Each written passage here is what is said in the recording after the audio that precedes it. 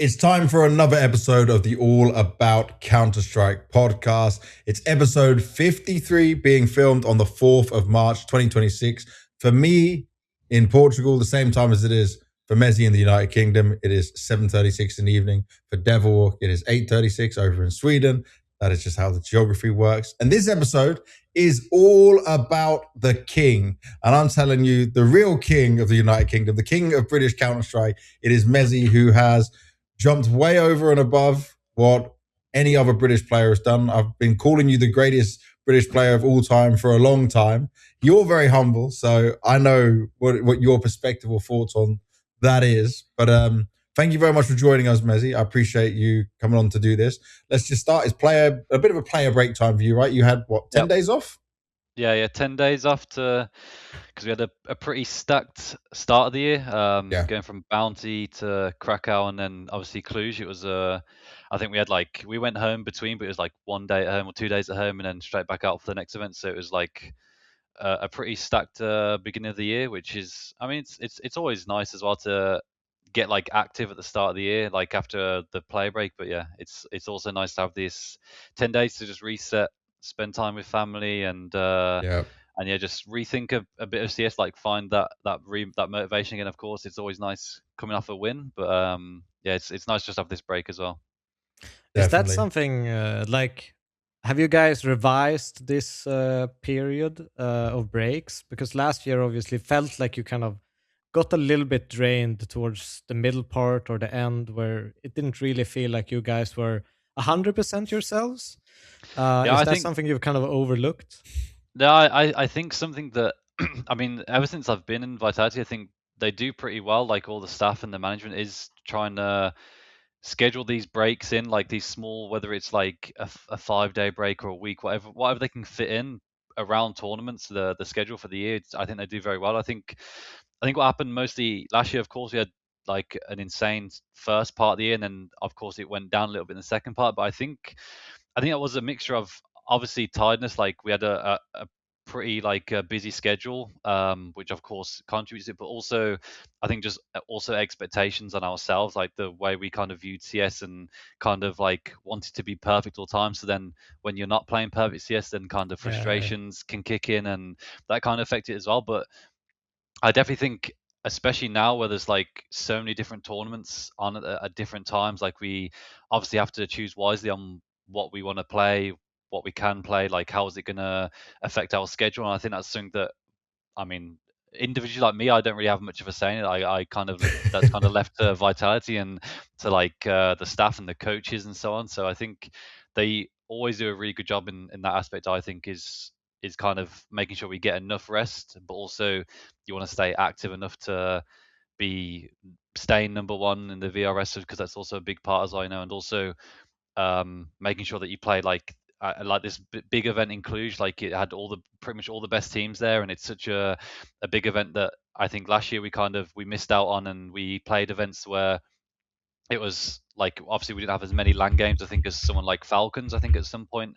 So then in the VRS, it kind of switches so fast, like when you maybe lose a couple games, and it's like we went from first to like third towards the end of the year. It's like, okay, this can change really quickly if you're not playing as many LAN games as some of these other teams as well. So yeah, I mean, it's something that I don't focus too much on, because I'm kind of focusing just on CS, but it's also like something that you still have to pay attention to as a player and as a team to ensure you're getting like the most out of the system in VRS, and also make sure you have a full calendar, but also something that you can still fall back on as a player to get the rest needed and everything.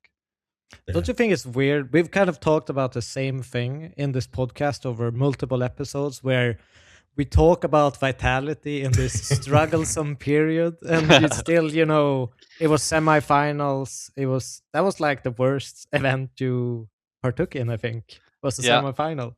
Yeah, I think I don't know what I think we've matched Astralis' like minimum semi-final streak. I think is we're in like 18 or 19. I think, I don't know at the moment. I think it's 19 now. Yeah, 19 now, and I think, I mean, of course, when you come off half a year of just winning like 7 tournaments in a row, whatever it was, and like 30 match win streak, of course, anything below that's gonna feel like a disappointment, or at least to a lot of people online, like the socials, it was a bit I mean, as I think I said in interviews, I think it was still a bit too much. Like, I think us as a team, of course, you get frustrated when you're not winning, but I think that was more down to just because we were not playing the CS that we knew we could play. But we were still making deep runs. We were still putting ourselves in positions where we could have won tournaments, like Chengdu at the end of last year against Few. We lost 3-0, but it could have easily gone the other way.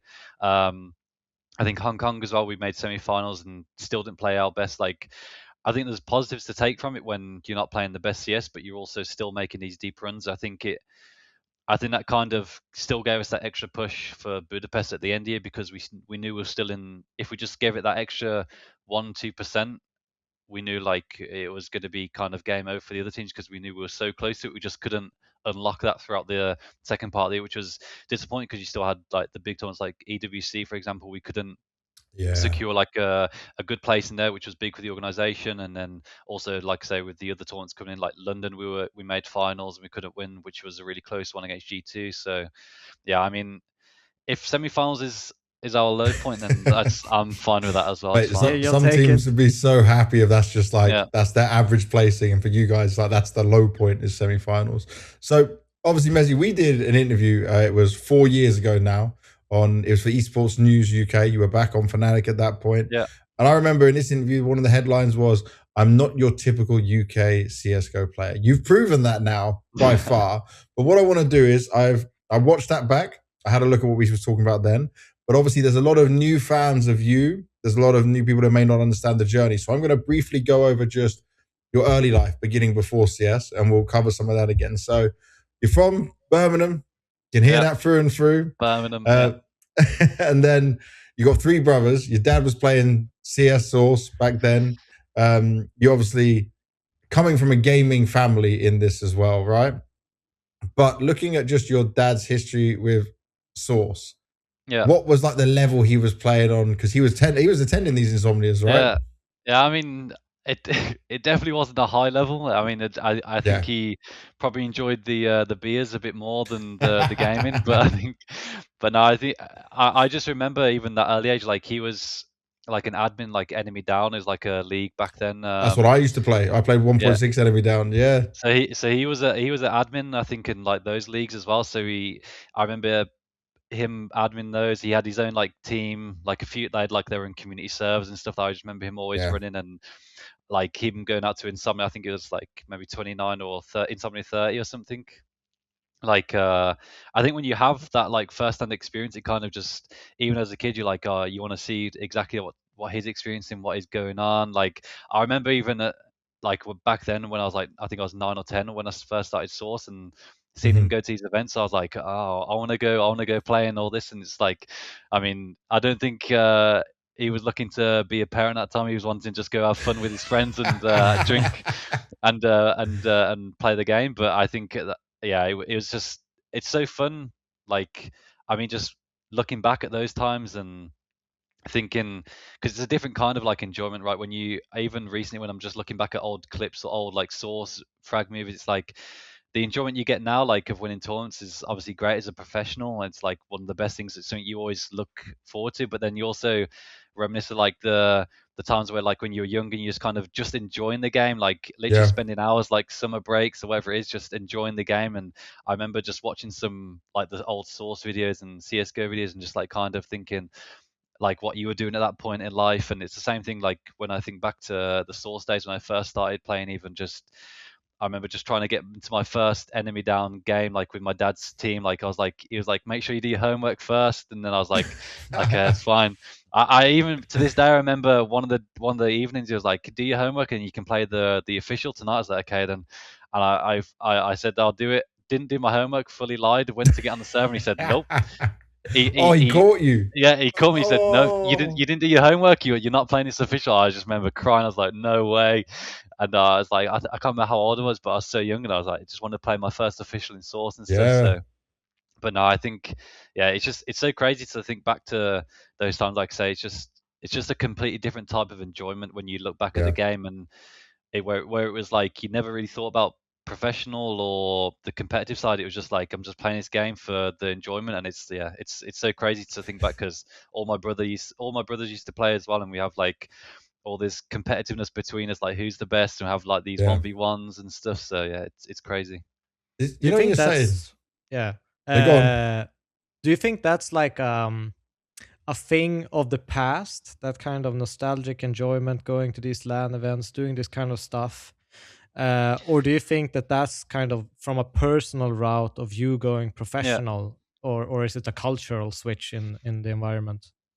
I think it's just a personal thing. Like, I think it's just a different outlook you have when you go professional, where you have like, we spend so much time traveling, going to like, everything's just so like serious, I guess. Like you're only focused about competition, focusing on trying to win the next trophy, trying to improve, and trying to just win games. I think it's kind of, because I still think there's so many people out there like are still living that kind of life where like they're just going to these LAN events and just having fun. They just like, whether it's they've been enjoying it for 10 years, or if it's like, oh, I've just picked up Counter-Strike and they're just going for their first event, you know. And I think I think the mindset just changes when you turn professional, and or not even maybe professional, or just like semi-pro, or you kind of switch the mindset of like, I want to take this more seriously.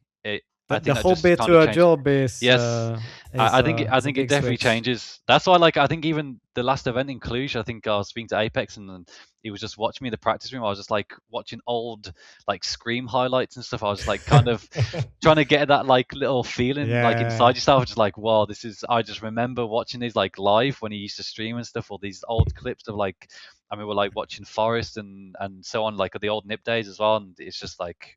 We used to watch old 1.6 frag movies, like when we were playing, like in early CSGO, just to get yourself into this like, I don't know, it's kind of like for a viewer nowadays, it's like you watch a tournament, you instantly want to deathmatch after. You know, you kind of want to like get into it instantly. That's exactly how I felt. I watched some Scream highlights, changed to a dot crosshair, got straight in deathmatch, just went try and one-tap everyone.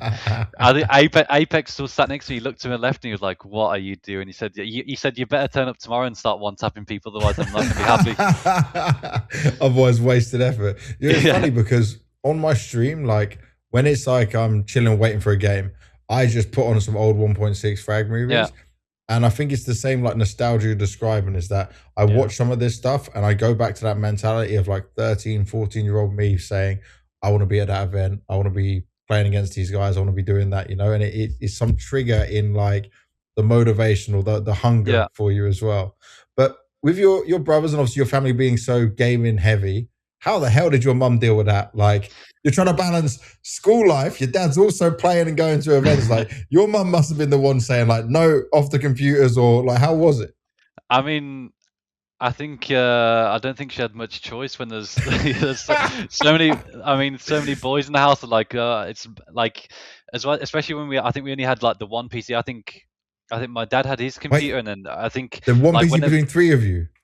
I mean, well, at some point, if I remember correctly, only my dad had his PC. We didn't actually have one. Wow. Like, only my dad had his PC. So whenever he was like, I'm going to go take a nap or I'm going to go out, I'm like, okay, I'm going to try get on the PC now. And I think, especially with like three brothers, you're like, okay, I can have 15 minutes and then the next brother's on the next one. And taking turns.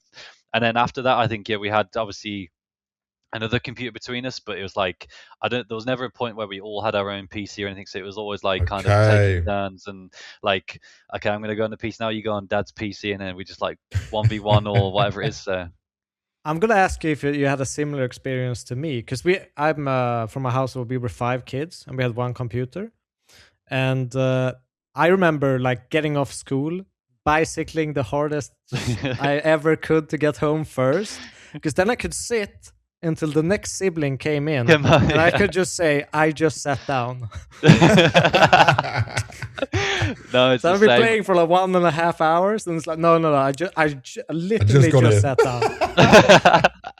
Exactly the same. I remember like, okay, my dad's not gonna be home till like 4:30. Okay, I just need to get home, get home. Okay, I've got an hour or two before he gets back, and before my brothers get back, I'm just gonna get on the computer first. Yeah, I remember. It's like, I mean, those days, it's so funny because like, as well, like, it's so tough to find out like who's actually the best. There's so much competition because like we can't all play against each other. You got to take it turns, like and there's just constant arguments. Go, no, I'm the best. No, I'm the best. But I think now the debate's kind of settled. I think you settled it, definitely. I think we settled it. But even now, I think my oldest brother will probably still try and think he has a go. It's fine.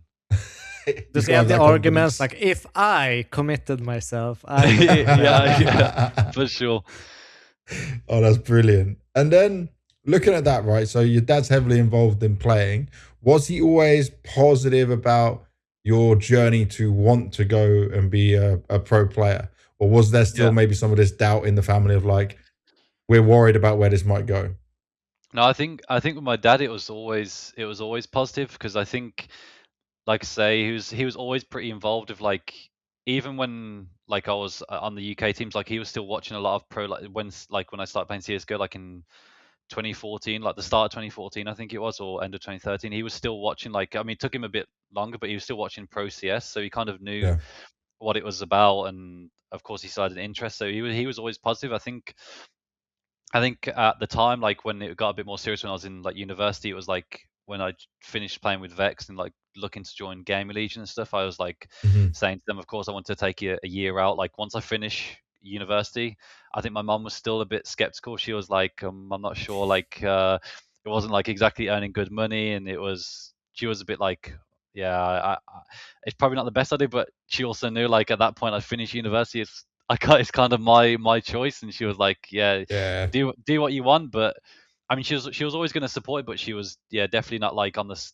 pushing me towards going towards pro CS. She was definitely wanting me to use my degree, go into accounting or finance, whatever it is, and do that. But my dad, he's always been pushing me towards it, like being positive, because he kind of understood it a little bit more and could kind of see, like, of course he didn't know anything to do like finance, like to do with the CS, like how much I could earn or anything like this, but he could just see like the love for the game, like that, and how much I enjoyed playing CS, and kind of could see like how great it was for all these teams, like watching like the old Fnatic team, watching Nip, like all these teams like playing on these like insane stages or like at these tournaments, and just seeing it grow so much. Like he could kind of see that as well. So I think he was always definitely positive and pushing towards it. But yeah, I mean, I've been like with my fiance as well for like so long now. She was also like once in that, like kind of could see like she wasn't really sure about me taking this decision of playing it as well. But yeah, I think they're always going to be skeptical when you don't know so much about it, or like you don't really watch it so much. It's tough for them to fully understand it. But I think I think once they know a bit more, they kind of were like super fine with me doing it as well. I have a question just regarding your dad and kind of your growth into Counter-Strike.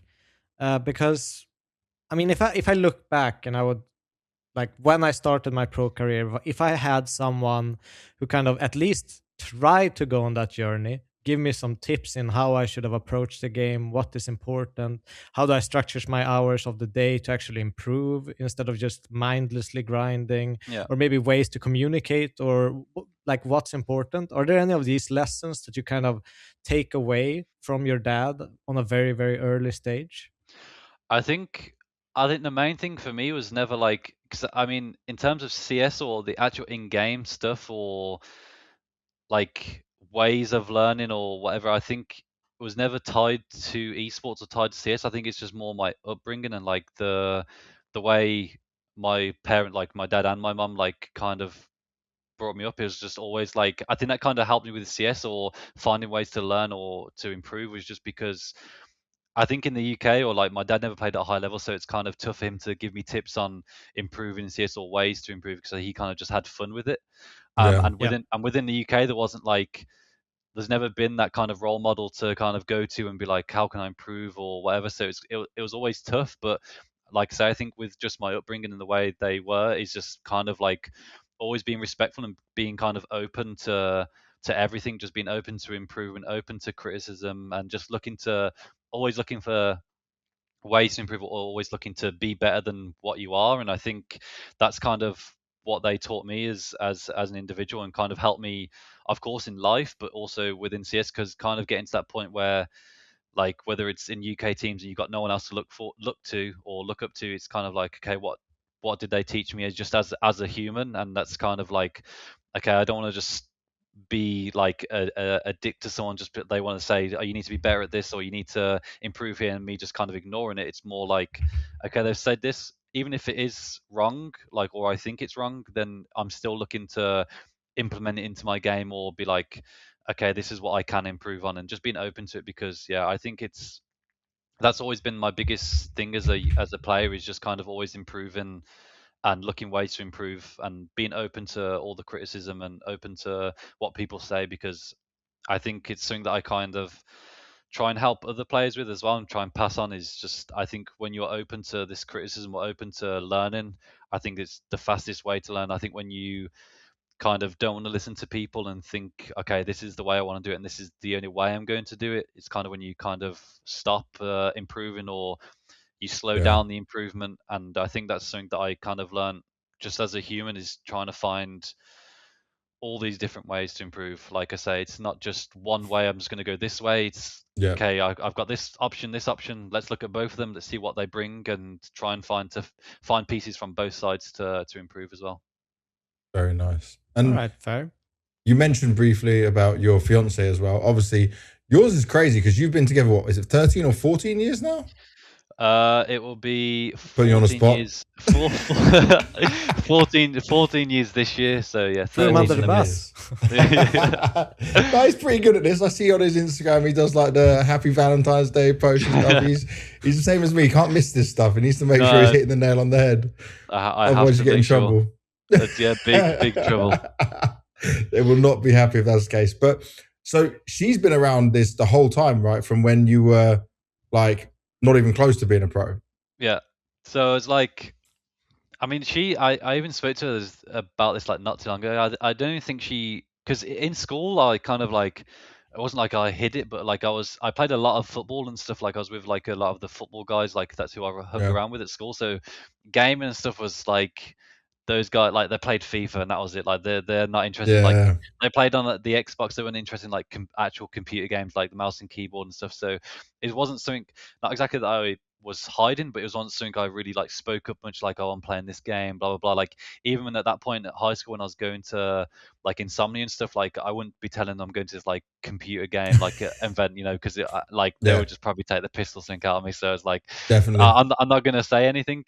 But so even for her, like I don't think she realized I played that much, or even took it that I think she knew I played, but it wasn't like anything serious or played too much of, like until maybe college or something, or going into university. Then she kind of probably knew, okay, I actually do play a lot of games, like it's my main focus. At that point I was like not playing as much sport, I was like more focusing on CS and like grinding that. So it was like, I think that's when she knew. But it was like for a lot of years, like she didn't even realize like how much I played, or even if I did play that much, you know. So I think it came to a bit of a shock to her when it got to the point where I was like, yeah, I'm spending the weekend in Birmingham to go play some like computer game, like or like I'm gonna think about going professional. Like I think it was a big shock to her because she never really understood it. So I think it's always crazy, like even now, like thinking I don't think there's that many.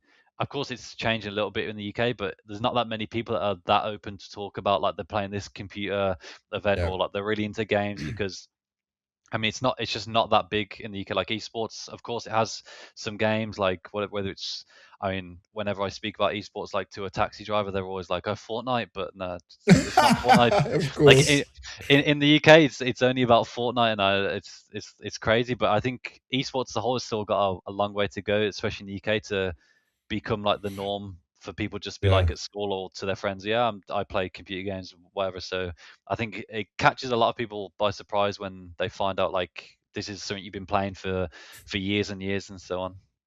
It's not like Sweden where like every single person, even above 50, knows what Counter-Strike is. Yeah, it's. I mean, I think it's so nice to have that there. Like, it's so cool to have like as part of like say like the culture, people just know exactly what Counter-Strike is, or maybe they don't follow it, but they just know, they've heard of Counter-Strike or of these teams and stuff. But in the UK, yeah, it's like I don't think I've ever found one, like whenever I go travel to events or in a taxi thing, there's never been one person that knows like has heard of Counter-Strike. They literally only know like because their nephews or their sons are playing Fortnite. So that's it. But can't you like, can't this be like almost a blessing for you, because you're obviously this huge celebrity in this space, and for you to kind of walk around as a normal person in the UK? That's what I mean. Like when we're at events and we get noticed or people ask for photos, like it's kind of normal. I think it's never happened. It happened once in the UK. I think I had to go renew my passport in London, and there was this event on or something, and some guy come up to me. I was like, well, this feels really weird that I'm in the UK and someone notices who I am, because it very rarely happens. Like I say, it's happened probably like once or twice in the UK. So it definitely is still. It is nice to have that kind of like when you're away from events, you don't really have any of it, because like I say, it's always nice when you're at events meeting fans and so on, but also it's good to everyone sees like all these other celebrities like worldwide that are like kind of wish they could go anywhere. Yeah, they can't go anywhere. So it is nice to have that separation, but it would also be nice to have like more awareness of course esports, but just like CS as well in the UK would be cool to just for it to not be so niche, like to have like more people like the older generation just know or will be aware of what the game is and so on, which is of course like part of my job or part of the UK players' job to kind of help it grow and hopefully helps with a what do you do question. So I got to ask you this though, right? Coming on to 14 years in a relationship and only 27, give some advice to people out there. How the hell did you manage to do that while also being a pro player? Because like normally it's hard for a player to keep it, but you've managed to have fiance, now family. Like you kind of hit the jackpot on the whole situation, man, that many people can't even handle without all the things you have to do. No, I mean, I think it's great. Like you say, it doesn't really happen much when you meet someone in high school and you're kind of with them for this long. It's crazy, but also like it's so nice to have that person in life, just that you kind of experience like we experienced high school, college, university, and now like adult life, like building a family all together. It's like you have that one person that's, of course, like a lot of people aren't lucky to have that, like even just having family or friends just to build that with, but also having just like I say, that partner to build life with and to have all those experiences with. It's like it makes everything so much better. And of course now like it makes it so much easier having that person when we spend so much time traveling and like being away from home, that you have that one person that you've been with for so long that is with the family and is taking care of everything at home. It's like it makes everything, I think people, it's like a underrated thing that people don't really realize so much, is that you see us players and stuff traveling around all these different countries, we're winning tournaments, we're enjoying life, we're playing the game that we had as our hobby is now our job. But there's always like those like unsung heroes or like the partners at home, like looking after the family, making sure like when I'm away for like almost a month at a time, like she's looking after the toddler, she's making sure everything in the house is done, like all the boring stuff like around the house as well. Like I don't have to worry about it because by the time I get home, everything's done, and it's like it's like I say, it makes my life as a professional so much easier as well, like being able to just focus on the game, like when I'm away, or just focus on this, like I don't have to worry about anything else because everything else at home is covered and everything she's doing at home is doing a great job. So I think when everything's unstable outside the game, it of course is going to affect your in-game like capability and how you focus. And when you have this partner for this many years doing everything as well, it makes my life so much easier to focus on this. So yeah, I don't know. It's there's not stability. Many tips. Yeah, there's stability, but there's not many tips I can give out either. There's not many tips either. It's just happy. You got lucky a bit life. as well. Yeah, you got the luck. The luck is there. I mean, over even 2025, there's always luck in winning tournaments as well. So I've been very lucky in life. I think it's crazy, but yeah, not many tips. It's just she's always right. I think is the biggest tip. I think that's the best thing. Yeah, that's the lesson everyone needs to learn very early on with that as well. But it's a crazy situation to be in, right? Where like you don't also have that stress from the outside, because I know a lot of young players, I maybe see them across their career, say it's like a 10-year period, and I see them with 3 or 4 different girlfriends during this time. Then there's headache, and you can see performance can drop off because there's drama going outside. You've been consistent across your whole career.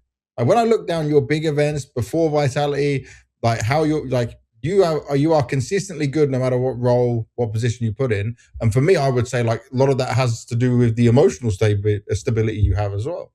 Yeah, no, I like I say, I think it's always been a big a big part of like my career is trying to keep consistency. It's something I've always focused on. I've never really focused on like, oh, I need to be the best player in this team, or I need to have the best stats or whatever. I think my main focus is like always being consistent and having like, whether it's my like the other players in the team, like knowing, okay, mezii, this is always going to be at this level, or he's always going to have this communication of like level of communication in game. And I think that's always been my main focus is consistency. And the way I always try and have that, or like I tell people, is always like on whether it's your schedule like in game, or like your routines in game, or routines outside the game, like family life, like trying to keep everything consistent. Of course, there's always like, I'm not gonna act like over this many years, or having a partner for this many years, is never like bumps in the road, or you never have arguments, or you never have like struggle sometime in like in CS. Like there's always going to be ups and downs, but I think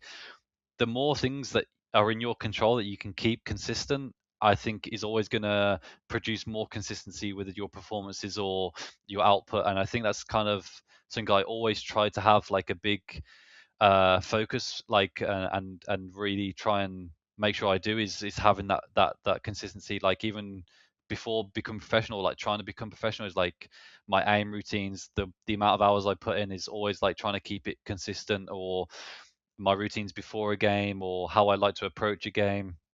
And I think about around life, I just try to keep consistent. I think when you do that, it kind of helps as much as you can, because I think if your mentality or outside of CS is like up and down like constantly, and you're struggling to try and find like a level, like a middle ground, it's going to affect your mental inside the game. And if you, same with CS, if you have no consistency in terms of play time, or you don't really know what your routine is or what your schedule is, I think it's only going to impact you negatively, unless you're like, I don't know, Donk or someone, for example. He's just going to turn up and headshot you, and it doesn't matter if you face it or one, or plays 10 minutes of deathmatch or none. Like one night, I think it's always good. But at least for me, that's what's always worked, is trying to keep life and CS as kind of like, even though they're two different things, but trying to keep them like having that consistency across both to help both sides, I think.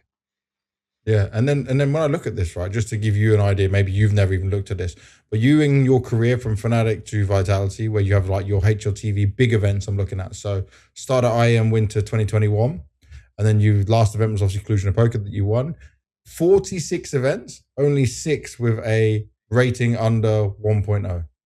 That's crazy consistency. People would kill for that. So that's just super impressive. So I want to get into more of the CS stuff from here. Yep. And we're looking down like the team lists you've been on and how things started for you.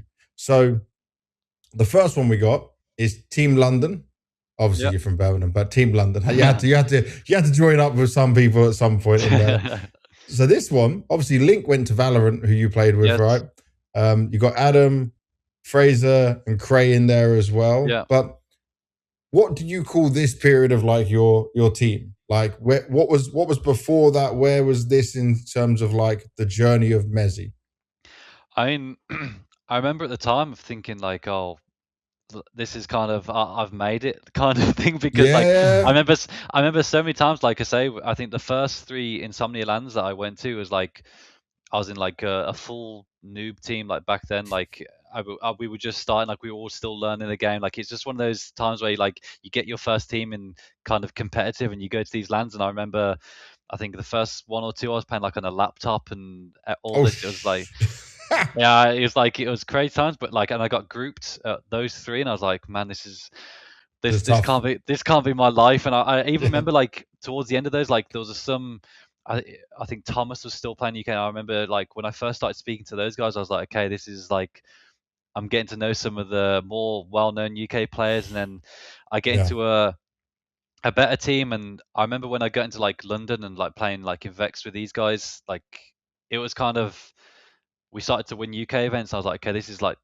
the top end of the career. This feels good. I feel like I've made it now, because I spent so long in UK teams where we were just getting grouped at UK lands, it's like no one wants to be in this position, and then you get into a team where we're actually like on a decent prac schedule. Of course, everyone's still playing like part time because everyone still has jobs or at school, but we start winning these UK events, and we're like, okay, this feels like it could be something. Because I think we won like in some years 64 and 65. I was thinking like we win a couple LAN events, and we won the bigger, like I think it was like an Epic Land Grosvenor or something. Like they partnered with like one of the casinos. Yes, I remember that casinos. Yeah. So we ended up winning that one as well. And I was like, okay, this, even though it still felt like one of those UK teams, we were still kind of keeping it stable somewhat, like with the core players. I think we only ended up like changing one. So I think with that set of players, like it felt like we were kind of going somewhere until Valorant come out. It kind of made everything explode, because I think at that point we're like on the edge of like MDL, like trying to get into those bigger leagues. And I think at that point, like Valorant come out, and Link and Cray destroyed it. Yeah, Link and Cray went to go try it out, and they were like, yeah, we're gonna go play Valorant. I was like, okay then. And then it was just me and Adam, I think, left. And I was just like, you play with Echoes also went to... Yes, yeah, Eccles, yeah. So I played with Eccles for, I think when we played with Eccles, I think that's when I actually switched to Orpin. I was like, okay, I'm gonna try. I think I remember with Ash, because Ash was the coach, I think, and we had like I remember having like a Word document. It was like I had like the transformation mezii to mezii, like the ZywOo transformation. I was like, I'm writing down all my stuff to become the next author. And then yeah, that didn't really last too long. I was like, yeah, we need you to still have that document? I probably still have it somewhere. I need to have a look. But yeah, I know that didn't last too long. But yeah, when Valorant came out, it kind of exploded. I was just like, at this point, it was like towards the end of university, and it was like not much happening in the UK. Like some people going to Valorant. I was just like, there were so many UK players going to Valorant. Mate, we do it every time. We did it in Source as well. Like every time you have a good thing going, a new game comes out, and the UK guys are like, okay, we're not at a good enough level in the current game, whatever we're playing. We'll jump to the new game and be good at the beginning, and then guess what? We eventually become slowly trash. Like Mezii's the only one breaking that cycle we're inevitably stuck in again and again. Because the thing is, like, I mean, at that point we had like 2 or 3 seasons where we were so close to like qualifying for MDL, and it was like, I understood what they wanted to do, because it was like a fresh game. Like they had their chance. Like you never know who's going to go professional in the game. And I mean, at the start of Valorant, like Eccles, like Link, Cray, like all those guys, like Soulcast, a lot of them went into like Liquid Valorant. Like they did really well for themselves, like at the start of Valorant. So at the end, like of the day, I didn't really blame them. But it was just like, it felt like we were so close that it could have been like, of course we were never going to make it to like tier 1 CS. Like of course we weren't that stupid, but we were building something that could have been like a good thing for the UK, and like kind of create that stability. But yeah, when a new game comes out, I don't blame them. They kind of went that way, and at that point I was just like to Adam, I don't really want to rebuild another UK team that wasn't like, there's so many UK players looking to go to Valorant. There wasn't like a big pool of players that we could choose from. I was like, I don't really want to rebuild something now. I was just kind of, I think like at this point I was just like, it's my time to try and see what European teams or European players are out there, to try and like build the network a bit. Like I didn't want to stay in the UK. I was kind of just see, because like I said, I could see where I could go as an individual, or where we could have gone as a team, like at that stage, like playing like tier 3, 4, whatever it was, CS. So I was like, I kind of want to see how far it can take me, and see, could I get into European team, play some MDL, get some experience, whatever it is, and just see where it goes from there. And yeah, luckily it kind of went pretty quickly in getting into GamerLegion. But I never kind of knew like where it was going to go, because you never know who's watching, what players are looking out for. UK players, I don't think there was many probably looking at us at that point, but luckily it kind of happened fast. I mean, this is like, obviously you're around like what, 20 years old at this point. How early was this set in your mind? Because I've heard a lot of like UK players, they've talked about the UK scene, how it kind of, it's almost like they have a like a doomish feeling about the UK scene, in the way that we can never make it as long as we stay on this island, kind of thing.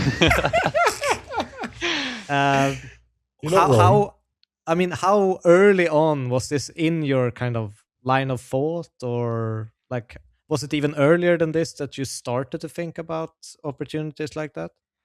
To be honest, like my goal was always like I didn't really ever think outside of the UK. Like my goal was always with the UK team, UK players, trying to build something and try and get out of it, because I think as well, just because I was so like optimistic about trying to build something, because I'd spent so long in the UK, like, and seen so many, like you say, so many players at the top. Like, even I say at the top, like, I mean, of course the UK's never, like, it's not been crazy good in like the CS, like but even like so many, like in CSGO at least, like there's never been, I've seen so many top end of UK players like talking like, oh, we don't really care about this event, or like, or coming to UK lands, I don't really care, like, we're a disbanded team already, like, who gives a fuck, like. And it's like I was at like living through some of those experiences. I was like, I really didn't want to be a player that kind of gets that stage or gets towards the end of the UK, like the top end of the UK, and be like, who gives a fuck, like, I don't care about this the team, negativity. these players. Yeah, I was kind of like sick of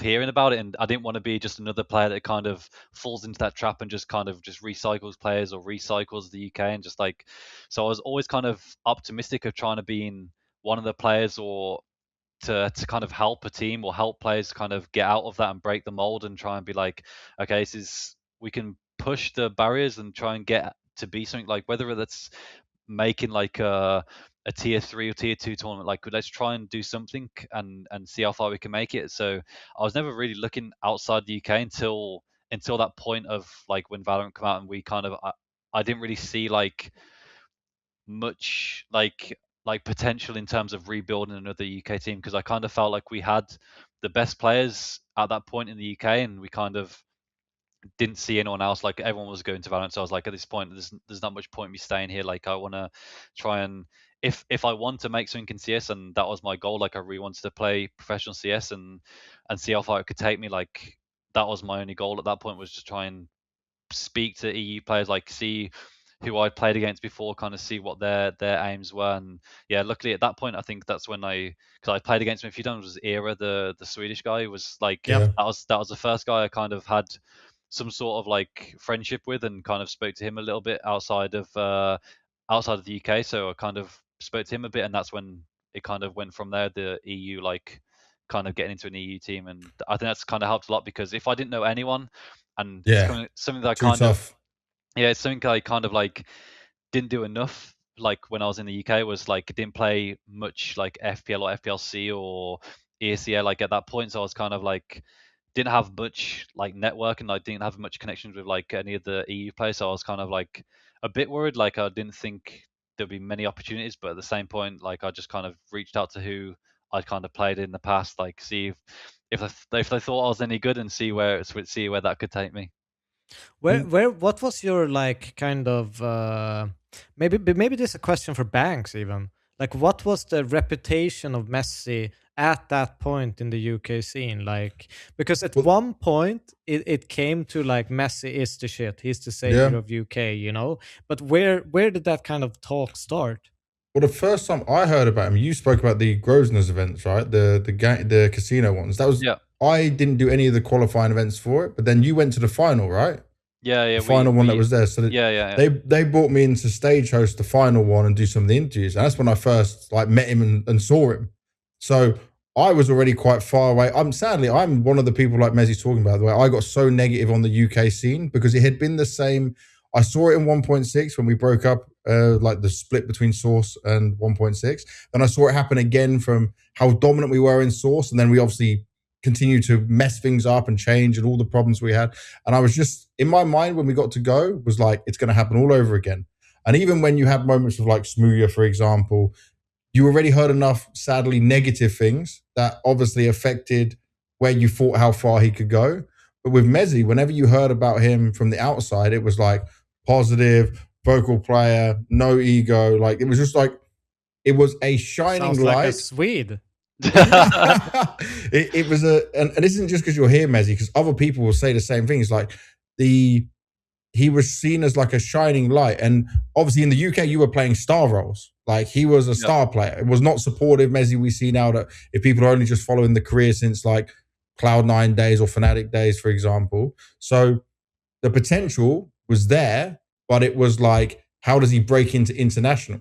And this is the bit we're talking about, because the actual, as a follow-up from what I'm saying about you, Mezii, is how did you navigate this in the way of not getting into that negative spiral? Because every UK player has fallen for it almost and found themselves in this rut of recycling, of going to all these events, not living up to expectations. But we have had across multiple years players with great skill, with great ability, but they've never been able to break through it. So, like, how did you consciously stay aware of it's that? almost to make sure always you didn't do in it? my mind been a question of attitude with British players, not like skill or knowledge or anything like that. Well, also not just attitude. I would say at the same time, we struggle from, obviously our country's in a bit of the shit right now, if we're being honest. But I mean, like, the country always struggle. The country struggles with a lot of salaries offered for players on like the lower levels.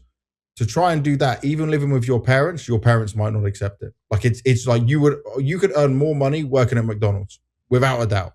And so a lot of players would go to uni, play, and if they didn't make a big contract early on, there was no reason for them to stay playing CS. Like, you would have to have a different drive and different mentality. So what's it like from your perspective with all of that?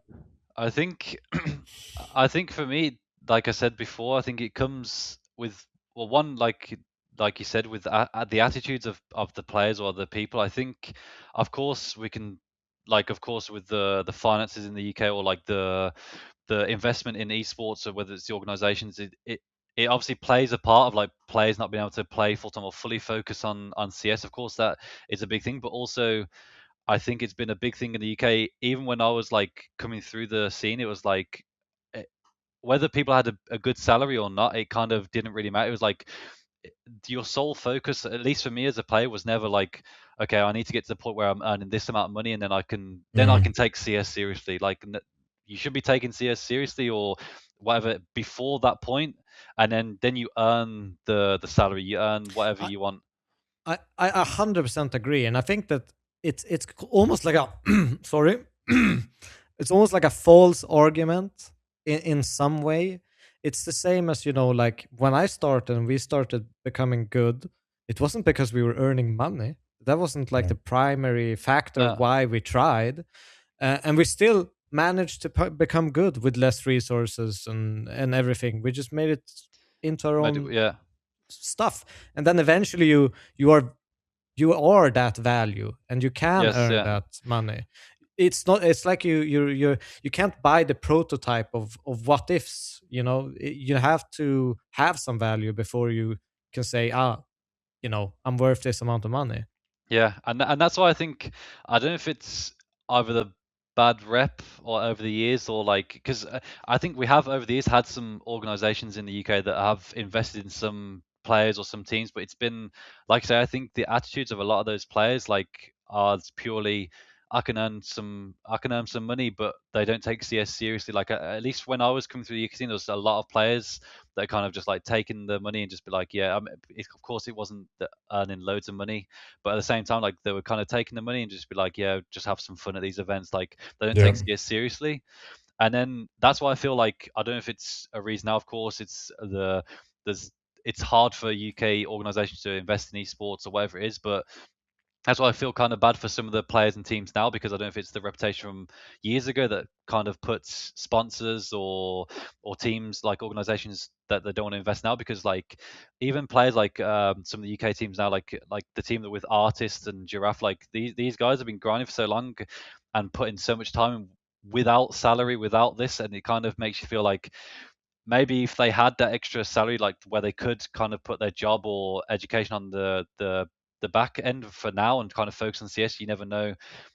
Of course, you never know how far it's going to take them, but that's why I feel bad for players like that now and teams like that, because they're kind of doing it without the salary, and that's kind of the mindset that I had as an individual, is like kind of not focusing on finances, like getting a salary or whatever that may be, and just focus on the CS side of things, and kind of everything else will take care of it. Is focused on that, because I never really want, like I say, I never want to focus on the negativity of the CS scene or what CS players have done in the past. Is kind of just like, as an individual, like I say, I've kind of had this like I don't know, like the quiet confidence of like just in myself and just focusing on myself and not having that ego to be like, I'm too good for these players or too good for this scene and so on. I kind of just focus like have that, like I said, that quiet confidence in myself that I can kind of go far and focus on what I can do as an individual to get as far as I can. Because, like I say, as soon as you start focusing as an individual and have that attitude of, oh, this scene is shit, we haven't got the players, or we can't go far, or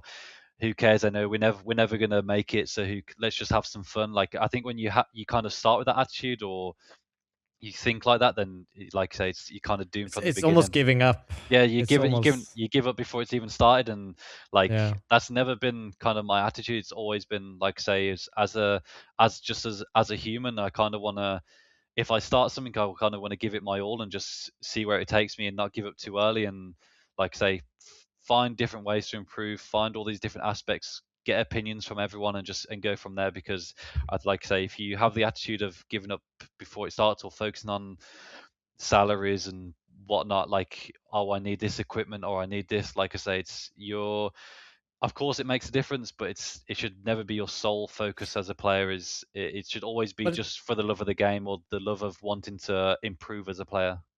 Yeah, but to be fair, it is easy to compare, because I remember myself being, like 14, 15 and looking at CS players, and like they have all the stuff they need to be that. Yeah. But it really doesn't transfer as well once you've gone through it as you thought back then.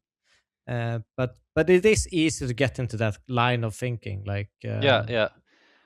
That's, I mean, especially, I mean, I'm not gonna be like, everyone feels sorry for us in the UK. Look at our team. Like, I mean, of course, it does make a difference when it's tough for individuals to come through and be like, the only people at the top, or the only players that you see are like, don't care about this LAN event, or they turn up to UK LANs are like, I don't care, we just disbanded, or this is the team, like, we're just having fun. Yeah. Like, of course, like I say, there's no need for people to feel sorry, but it's like, it's so tough for a lot of individuals to come through, and like, that's what you're looking up to. You're looking up to these players that are like at the top, and they just don't really care about the game, or they don't really care about the team, or the competitive side. Like, I think it's tough, but at the end of the day, like, you also have to have like this mindset of trying to push past that. And I think that's what we've seen. Like, of course, it's not like it's in a really weird position at the moment, the UK scene, just because, like, I think it's, in terms of maybe the player pool, it's kind of, it's probably Dwindling. it's one of the weakest it's been.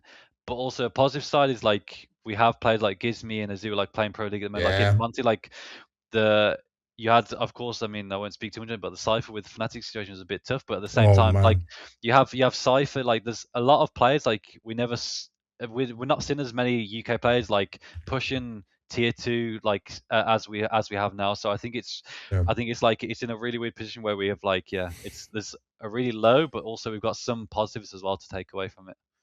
You have to wait for our kids to grow up and be doing it. Yeah, exactly. No, but I think the UK scene is in. It's like you say. Yes, it's weird because you don't have that many UK specific teams. Yeah. But at the same time, I don't consider it too weak, because there are a lot of UK players that I see potential in that can go, into teams and make an impact. And it's almost like the more you split the UK players up, the better they become. Out of UK teams. Yeah, I think the winning thing is remove from the UK teams, keep on an international project, and then the more success can be had. Limit to 2 UK players per team maximum. that might be the goal. But I think as well, the nice thing, at least from my experience, I mean, I haven't spoken to them like loads, but a lot of the UK players, like ZywOo, like, I speak to a lot of these players that are kind of open. It's a bit different to players of the past. Like, they're a lot more open, like messaging me, or messaging, like, Ash, I know, speaks to a lot of them, like, trying to actually improve, or messaging Mighty Max. Like, I know a lot of these players are trying to speak to other players to improve, and I think that's something that we've not really seen a lot before, because, like I said, the egos and stuff in the UK, people are like, I don't need to go searching for help or searching for ways to improve. I'm just going to kind of do it myself. And I think that's been a positive impact, and a positive thing that we've seen recently is, like, a lot of these players, I mean, I'm not going to say it's only solely down to Ash and Max helping his guys, but I think it's definitely a positive. It's a boost. It's a boost for these players that, one, they're replying and kind of actually happy to help, and also gives them the extra motivation and ways to improve as players. And that's why I think we've seen some of these players that are climbing through the ranks as well. Yeah, Is definitely. Max like a godfather of British CS in some sense? Max definitely. I think he's had a positive impact on everyone. Even Flamesy, he's played with him in Endpoint. Flamesy loves Max. I think he's been around for a long time. I think even now, like he's analyst in Astralis as well. So he's doing well as well. I think Max has always been, even when I played with him in Endpoint, like he's been around for so long and always tried There's to help so many individuals. good players that's gone from Max team. Heavy God, Indeed. Yeah, Flamesy, there's so many Nerds. good ones. Nerds. Yeah. This is crazy. He really went to Israel and picked out these players, Israel didn't route. he? Yes. Yes. I mean, even Boris, he was looking like a good prospect. He played with Endpoint as well. Like, I mean, he's had some good play. Thomas, quarterfinal of a major. Yeah, Thomas. Yeah, Fasher, yes, exactly. Like, You had your time on there as well. Yeah, I had a little bit of time. Slend was there. Slend was there at some point. Yes, they've had some good players. Yeah, it's not bad. It's not bad. All right, so you mentioned one person as well, not just mine. You actually mentioned Ash. Yeah. You obviously went on to GamerLegion, right? Did you ever play with him, or was he always coach Ash at that point? I played with Ash for a few. So I think it was Insomnia 60. It was a transition. So in Insomnia 60, I played a LAN we were called Dog Gaming. It was like say it was a lot of the older guys. It was me, Ash. I don't know. You probably maybe remember like Yoshi, Tom Quiver, and Debeza. So that was the line. Like these were like some. I remember Debeza. Debeza. So they were like some of the older guys. And I was like, Ash was like, come play with us. So I was like, I don't know, like it wasn't. I just come out of like this was like my first step up, like in the UK teams. Like say I was in like some of the lower tier teams, and these guys like asked me to play. I was like, okay, let's play. So I played with Ash in Summer 60, and we ended up coming second. And we had lost like that was like. We lost to FM Esports. I think it was like Neil Zenio and a lot of these guys, like Stanley, Fry won. Like these are like the top UK players at the time, and like I think Weber maybe even playing at that point as well. Yep. So that was when I first started playing with Ash, and then even at the start of like when we first made Vex like that, like with Adam and stuff, I think Ash was still playing at that point. But it was like I think the age was getting to him a little bit. It was like I can't play any longer. Like this is too hard to me. He was like, I think he kind of realized like he's very aware of like he didn't want to bring the team down like in terms of individual points. So he was like, I think it's time for him to kind of make the transition to coach. Okay. So I played with him a little bit, and then he coached in Vexed, like the UK team. And then he kind of like. Once the Vex thing kind of fell apart, like I went to GamerLegion, we actually had Gux, who was our coach at the moment, the Swedish guy. Swedish Fnatic legend. Yes, the legend. So we had him, and he was like kind of, I think he was still had a job at the time. He wanted to go into something different instead of coaching. He wanted to transition to something else, like in more the business side. So at that point, he was still helping us, but he was like kind of looking for coaching on the side, and we kind of, I think Adam and myself kind of put Ash's name forward because he was still looking for a team at that point. So we put his name forward in GamerLegion, and GamerLegion picked him up, and we had Ash as the coach. But I wasn't there for too long at that point. I think it was still, maybe a couple months, and then that's when I moved to Cloud9. But it was. Both sides of Ash, both sides of Ash, the playing side and then the coaching side. I found one other event. Yeah, do you remember Dobbo's Bowl Cut and Co? Yes, I think so. But did you play? So this was Epic 132, and it has you down as like coach, but I guess it's just a sub. And it was Adam, Dobbo, Ash, MBL, Aatrox. They finished third there. So did you even play? Epic. Wait, which? Let me try. I need to try and find. No, I'll find you. I'll find you the link. Let me ping it to you. I just sent it to you. Coach Messi. This is what I was saying. Ash playing Coach message. This is why I asked, because I was so confused. Maybe I. Because it says they're all on GamerLegion, and then you're on Cloud9 still. But there might have been a chance. This was COVID. I think I might have played this event. I'm not actually sure. I actually can't remember. I might have also streamed it and just coached them, because I think at the time maybe because I had Cloud9, like I wasn't sure on the events we were playing like online, so I think I was just I think, let me check. Maybe I can find out. So what I named Dubbers Bulk. Yeah. Okay. But I think I actually did play. Yeah. I'm pretty sure I did play at this point. Okay. So there's a bit of history there. So then when we spoke about like London and Vexed, for example, you said that that's where you feel like you were making it. But when the GamerLegion offer came around, this was international, right? Yeah. This counts as a good mix of players in there. So what was this step up like for you? And at this point, were you full time? Were you still studying as well? No. So that was when I made the decision that I'd finish university and like I'm just gonna take a year out, see what happens. And luckily, like I say, that's when I was a bit scared because like you never know how long it's going to take to get a team. Or of course, I was still at home, so it's kind of fine. But at the same time, you still want to be earning some money to help out.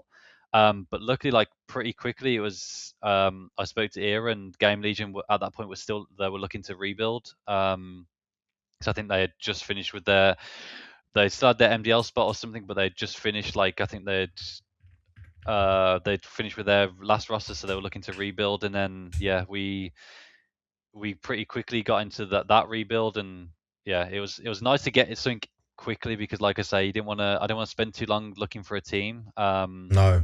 But it was definitely like a different step up because I think even at that point it was just before Hampus joined NIP, I think it was.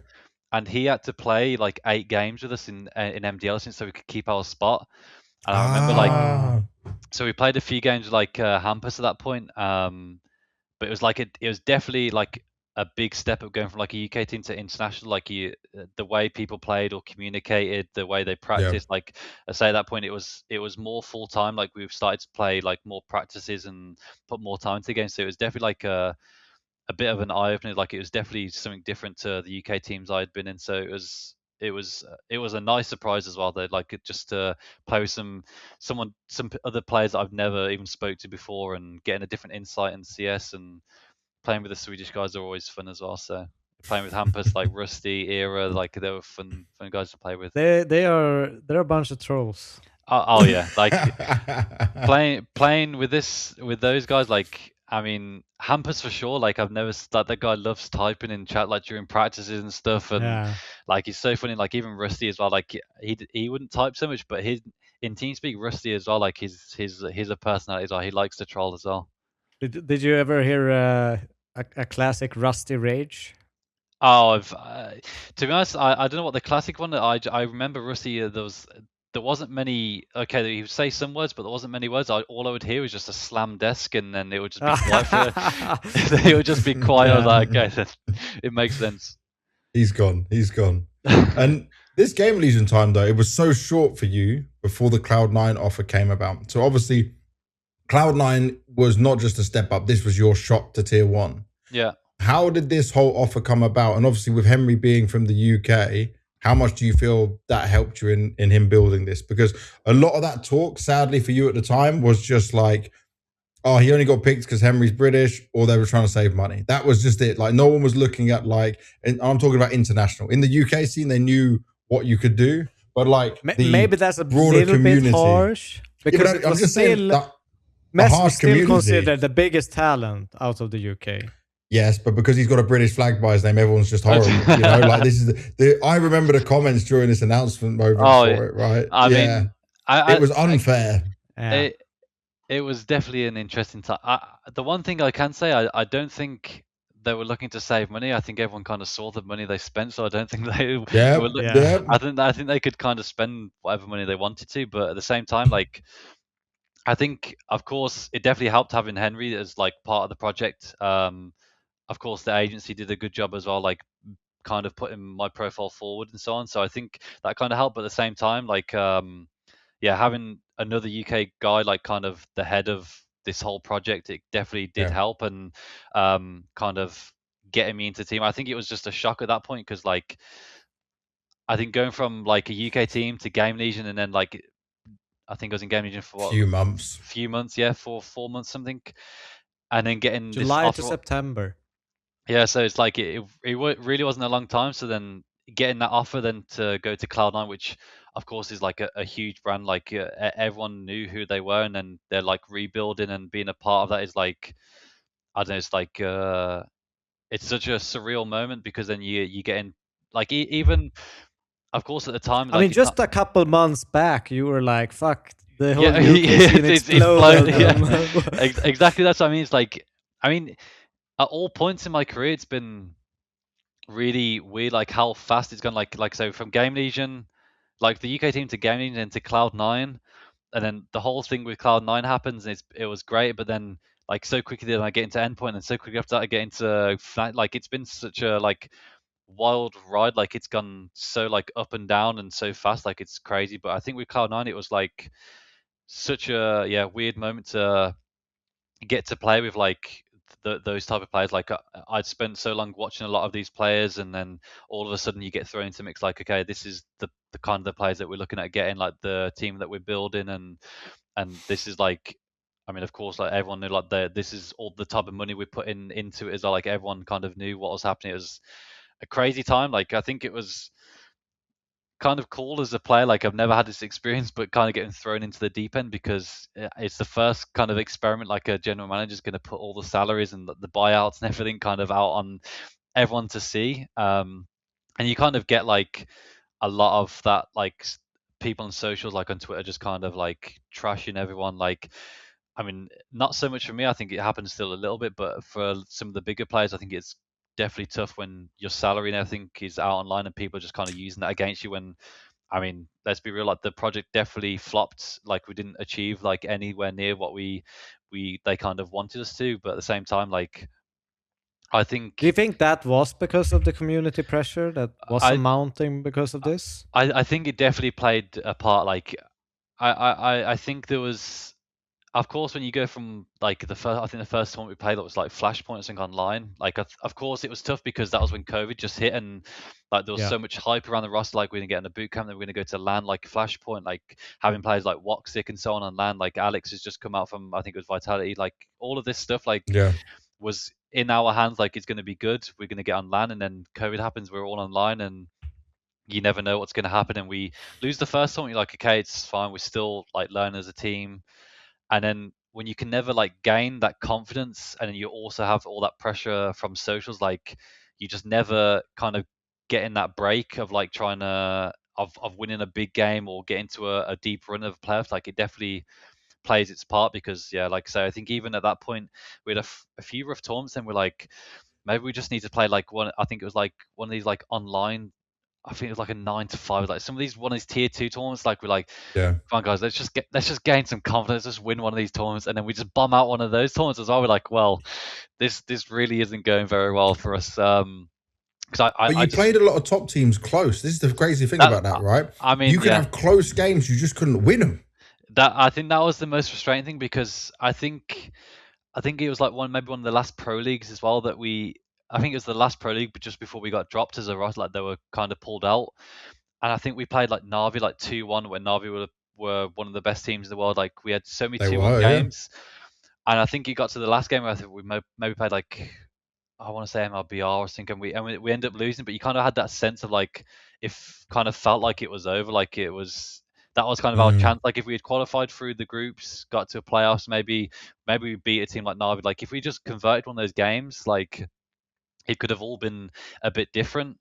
But you could definitely have that sense of like the pressure building. Like during that tournament, I think it was one of the last tournaments we played.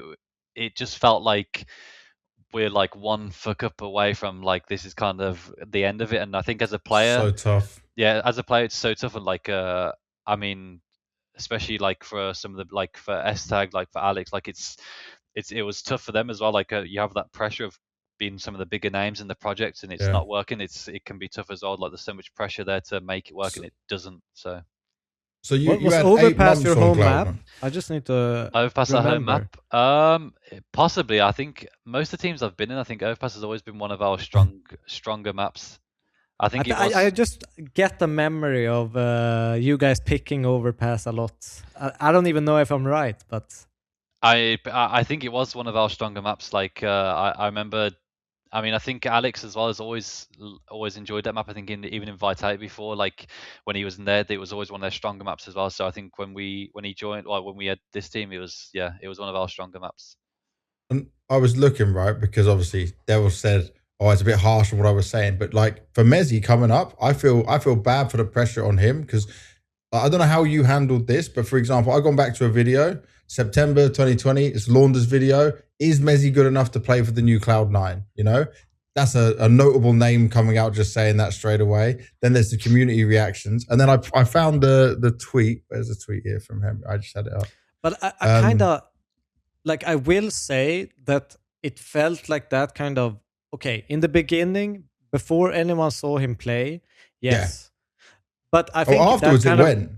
Yeah, it kind of went away really, really quickly, because I think even I remember like looking back at this lineup, even lineups that you've gone forward to when you played like in Fnatic, I never felt like you as an individual were ever under question that you should have been in the lineup.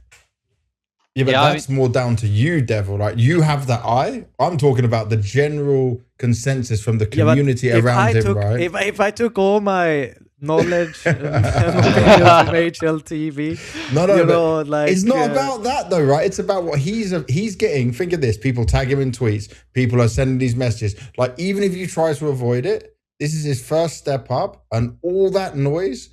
I remember at the time it was so crazy. Okay, I will be a little bit harsh on this and go the other way. I'll be the devil in this discussion. Because I feel like it's a transition that every single player in Counter-Strike goes through at one point in their career, no matter what. But not often in this way, because this was like what Mezii spoke about. With yes, it Henry was a putting the contracts project, out. But putting the contracts out and stuff, putting the numbers out there and all this stuff, right? That's true. This was never done before. This was not a normal route for players to take. And like for Mezii, this is great, right? I'm joining my first tier 1 team. I'm playing with Alex, Woxic, Esatag in there. This is great. This is going to be something special. Cloud9, what was the name? Huge organization. Was it Juggernaut or was that Complexity? Yeah, one was Colossus, one was Juggernaut. Which one was it? We were the Colossus. The Colossus, that was it. Yeah. Colossus. And like, look at this, right? Henry puts this out. Cloud9 to serve up beefy British Counter-Strike. Player, William Mezii Merriman. Role, rifle support closer. Contract length, 3-year deal starting 09, 19, 20. They, by the way, GamerLegion have always done well at selling players. They even got 83,000 for you when you were just there for a few months.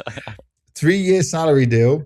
426,000 for the 3 years, and then someone wrote underneath it later on, like, average he'll be probably making 10 or 11k a month. Like, I don't care, you don't have to say anything on that. That's just what's put out there, Mezii. But it's like, this was such a unique thing for a player to go through. So I sympathize with him, because obviously at the time, I remember me and Freya were working like blast events, and we're thinking, this is great, like Mezii on a UK team, this is like something positive, And then it was just all the backlash. But you obviously handled it very well. You obviously dealt with it all. What was it like for you? I think overall it's bad to say, but it kind of helps that you got some bigger names on the team, because they kind of take the hit as well. So yeah. I think for me, like, I don't think people had high expectations anyway of what I was going to do in the team. So it was like people didn't really know what to expect from me. So it was like they couldn't really use that against me. Like players like Alex, like Esteg, especially Esteg, like he was performing super well, like with Astralis just before in the stand-in period. So I think people already had this kind of like expectation of these guys need to be great. They've like also publishing all this stuff as well. They need to be making sure this project works. And I think for me it was kind of different, just because I mean there's always going to be so much like hate or DMs and stuff like when people know your contractors, especially, and when the project doesn't work. So I got a lot of that, but that stuff's never really bothers me. I think I've always put a bit more kind of focus or what I'm people that like with like the analysts, like I have more respect and more view on like what they have to say, like, and for me mostly it wasn't really like there was much negativity in with what the analysts or like the casters and so on would say, like people that were actually in CS, so that never really bothered me. And I think reviewing like after the Cloud9 time, it kind of I was always very critical of myself, because I knew I could do way more than what I kind of showed. And I think a lot of people actually said like after it, like I kind of came out of it the best, like out of all the players, and kind of they were kind of positive in the way I was in Cloud9. So I think that always helped. Because I've never really focused too much on like the socials and what people have to say. Like I've never really cared so much about it. And then, but it's always funny to see like even now I get tagged in like I think I got tagged in it not too long ago in maybe in Fnatic or in Vitality. Like I think it was Dotto, like the Finnish guy. I think when I think I signed for Cloud9, he quoted it or something. I was like, "Who the fuck is mezii?" or something. And then I think when I won people the major, troll him now. Yeah, people troll him when they won the major. They tagged me in it. I went back and just had to like the tweet or something just to have my little dig as well. So. Well I played. think it's always funny though. Like I think people never know where players are going to go. Like they're always going to have their opinion. I think even some other players, like at that point, I think even maybe JW tweets think like at that point, like is maybe like a tweet like, what the fuck is he doing or something. Maybe after maybe I made a mistake in a game, like made a bad mistake, and all that stuff. Like I look back and I'm just like, it's just good to see. Like it's always funny to see like things that happened in the past. Like people are always gonna have their opinions. It's like it's always even as a player now, like always gonna give my opinion on other players or what people are doing. So, and like I say, I always put more emphasis on what pro players, casters, analysts have to say. Like, of course, I'm not going to take it to heart what people say. Like, I know it's part of people's jobs, and as pro players are going to have their opinions. So I always focus more on that, but at the same time, like, take it with a pinch of salt and be like, it's fine. Sure. But all the other DMs and what people spending their money betting on games, like, send all your DMs to me. I don't give a fuck. Like, I don't care. Like, send whatever you want. Was this around the time where people figured out or got posted that you were moving forward with mouse 2? Maybe that was the main focus. That probably was the big focus. They were thinking like, this guy's not playing too well, and he plays with stupid fucking keybinds. Like, okay, now it makes sense. Now it makes sense. Maybe that's what JW was on about. Like, what the fuck is this guy doing? Yeah, probably. But these keybindings you have, right? This comes from your dad. Did you all play this way? Yeah, no, all my brothers, like we all play this way. Like it's a merriment thing. Like I don't know, like So your dad just did it though. To be fair, it makes more sense than what we all are using, because I mean, at least how I hold my keyboard, I only hold 3 fingers on like WASD. Yeah.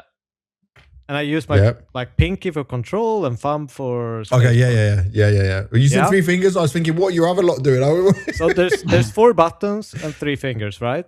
Yeah. But that means that, and this is like a curse for all Counter-Strike players, is that every time you entry sideways, and you cannot stop and shoot as fast because you have to move your fingers to the right button as well, right?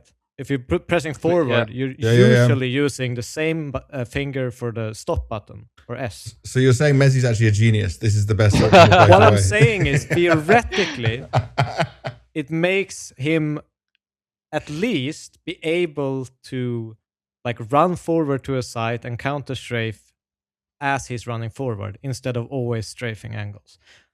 This is true. I mean, I don't know how much sense it does actually make, but I think to me as well, like, I don't know if it's because I'm like right-handed and right-footed, but like when I think about walking, like I want to click with my right hand. I want to go forward with my right hand. Is this like old school games type thing where I mean point and clicks? Yes, I don't even know.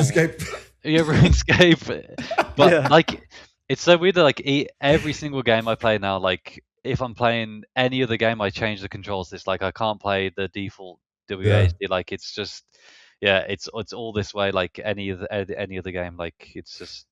But that's wild. Your dad got you all stuck on this, and your dad, was your dad did it from what? Was it a flight sim game where he started it? He played a game called Kingpin. Like it's a really old game. Like it's kind of similar to Quake, I think, but it's like. It's like some arena type game, Kingpin, I think it was called. Yeah. And, a gritty, ultraviolet 1999 first-person shooter. Yeah. So this is kind of like the Painkiller times. Yeah. So he was playing this, and I think he was like playing with some guy from Australia, I don't know, something crazy. He was like trying to teach my dad how to bunny hop on this game. He was like, you should use these controls. I don't know how it helps in CS. Like, I mean, my movement isn't that bad, but I definitely cannot bunny hop very well with these controls. So I don't know what he was teaching him, but he started playing like this. So then he played Source like this, and then I was like, okay. When I started playing, he was like, this is how you play. I was like, well, I guess this is how I play. This is how you learn. This is mate, it. I understand this because the first person who taught me to play CS all the way back in 2003 had their gun model on the left-hand side. So I always had gun model on left-hand side. Yeah, and I can't play with it on the right-hand side. You know when CS2 came out and we were stuck on the right-hand side? No, not possible. Impossible. But okay, I have an off-topic question. Here we go. So, have you ever played like old GTA where it's like a top-down view? Yeah. What do you do in that situation? Are you still using the? I will always. I can't stay away from. I can't stay away. Once you use these controls, it's infectious. You can't. You can't move away from it.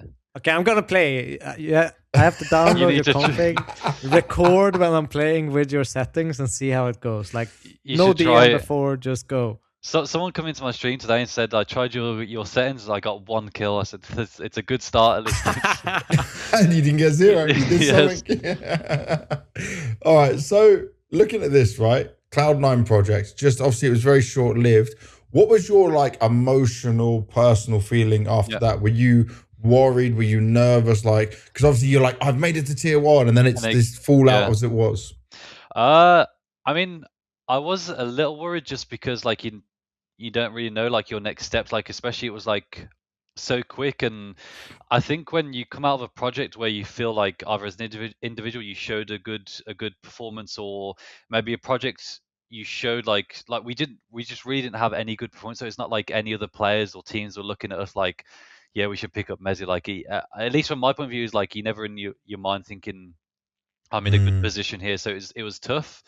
But I just remember like at that point I didn't want to dwell too much on it and thinking what should I do next. Maybe I take a break. Or I know at that point, like I think I was speaking to Ash, and Ash was like, maybe you should just like focus on like maybe playing FPL or something, just grind for FPL. And I was like, that's something I really don't want to do. Like it's never been in my mind to grind pugs. Like I really didn't want to do it. I was just like, I just want to get a team as soon as possible and get back into the swing of things, because I think the main thing for me is like kind of keeping your name out there and trying to show like, of course if I get into another team and don't perform, then of course that's on me, it's my fault. But if I can try and keep my name out there, get into a team and perform, then maybe some other eyes like another team or another step up could be happening. So I knew I had to rebuild, and that was kind of like my main goal. So of course getting, I think the offer after that was like with Endpoint. I didn't really have many other offers other than Endpoint. I think I remember there wasn't like anything out there, so I was kind of like, I think it's a good position in a way. It's kind of like I knew some of the guys there. I knew like from past experience, like talking to other players that had played it, it was a good place for me as a player to kind of rebuild and like get my confidence back as well. Because I think playing in Cloud9, like you play with all these players, you just like kind of focus so much on like trying to help them, and like you're not really focused on like your own confidence as a player. It kind of like goes so much down, especially when you're not playing so well. That I knew Endpoint at that time was like I could build my confidence back, play a lot of the roles that I want to play. They were kind of going to give me everything that I wanted, and that was like the best thing that I could have done in my career at that point, was just kind of go there and show what I could do. A little bit of a reset. Yeah. I mean, there was a massive drop off, in terms of your performances. You look at, obviously you're playing better teams in Cloud9 than you did in Vexed, with a 117 average, and Team London 117 average, GamerLegion 113, and it dropped down to 101. Yeah. But that is probably because of a lot of tough games, a lot of big tournaments. You didn't really play outside of the top tier LAN events or LAN event tournaments. Yeah. And I think of that like say it's very similar to when I joined even Vitality, like the mindset a little bit of just playing with like a big step up. Like the expectations is one thing, like you're in a bigger team now, you're playing with bigger players,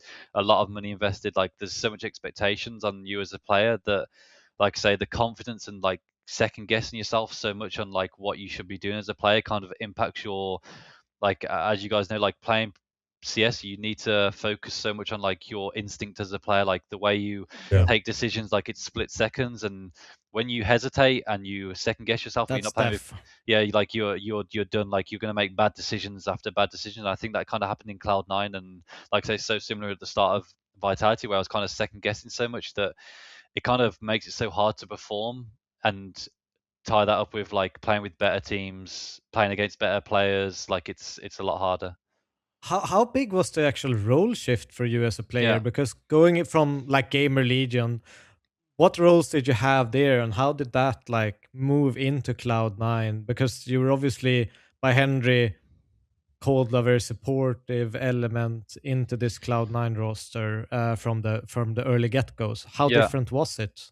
I mean, I think in GameLegion, like I still had a mix of positions, like some supported like anchor roles, but I still had like very similar to what I have now, like a big mix of roles, like some star roles or rotation roles and some anchor. So I think that's always been the best thing for me, where I kind of have some maps where I feel like I have like a good grasp on being able to play more of a star or more of a rotate role, and then some maps where I feel like Mirage, for example. I think Endpoint is the only time I've ever played Connect like a full star. Other than that, like I've always said, just put me in B-apps. Like I actually enjoy playing B-apps. Like it's fine.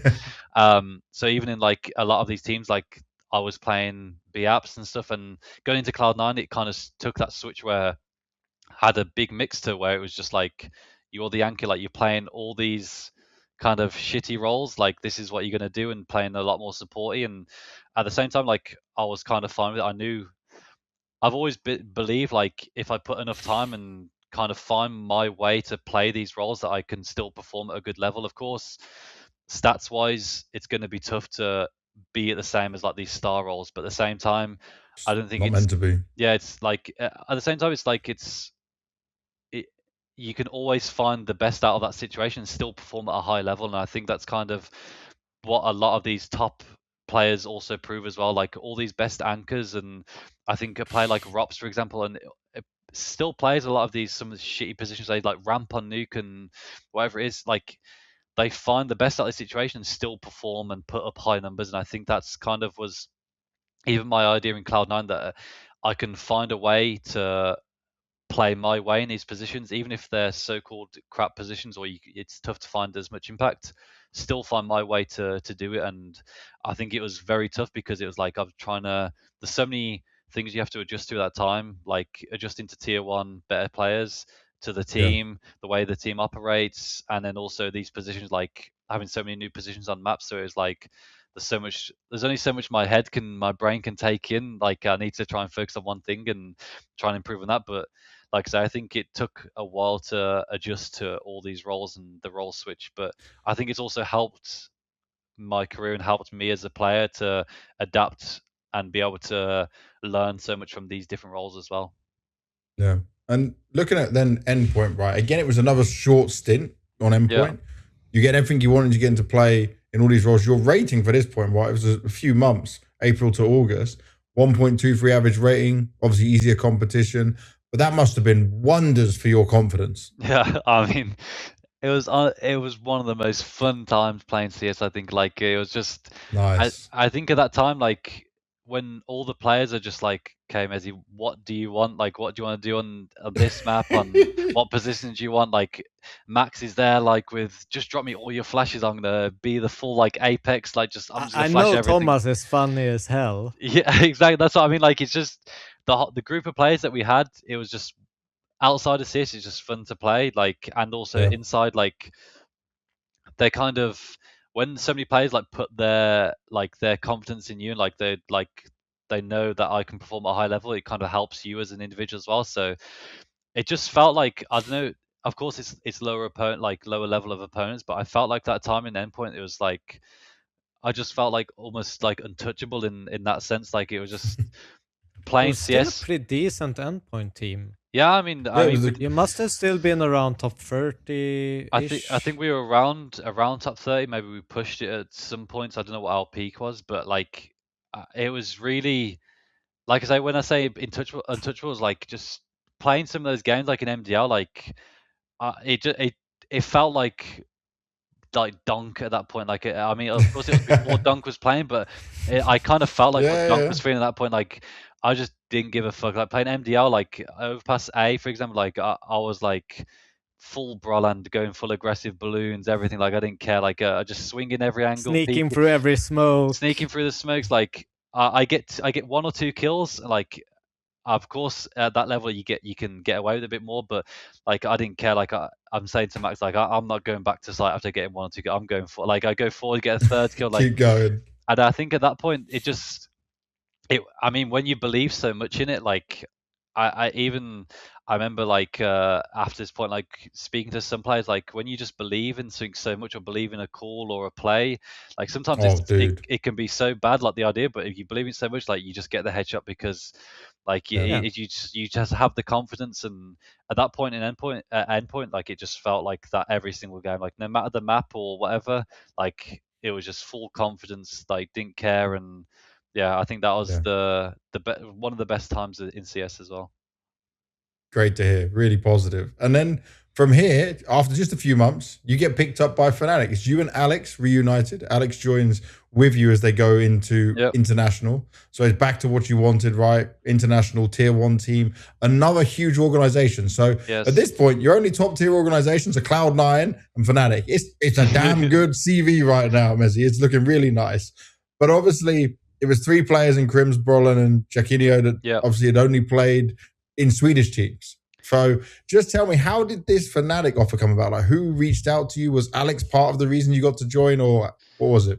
Yeah, I mean, I think they obviously, I think I spoke to maybe Samuelson first. I don't know. I think they were kind of like, say, they were at a point where obviously the Swedish roster was kind of on the downtrend. Like I think it was tough for them, obviously through COVID, and I mean for a lot of teams, of course, as well. Like just trying to find that motivation, and also the level that they had such a high level for so long, and then it kind of took a downtrend, and they were trying to look at ways to get back to that level. And of course, it was tough to, I think, maybe with the talent. Was it JW and Golden being replaced? Yeah, I think it was those 2 at that point. And they just thought, international was the kind of the way they wanted to go forward. And they contacted me, and I mean, I don't know about all Swedish guys, but I know KRIMZ is always, he can be a little bit stubborn. So he was like, he wasn't really too sure.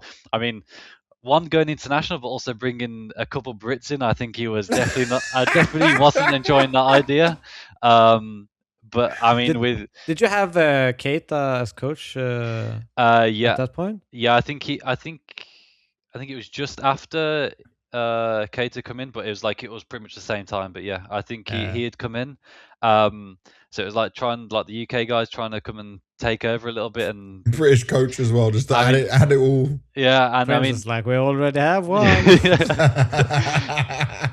But like I say, I think at that point, I think some of the players were a little bit not against it, but a bit like they were questioning it a little bit, because of course, when you've played with Swedish line for so long, they had so much success.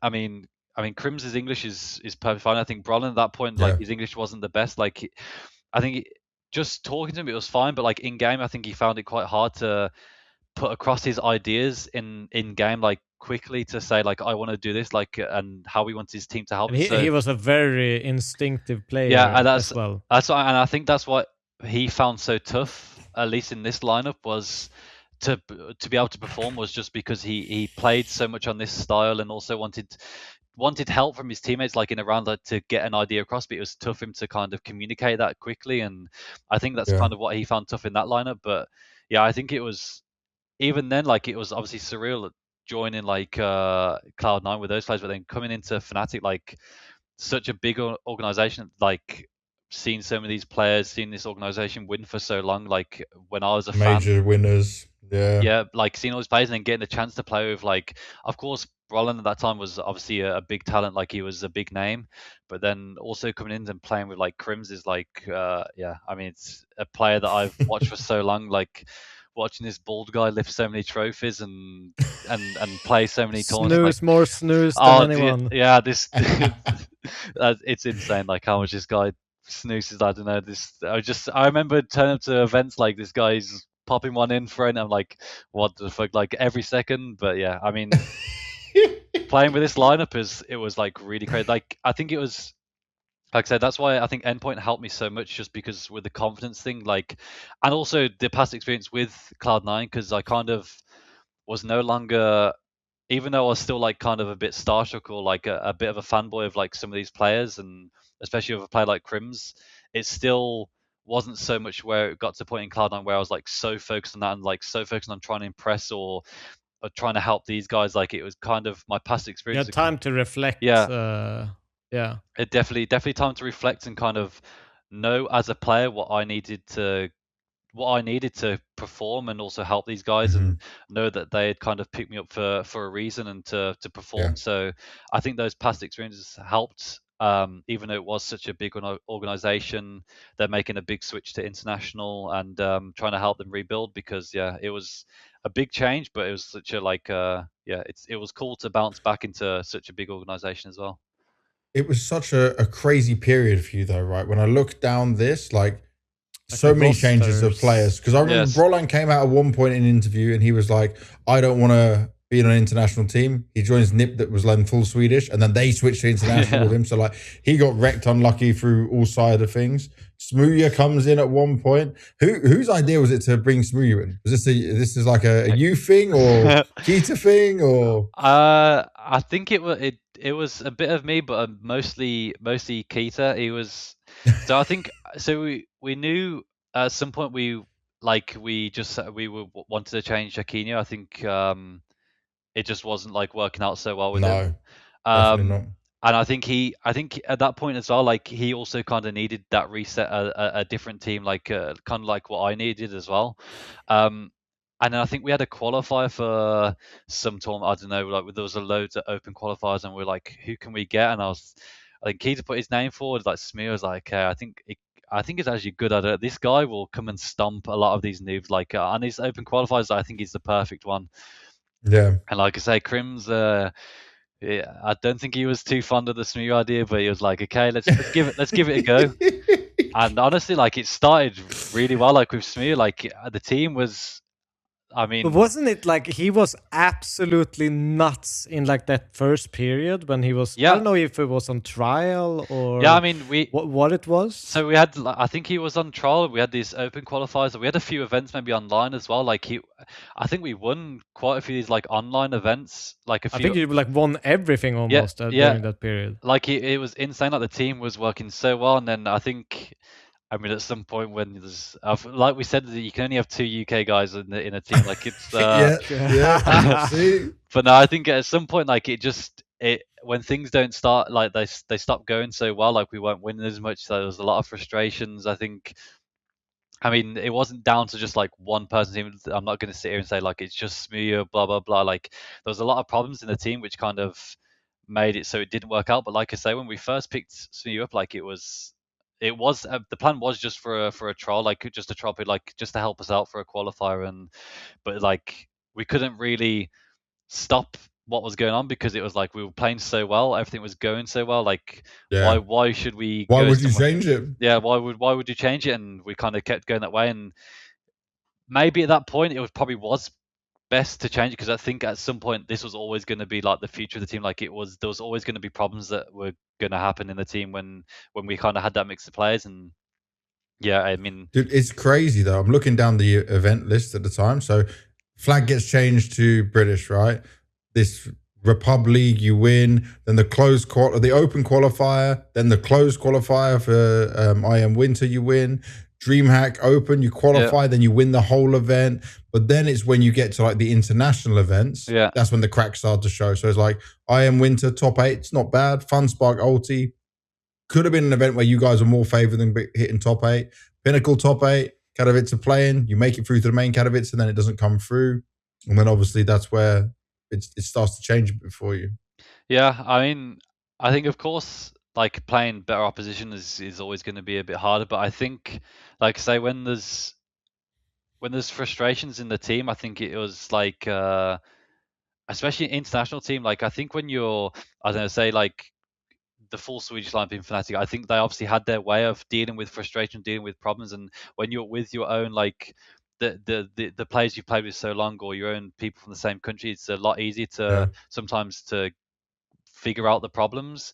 But I think at the international roster, sometimes like maybe like one player doesn't want to speak up because he's kind of holding it in a bit. He doesn't know how to approach it. Some people speak a bit more, and like there's so many different voices and ways to control it. And I think at that point when the frustration is so high, it was just like a lot of players were just not really happy at that point because we weren't playing as well. Like you say, it went down so quickly. Like we were on such a high, like after a couple of events, and then all of a sudden it just drops down. Like it was so quickly. But I think, like I say, I think that was kind of like the destiny of this team. Like I think it was always going to happen once we, and like I say, it's not just Smear like or his problem. Like it was a lot of us in the team. No, but it must have been a culture shock for the Swedish guys as well in some extent, but because they've only played Swedish teams, right? That's what I mean. I think, and when that changes, like it's a lot for them to adjust to, and when we're dealing with problems in a different way or ways, like I know for a fact, like I've spoke to KRIMZ so much, like in the way they used to play, like just their style in CS, like the Swedish guys, and especially in Fnatic, they was just like we don't give a fuck, we're just gonna run around and headshot you guys. Like it was a lot of aggression, yes, and a lot of like I kind of call it like one guy has an idea. Okay, makes sense for me to do this then I'll do that, then I'll do that. And it wasn't really that much calling. And that's what I mean. I think when you kind of switch that way, like, I think it's very different in like the French, in like Alex kind of come from, I think, and the way he wanted to call and very structured, yes, and organized. Exactly. It's very different to like when you've got Brolin and KRIMZ that are like, I don't want people to tell me what to do. I'm like, I want to do this. Like, and especially with Brolin, like he's like say he plays so much of it is his instincts and his like feeling as a player. And of course, I think Alex kind of gave that freedom as well. But at some points, like he wanted to still have that control of these players need to do this at this point, or like maybe when we get a kill, I don't want you guys doing this. And I think for some players, they just need that freedom. And I think when it's not going so well, those kind of cracks kind of show a bit more, and the frustrations come, and players aren't happy with this, and the IGL isn't happy with this, and it kind of just keeps going back and forth, and that's how it ends up, you know. Just for context, I won't say who, but I remember one time we had a problem, or I thought at least was a problem when I was coaching the guys, and I remember I wanted to use a trigger word so that we would have a reaction that is very specific. And they just said, no, we just need to talk about this in the game. The worst idea ever. Worst idea ever. All right, good luck, man. There's so many times I spoke to Fred, like KRIMZ after events, or I'm like, what do you think went wrong? Like we should have been doing this, or we could have been, and he's like, bro, we just need to fucking run around and just headshot people. That's all we have to fucking do. It's that simple. Like it's so easy for him. I remember there's just so many stories he used to tell me, like back in the Fnatic days when you guys were winning stuff, and just the way like it was a full chaos in TeamSpeak. Maybe like people don't give a fuck, like they're maybe insulting each other, and we're just like, but we just run around like this guy has an idea. Okay, yeah, we go with this, and this guy does this, and we had a rule. The only rule was the first guy that says an idea of what we want to do. We do like if he wants to run B through monster smoke, we will support that idea. 100%. We had this like, but I think there's like some positive. Yeah. No, it's completely almost stupidity to try to copy that style. Anti-stratting didn't work for you guys. It was impossible to anti-strat. I was just about to say, I would love to go on like Skybox now, just the old demos, and just have a look at what's actually happening. I think some people, like I remember Ragin, the Danish guy, came up to me, and he once told me that when I watched you guys play in Fnatic, it was the worst Counter-Strike I've ever seen. I understand why he says it. But it was all based on information in the game, right? Like, it's not like they're just like, oh, I don't give a shit, I'm gonna rush monster, you know, like... Yeah. It was calculated stupidity. But we had only one rule, and it was basically the first guy that wants to do something, support it. Yeah. And never deny the idea. So even if, like, let's say Pronax had a call that he wanted to hit A, if someone wanted to rush B, let's make it work. Let's make... both ideas kind of work, and it's crazy. Hey, it worked out somehow. Couple of majors, some big events to your names, you know. Not gonna complain about it. It lasted a long few years, that dominance of Fnatic. Existence said they tried to copy it. Never made sense. So, Mezii, during your time on Fnatic, you did like 2 years on Fnatic, which was crazy. The only one that outlasted you was obviously KRIMZ, and he's still bloody there. But I mean, like, the whole team changed around you. At one point, you guys played with 2 academy players, Pepzor and Regali. You then played with Poison. We've got Roy and Nikodos in here. Like, you became IGL. Like, obviously, we know about you having a second voice. You still do that on Vitality. Everyone's been so positive about how vocal you are. But, like, you're still a young player in your tier 1 career. This was not stable at all. No. You were still stable, as we saw. We know you're stable. But, like, just talk to me about managing all of that, dealing with all of that as a player, going through that, because obviously you want to be getting better results than what you did. But sadly, obviously, when you look at Fnatic, you had some good placings, but it was never to the heights of what that Fnatic organization would have wanted. You probably played with more players in Fnatic than all of the other teams combined. It's only possible. It's possible. Like, I mean, it was definitely not very stable. I think, like I said, so many different players, but I think at that stage, like, because I think towards the end, like when we had obviously got rid of Smew, like we had that stint with, like you say, we had Poison, we had so many different players, and of course at that point when Alex had gone, it was just, I think we tried to look at all our options. I spoke to Samuelson and Keita at the time, like just what their thoughts were on like what options there were in terms of getting IGLs, what options there were in terms of getting rifles, like rebuilding the team pretty much, and they basically felt like it was a good idea and that I had the traits to be an IGL, and I thought like as long as the support is there, like not only just the players, like as long as we get the right players, but also the support with the coaching staff and so on that could help me do it, then I was happy to kind of take it on if I felt like we didn't have a good enough option in terms of the IGLs that were available. And of course, at the time we spoke to Roy and Nikodos, and they're kind of coming as a package at the time. They were with Copenhagen Flames. They were doing really well, like the majors and so on. And after speaking to Roy, like he kind of felt like a really good option because he had also a really big voice. Like he was almost like that second voice, or like even a mini IGL within the team. Like he was doing so much talking. Okay. And that, I think as soon as we spoke to him and saw his view on like the game and everything, I kind of knew like this is something I can make work in being an IGL with this team. Like I knew for a fact, like it was so easy to work with KRIMZ. Like he's just, he's just gonna sit there and do his kind of thing. Like it's so easy to work with him. And then bringing these guys in, like I'm with Nikodos and Royal, I think it was like it was a perfect match to help me like start like kind of my career as an IGL, because I knew I had so much support, and I think it's kind of needed to kind of help me be more successful in this role, because I think if I didn't have those players, it would have been like really tough to kind of like micromanage and also focus on my game and kind of like find the best of both worlds, you know. Was this also like a style of, let's say, I mean, it's obviously a huge style of both calling, I presume, shifting from Alex, who's very structured, organized, wants his way, to Roy, who came from, I mean, I wouldn't say completely unorganized, but it was structured, but it was still very free flowing in some sense. In that like Copenhagen Flames team.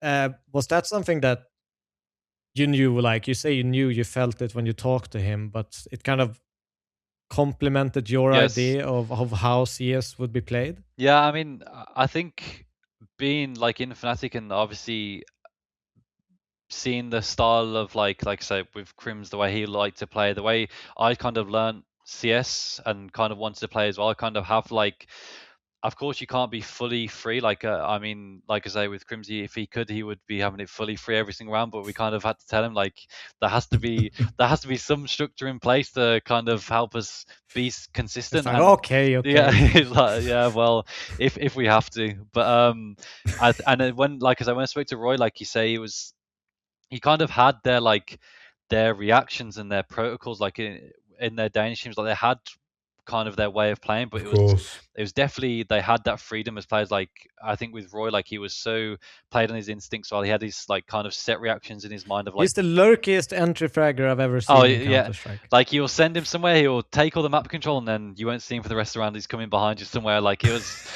like an ancient, like I'd be playing with him, he'd like take full B control, like he'd take cave, like okay, he's like, okay, my job's done now. We'd go towards A and he's coming behind them from B and stuff. Like it's, yeah. But like playing with those type of guys, it made it, like say, a lot easier to complement my way of like viewing CS. Like I still wanted to have like, not only as the RGL as me, like I still wanted freedom as a player, but also giving that out to other players. And kind of how you explained it, like if one player has an idea, like a lot of this time in Fnatic, I wasn't saying like, okay, this is the way we're playing, okay, this is the call for the round, everyone follow it. It was like, it was a lot on Roy, KRIMZ, like someone gives an idea in the first part of the round, okay, now I need to try and make that work and how we can help that idea. And I think that's kind of like how I viewed CS at that time, like in the best way that we tried to get the best out of those individuals was trying to play in that way, still having that freedom and everything for the players, but also you still need some sort of structure around it to make the best ideas and so on. So I think, yeah, it just made the most sense at that time. And obviously we had Fasher as well, who was a bit like less experienced compared to the others, but I think it was like but he kind of took those support roles from you in some sense. I think he fit in really well. Like he took a lot of those, some of the anchor roles and those, like say, support roles, which I think he probably wasn't doing as much in the past. Like he was more of a star. It was kind of like taking over those roles, which was tough for him to adapt to, but it was kind of what we needed. And we saw like he was like a player that we could kind of mold a little bit and kind of adjust to how we kind of wanted that player. And it kind of helped to have that core with Nico, me, Roy, and obviously KRIMZ as well. And do you know what's really impressive here, right? Is if I'm correct, Rio was your first major. Yeah. But also you make top 8 and you're the IGL. Indeed, like, yeah. That's impressive. To go to your first major, have to take on a new role, and you get Fnatic back to a major after, I don't know how long it had been for them, but it'd been a long time, I'm sure. And so like, this was hugely positive. How good of a feeling was that for you to know like you'd done it and you guys had been able to grind through this point? Even now, I think when I look back, it's still one of my, I mean, of course, when you look back and just, it's your first major, so it's a nice achievement anyway. Special. But like just making that, I think going through like the RMRs and just making a major was like, it was, I think even then we went like 3-2 or something at the RMR, like it was a full stressful moment, full chaos. Yeah, full chaos. It's like there's so much stress going in at those times, like when you go to the RMRs, like it was, yeah, full chaos. And to be the IGL, like even looking back now, like having that as like an accomplishment, like making, even though it's not a winning a tournament, like just having first major, making quarters with this lineup that people probably didn't expect us to make, go this far, and also being the IGL, it's something that I think is a really nice part of my career. Like I'm really happy with that, because like I say, it's something that it was a tough time and like a big decision to go to the IGL role, and then to achieve something like this, it was a big time just to think about it. Even now, it's like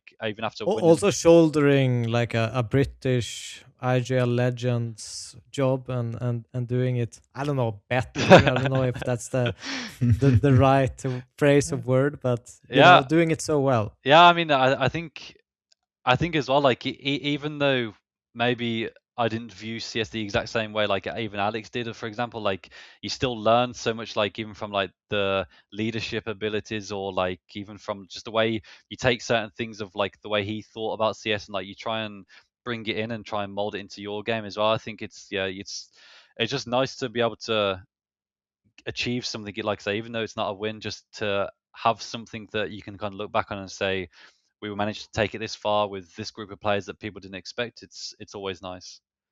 Yeah. And then the next major after that, Paris, last one in CSGO. Oh, yes. Yeah. I know this is it's gonna be pain for you. It's a painful one. I want to touch on two things here, right? Because at the time, this Fnatic, like you take down G2, who were favorites to win that whole major. So you eliminate G2 from the tournament. Do you remember seeing like you guys getting vertigo at the end of that and thinking like, okay, we're happy on this visa? Because I remember we were all shocked at the time thinking, why the hell is G2 playing vertigo, especially against Fnatic? Yeah, I mean, I definitely I remember it being a little bit of a shock at that point because I can't remember which. Yeah. I remember us. I can't remember what the other map was. I just remember it was like still a pretty Let me find. strong map for them. And It was Inferno, Ancient, and then Vertigo's the decider, but they removed Nuke and they let Vertigo stay. Yeah, that's what I mean. I remember because I'm pretty sure we prepared the other maps. Like we didn't prepare Vertigo, and we were pretty shocked when it came out. And we were like, okay, one shocked and also very happy. Like I think we were fine with this because I remember at this time, like even like the Danish guys, like Roy especially, like he loved a bit of Vertigo. Like this was one of his one of his best maps. Yes, one of his by like far. the A ramp on T side that was and even C's like it was his area. Like okay, we're happy with this. Even though you're going up against a team like G2, like say like a big team, like one of the favorites. I think as well the pressure that gets to those teams and pressure that gets to players at that point of a major. It's like elimination game and like it's so much pressure, and then to go into that, it's like for us we kind of, even though the pressure is still there, like but Vertigo is like the worst map for pressure as well, because you can't dictate shit on CT side. That's what I mean. It's full chaos, like especially as an underdog team, and you just like, even though there's still pressure there as individuals, like I think people kind of get it mistaken. Like of course when you're an underdog you have less pressure, but there's still some pressure. Like we still want to perform and still want to get through and beat this team, but there's that kind of aspect where we're kind of either way we're gonna be happy. We're at this major, we're still performing it okay. We're playing against G2, we're not expected to win. When you get to that map of Vertigo, like you full let loose, just full chaos, like you just see what happens. And yeah, I think when we saw that map come out, we were super happy with playing that against G2. And then it goes into your match to qualify for playoffs. Then you are the favorites going up against Into the Breach, and it's your friends as well. Thomas is there, Cypher, Crucial. I don't know if you know Volt and Rallan too well, but at least the rest of them I'm sure you did. And you're, for some reason on your team, within this series, you were the only one performing at the time. But I mean, you guys got kind of dumpstered on Overpass, your pick, and then dumpstered on Vertigo, even worse. Yeah. How devastating was that one for you guys? Because it was the opportunity to be so close once again. I think at that point, I mean, of course, we were happy we were going to play Into the Breach. It was, I mean, at that point, it was like a team that we knew we should be beating. Like, in that at that point to make playoffs, it was like it's a good matchup for us. And of course, going against other UK players, it's always fun to go up against them and try and like just show them who's boss. But at the same time, it's like you still have that pressure. Like you want to try so hard and be so good. Like sometimes it can work a little bit against you because sometimes frustrations can creep in a bit. And I think it happened even in this game. But I think I remember like this game, like when we played them on Inferno, I think we were possibly like we couldn't win an Inferno game. I think at this point, like we were so bad in Inferno, like nothing was working. And I just remember we finally win Inferno, and we're like, okay, we're in the drive, like we're fully in the driver's seat here, like nothing can go wrong. And that's probably where the mentality kind of did go wrong, because I think we maybe felt that we'd already won the series, like we'd won Inferno. Okay, we've got Overpass now, like it was our home map, like we were feeling so good on Overpass, and then boom, 14-1 CT side. We're like, what the fuck is happening here? Like, it's like nothing was going right. I mean, of course it can happen on Overpass, but it was like one of our home maps, and we were just like, this should be game over. Like we should be making playoffs, and then we lose that. And I think at that point, once we lost Overpass in that way, I think it kind of just fully switched, and you go to Vertigo, and it's like, I don't think there was any way we're gonna win like Vertigo after we lost that. Like I think just the way, like I say, winning Inferno, like you're on such a high, you go into Overpass, like it should be our map, and then you lose that, and you just like, I don't know, going to Vertigo. This might be Crucial's best map of his career, or best match of his career. Yeah, I mean, Joey fucked us for sure this game. Like I mean, as well, like Cypher. I mean, this whole event. Vertigo. Yes, this whole event. Like I just remember. I don't know if it might have been Cypher and A ramp on in Vertigo this game. Like just going full crazy. Like he wasn't doing this whole major, but this game, just like the round's over within 5 seconds, and you're just like, what can we even do? Like I remember watching this. He was like legit every smoke push he could make, timed you into different areas, like Yeah, and I think I was playing rotate or like towards B at this point. I was just thinking like I don't even blame Roy. Like he's probably won us so many games on Vertigo to this point, and now like you just have some little UK guy running up the ramp through smokes and just headshotting everyone. You're like, well, just ratting him. Just what can you do? Like it's just fucked. But like because in one side, like after you lose, like it's probably one of the worst losses just because like it's the last major, the CS:GO major, and you want it so much to make playoffs, and then like I say, if we met G2 in this game and we lost, like it's a different type of thing. Like you never meant to beat a team, but then when you feel like you should be beaten like into the breach, it was obviously like a repayment role loss. swap. Yeah, the roles swap, and it's just like fuck that. This one hurts, but at the same time, like when you give it a few days, and like I even went to the quarterfinals when Interbreach played Vitality in the arena, and I went to watch it. I was like, it sucks not to be that team like in the quarterfinals, but at the same time, like, I was also happy just to see some of the UK guys like succeed a little bit and make it as far and make it onto the big stage, because like you didn't see it often, you know. So it was also cool to see those guys there. Definitely. And then getting on to kind of the end of Fnatic, I want to talk about when Dexter came in, because obviously he then took over as IGL, an Aussie IGL as well.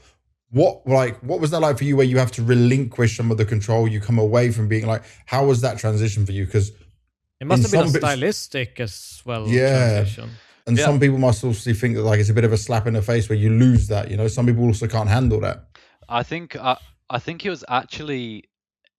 I think it was actually before the Paris major. I spoke to Samuelson when I kind of said like, of course I'm still going to give everything I can for the role, like IGL role, and keep working hard as I can. But I basically said like, even before Paris, like after this tournament, I felt like I could give more as an individual. Like I felt like the IGL was kind of taking a bit away of my individual level, and I couldn't focus so much, which of course happens. And maybe I should have seen this coming as well as before I took on this role. But I kind of said to him before, like I had a discussion before in the boot camp. I just said like after the Paris major, I kind of want to go back to being just one of the rifle players, like be the second just voice. Just a dude now. Yeah, I just want to just let me be a dude. Like I just want to chill a little bit in the team, but yeah, just focus on myself a little bit as an individual and go back to the second, like call in a bit, have that second voice.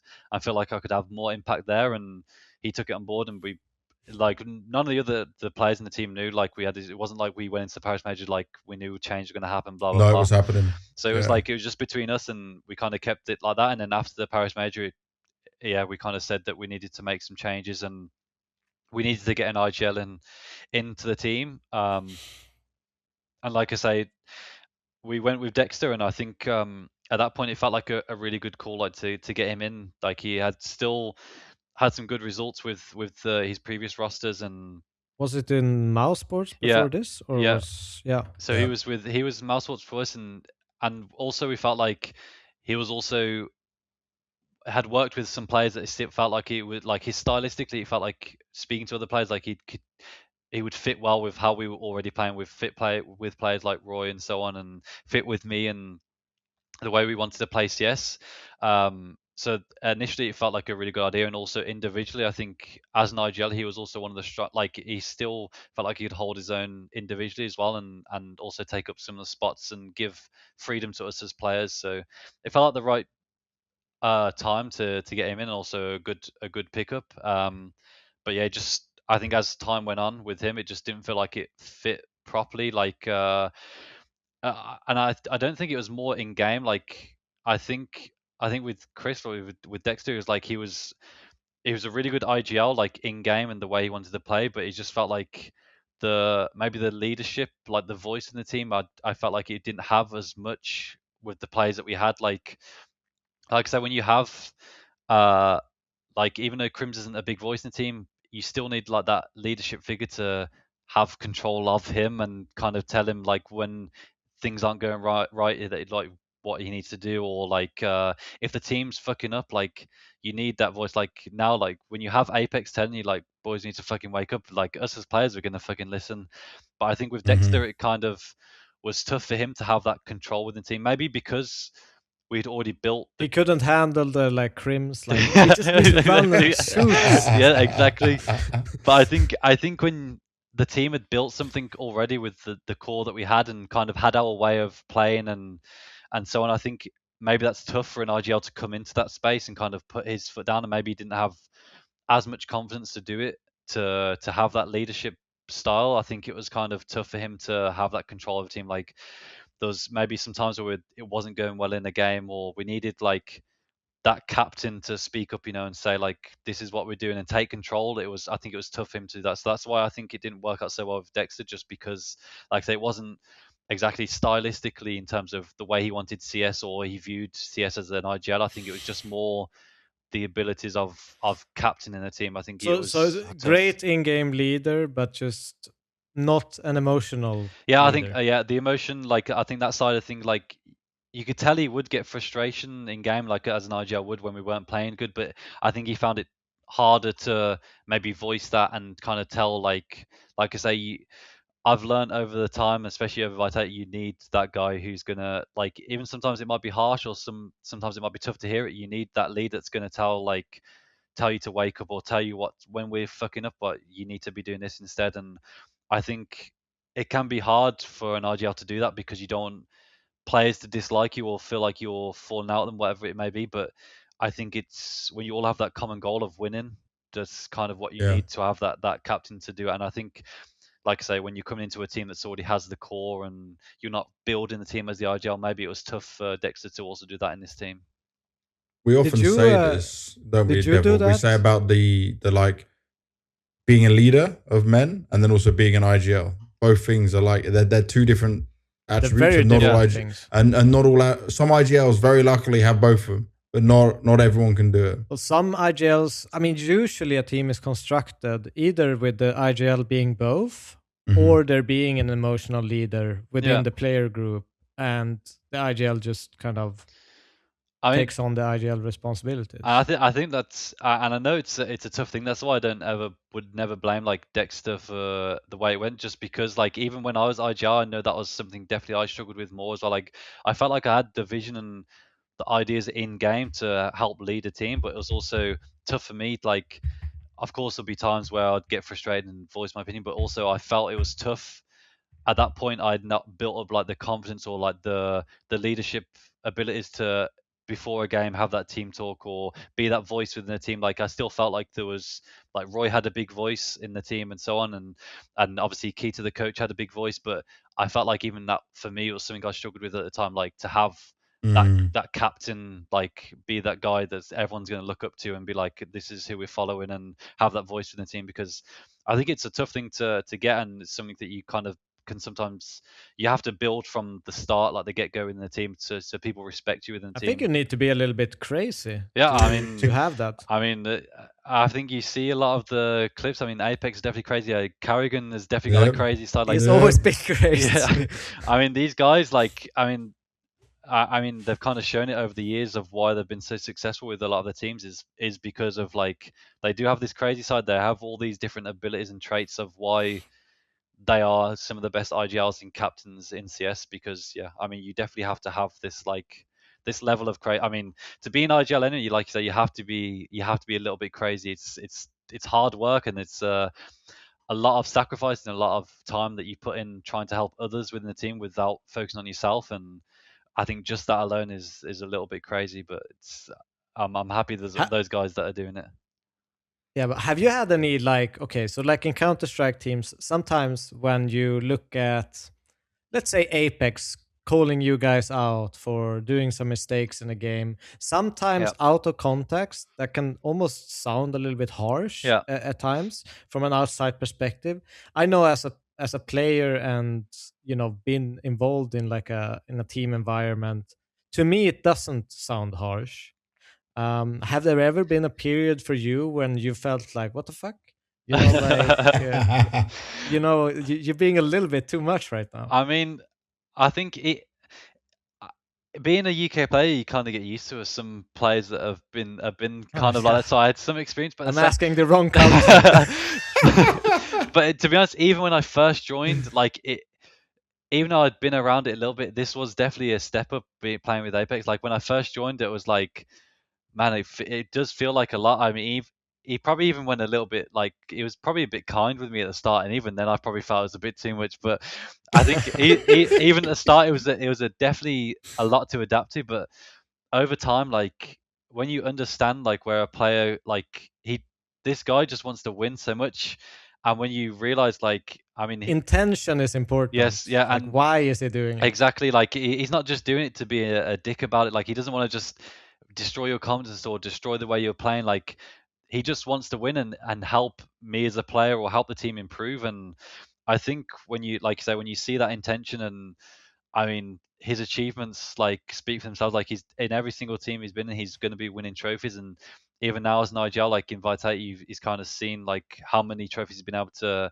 win, and as an IGL. So I think when you have that, even now, like say some like clips, people will see like, man, this guy like when he's screaming, it's like it's so harsh. But I think us as players, like you kind of just take it in and just like this guy just wants to win. We let Apex do his thing, let him scream at us. We can be frustrated or be a bit down about it for a second, but we just know straight away like we go into the next round and we focus on what he's just said. Like we bring the best we can, we help him win and help the team win, and that's our main focus. Because I think when you start focusing like on you think it's a bad intention or you think he's attacking you personally, that's when as a player you kind of go downhill. Yeah.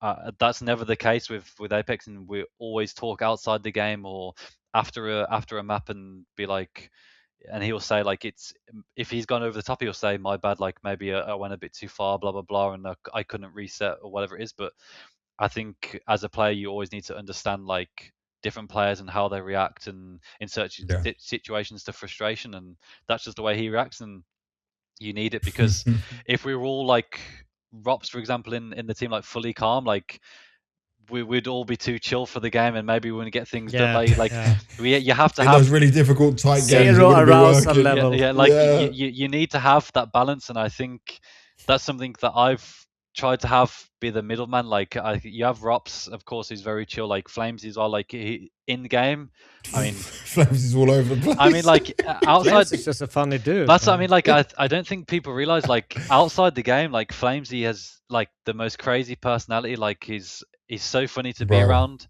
Like I think everyone sees it, but like in game, it's like the opposite. Like he's full chill. Like and sometimes I think sometimes we've said to him like Shy, like you need to bring Shahar to the Flamesy percent. Like you need to bring it in game sometimes. And I think you can sometimes see it like when he's been a bit like, I mean, his play style is crazy, but in terms of like the way he approaches like his personality stuff in game usually is a bit more chill. So, and then like even ZywOo, of course, everyone knows he's like he has his frustrations, like people see it on the cams as well, but he's also pretty chill overall. So I think if we that's why I've tried to have like not only the second voice in terms of helping Dan like in game, like with our ideas, but also I know I needed that second voice outside the game of like it can't, all the frustrations can't always come from Apex. Like it's impossible. Like we hear a lot from you on these vlog stuff as well, right? We hear always these mezii moments of talking, and also you bring up the team in a lot of aspects as well, even when you notice people are down, you know. And that's something that I think it's like I say, something I tried to work on throughout this, like the whole year. Like the first year is like trying to adjust to it, and then also in 2025 like trying to bring that out the most I could, like in being that second voice, like I say, bringing up the team. Like I say, it can't always come from Apex, like it needs to come from other players. And and like of course I don't expect Ropz to, that's not his way of doing it, it's not Flames' way of doing it. Like but do you think it comes from you actually having had a taste of having the mantle of the in-game leader role, where you've had, you know, sleepless nights thinking about how to solve the team and issues and everything? No, for sure. I think all those definitely helped. Like I say, it took a bit longer for me to adjust to it in Vitality to try and bring that, because like I was coming such a big team. But I think looking back at my IGL like role like before and trying to bring that to it, and also like I said before, when I missed that in Fnatic, like the captain abilities, and like I didn't have it so much, like trying to think back of, okay, Dan does this well, like how I can bring this into my personality now, and what I didn't do it enough in Fnatic. Okay, I need to bring it more now into Vitality, and I definitely learned a lot from that. And like I say, just learning so much from Apex as well, like the way he is as a captain, and trying to balance that out with my personality as well. I'm trying to help the team more. Like I say, you don't want a team talk. Of course, sometimes Apex needs to say his thoughts and stuff, but you can't always come from one person. You need multiple players in the team or another player that can kind of balance that out and have another voice, because like there's different ways a team goes about it, and it's also like when you hear someone else speak up, like, or in a team talk like that you don't expect, or gives their opinion, like sometimes it's not more respected, but you don't expect it. So it's like you kind of take you actually pay listen, attention more. you pay attention more, and you kind of expect it, you don't expect it. So that's also a big thing for me, is I'm trying to give my voice and bring up the team a bit more when it's needed, and trying to focus on that side of things. Well, let's now talk about the Vitality. We've basically got there with this all anyway, right? Yep. So how I understood it was Apex was the first one that messaged you. Yeah. Yeah. What was that like for you then? So you're in Fnatic, you get a message from Apex, like from a French guy. Yes, I think it pained him a lot. He really didn't want to send that message. Oh God, I got a message. This fucking British player, really. But yeah, it was crazy. Cause I remember we were in Sydney at the time. Yeah. I mean, I think they got knocked out in like the first. I think they already knew that Magisk was leaving at that point, so they were obviously looking around and seeing who was available. And then we got knocked out. In fact, like a couple of days after, I was just walking with KRIMZ like around Sydney, and I just remember it popping up on my phone like Apex messaging. I was like, it's a bit weird. I've never spoken to him before. Maybe I messaged him once, like when he fucked us in like when I was in Fnatic and he fucked us one round. I think I messaged him, but other than that, I'd never spoke to him. I was like, okay, that's a bit weird. And then it was definitely a big surprise, because like I say, it wasn't like as if we had been doing amazing in Fnatic and it was like I was the obvious choice for them to. And also we didn't know that they were looking to replace, because it was Vitality at the time. Like they were looking fine, like they were playing fine. We didn't expect them to make changes. So when that had come through, I was like, okay, this feels a bit crazy. And he was really keen on bringing me on board. Like he had a lot of nice things to say about me. So I was like, it feels really weird when it comes from a player like Apex, like saying all these things about you as well. Like it's it's really cool to see. So when that was going on, it was a crazy time. Like at one point I was like, okay, it's happening, it's all going through, and then okay, it's not happening, because still at the time we were practicing with Fnatic. We had a few online things, I think, and I was just like, we were practicing, I was like, okay, it's gonna happen. No, it's not happening. I was like, I just need to focus on. I'm just not going to worry about too much what's going on, because it's like, of course, I was really happy and wanted it to go through with Vitality, because it's one of the biggest teams at the moment. But I was just like, okay, I'm not going to focus too much, because like the agents are coming back. Oh, it's not going to happen. It's looking unlikely. I remember this as well. Were you with the same agent the whole time during this period? Yes. Or you swapped throughout your career? No, I was with the same agent during this period, and then I was like, okay, it's great, it's going through. I was like telling my partner, I was like, I telling my dad, and I was like, okay, slow down a bit. I haven't heard anything for a few days, and I'm just like, fuck this. Yeah. This is the worst thing as a player, like especially when it's like such a big like step up as well. And then finally, when they said like, okay, I'll play without salary. Yeah, just I'll play for free. Just get me in. You know what? Just pay ZywOo more. Just get me in. It's fine. Just let this happen. Just let it happen. Why was there this back and forth? Like, I mean, do you understand the reasoning? I mean, it's just to do with like buyouts and stuff. Because at the time, it wasn't like my contract with Fnatic was up. I still had another year, maybe even a bit longer left with Fnatic.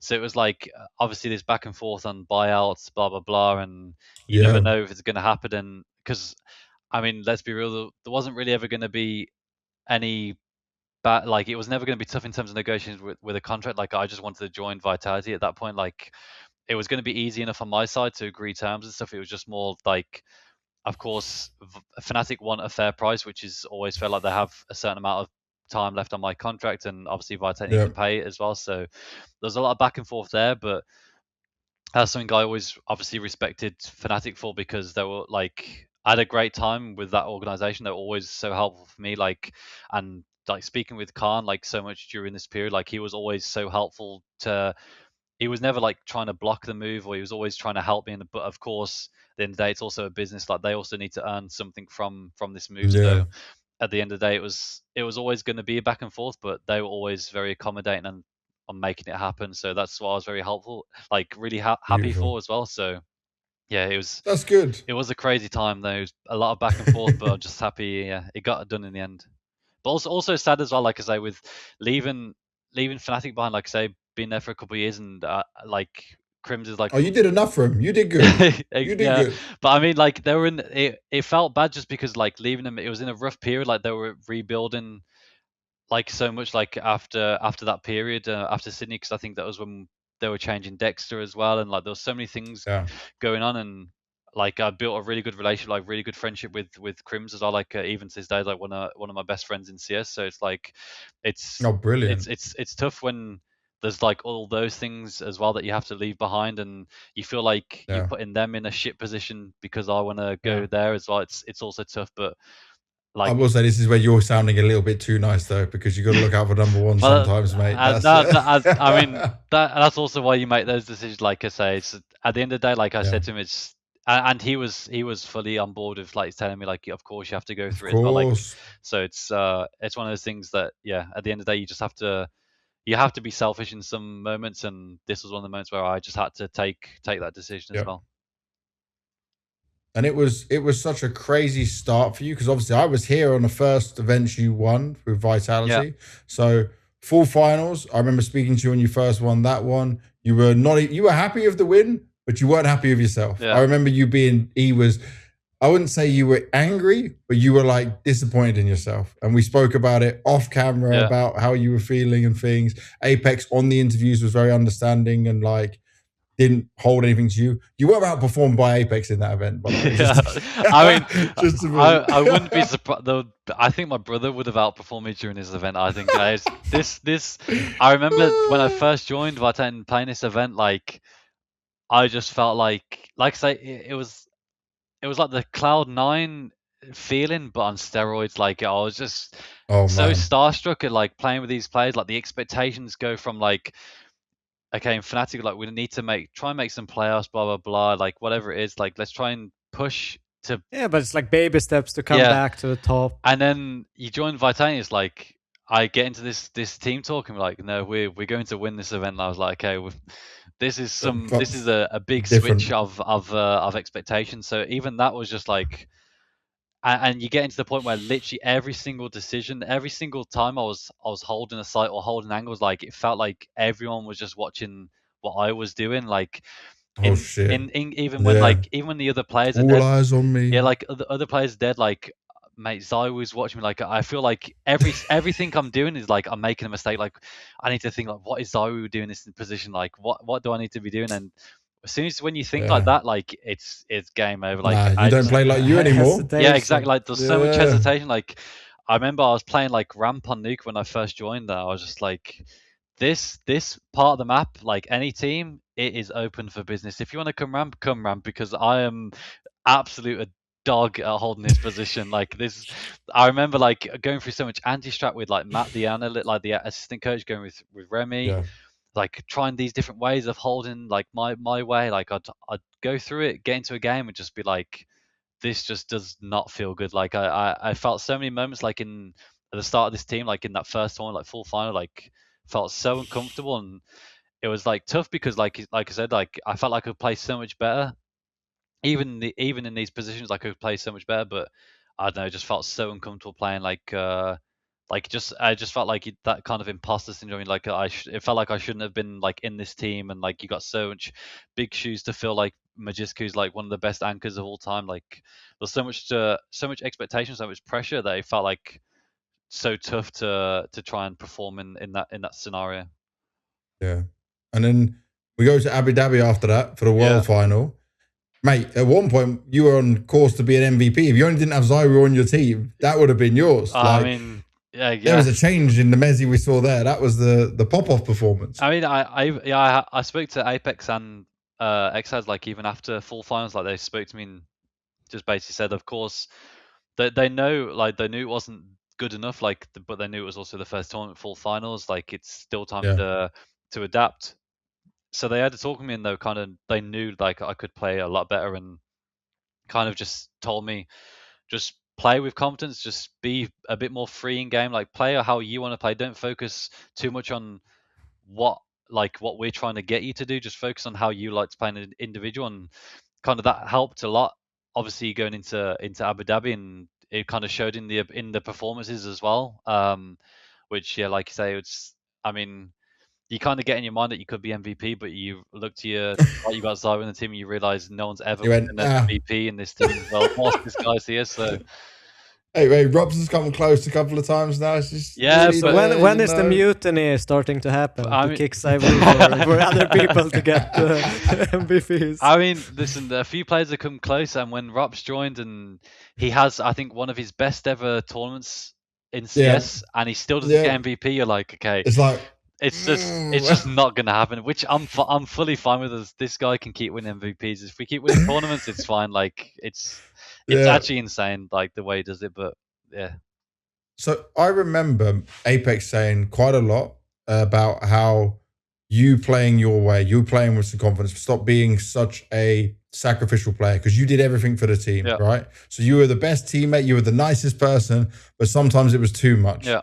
How did you work on getting over that? Because obviously things have changed now, right? Especially in how I look at modern day mezii playing. So you got over that hurdle because they knew how good you were, but you were willing to do everything to make everyone else comfortable. Yeah, I think, I mean, of course, working like with Jack, the performance like coach, I think helped a lot mentally, just to kind of just have that switch in game in your mindset of like not thinking too much about fucking up, or thinking about what else I can do to, like say, to help the other teammates. Like now it's more focusing on myself as an individual, and like don't care about the outcome or what might happen in a game, or what if I do this or if I do that. Just focus on what I can do as an individual. Like, this is the play I want to do, or okay, what is the first idea in a round that comes to my mind, or the first play, or the way I want to react. Just go for that instantly and just think about doing that. And I think that mindset shift also helps, like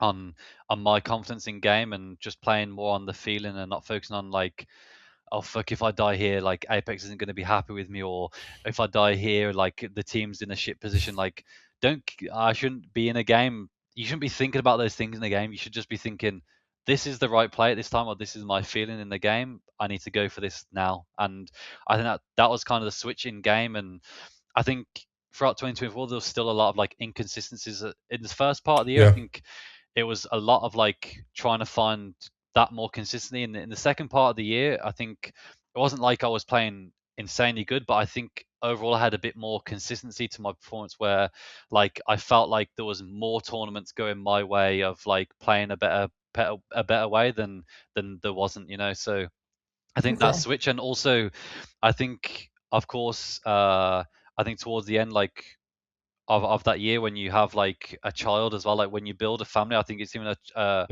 a mindset shift. I even spoke to Jack about this, where like you kind of have this feeling of like, or this mindset of where like, of course CS is always a big part of life, but also family and having a baby and all this is kind of like, there's more to it in life than just the game that we play and your job.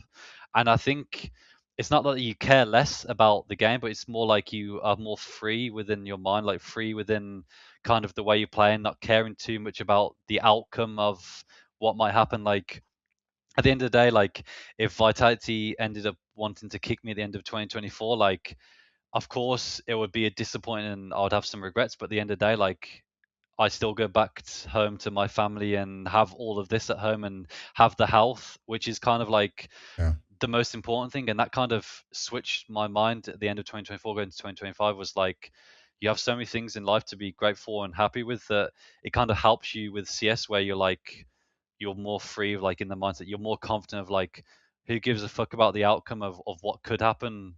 Like who cares, because you have everything else at home. Like just think about what you want to do now, play confidence, and whatever happens. If they decide to bench you, if they decide to make changes, like that's life. That's the way that you don't have control over that. The only control you have is on your own performances and how you decide to play, and have no regrets doing that. So and that's the kind of biggest mindset change I kind of had, where it's like, yeah, more focus on my own individual performance. Like, do you think that this is an after effect or a consequence of being an IGL as well? That sometimes you since you shoulder that responsibility, always take 4 or 5 extra steps of thinking, and you kind of continue in that route as a player, instead of just focusing, I don't know, you're going dark, let's clear this angle, or next, and doing step by step, and just like the next thought that comes, you do it, instead of just thinking we need to take short, and then almost a little bit of an after effect of in-game leading. Yeah, I think it is like, I mean, now I think I can cope with it a bit more. Like, I still have those kind of tendencies now, like, but I feel like I say I can cope with it a bit more and know kind of when to do it a bit more or when not to do it and when to help Apex. But I think at the start, I think it was so focused on like on all these different aspects of like, this is how I used to think as an IGL, or this is how I used to think as a player, and Apex and Vitality have their way of playing. I'm just like, okay, I need to stop thinking of like how I was doing it before. I need to kind of mold myself as a player and adapt to the situation, because I think there's a reason why they've been so successful as Vitality, and Apex has done so well as Nigel, is because they have their way of playing and his ideology of playing, and that's what I need to adapt to, instead of, like, say, having these tendencies as an IGL of thinking I need to. There's so many different steps or so many things going on in your brain that you can't focus on your crosshair or focus on how you need to react to play. You're focusing on what he's doing on the other side of the map, or what he needs to do if I do this. And I think as when I joined Vitality, it was like, stop focusing on other players or what they need to do. Just focus on, okay, Apex has called this. This is what I need to do as a player, and just shoot heads. And it was kind of tough at the start to adapt to this, because sometimes, like, I don't know, like I remember playing, whether it's Inferno or even on Anubis, like I was like, in my IGL mind, I was thinking, okay, when we're entering a site, we need to flash this. I'm like, Flames is going into a site, and I'm like, I can flash here, I can do this, I can smoke this, and Apex is like, mate, just run in, just focus on trading Flamesy, just run in. Don't focus on pulling out grenades, don't focus on this, I will do this, just don't do it. And that was kind of a big change, because sometimes it's like, man, I don't even have to flash. Like, this guy's just going to sit back and flash for us. I just go and trade flames. This is luxury. Yeah, this is a luxury. Like, this is a great change. So I think there's a lot of small things like this that I need to adapt to, which kind of made a huge difference in the end as well. So as you're looking at 2024, right, obviously Apex openly said at the end of the year, right, disappointing year and all this stuff. I mentioned earlier in the podcast a couple of hours ago, out of your 46 big events that you've played on HLTV, only 6 of them are bad. 4 of them were during this year. And this isn't the point of you, right? There was obviously even other players on your team that had bad events, but it wasn't a great year for Vitality, and you were having the baby at the same time. But I want to ask you this, like, even for me as a talent, I'm worried. I'm having the baby, taking some time off for it.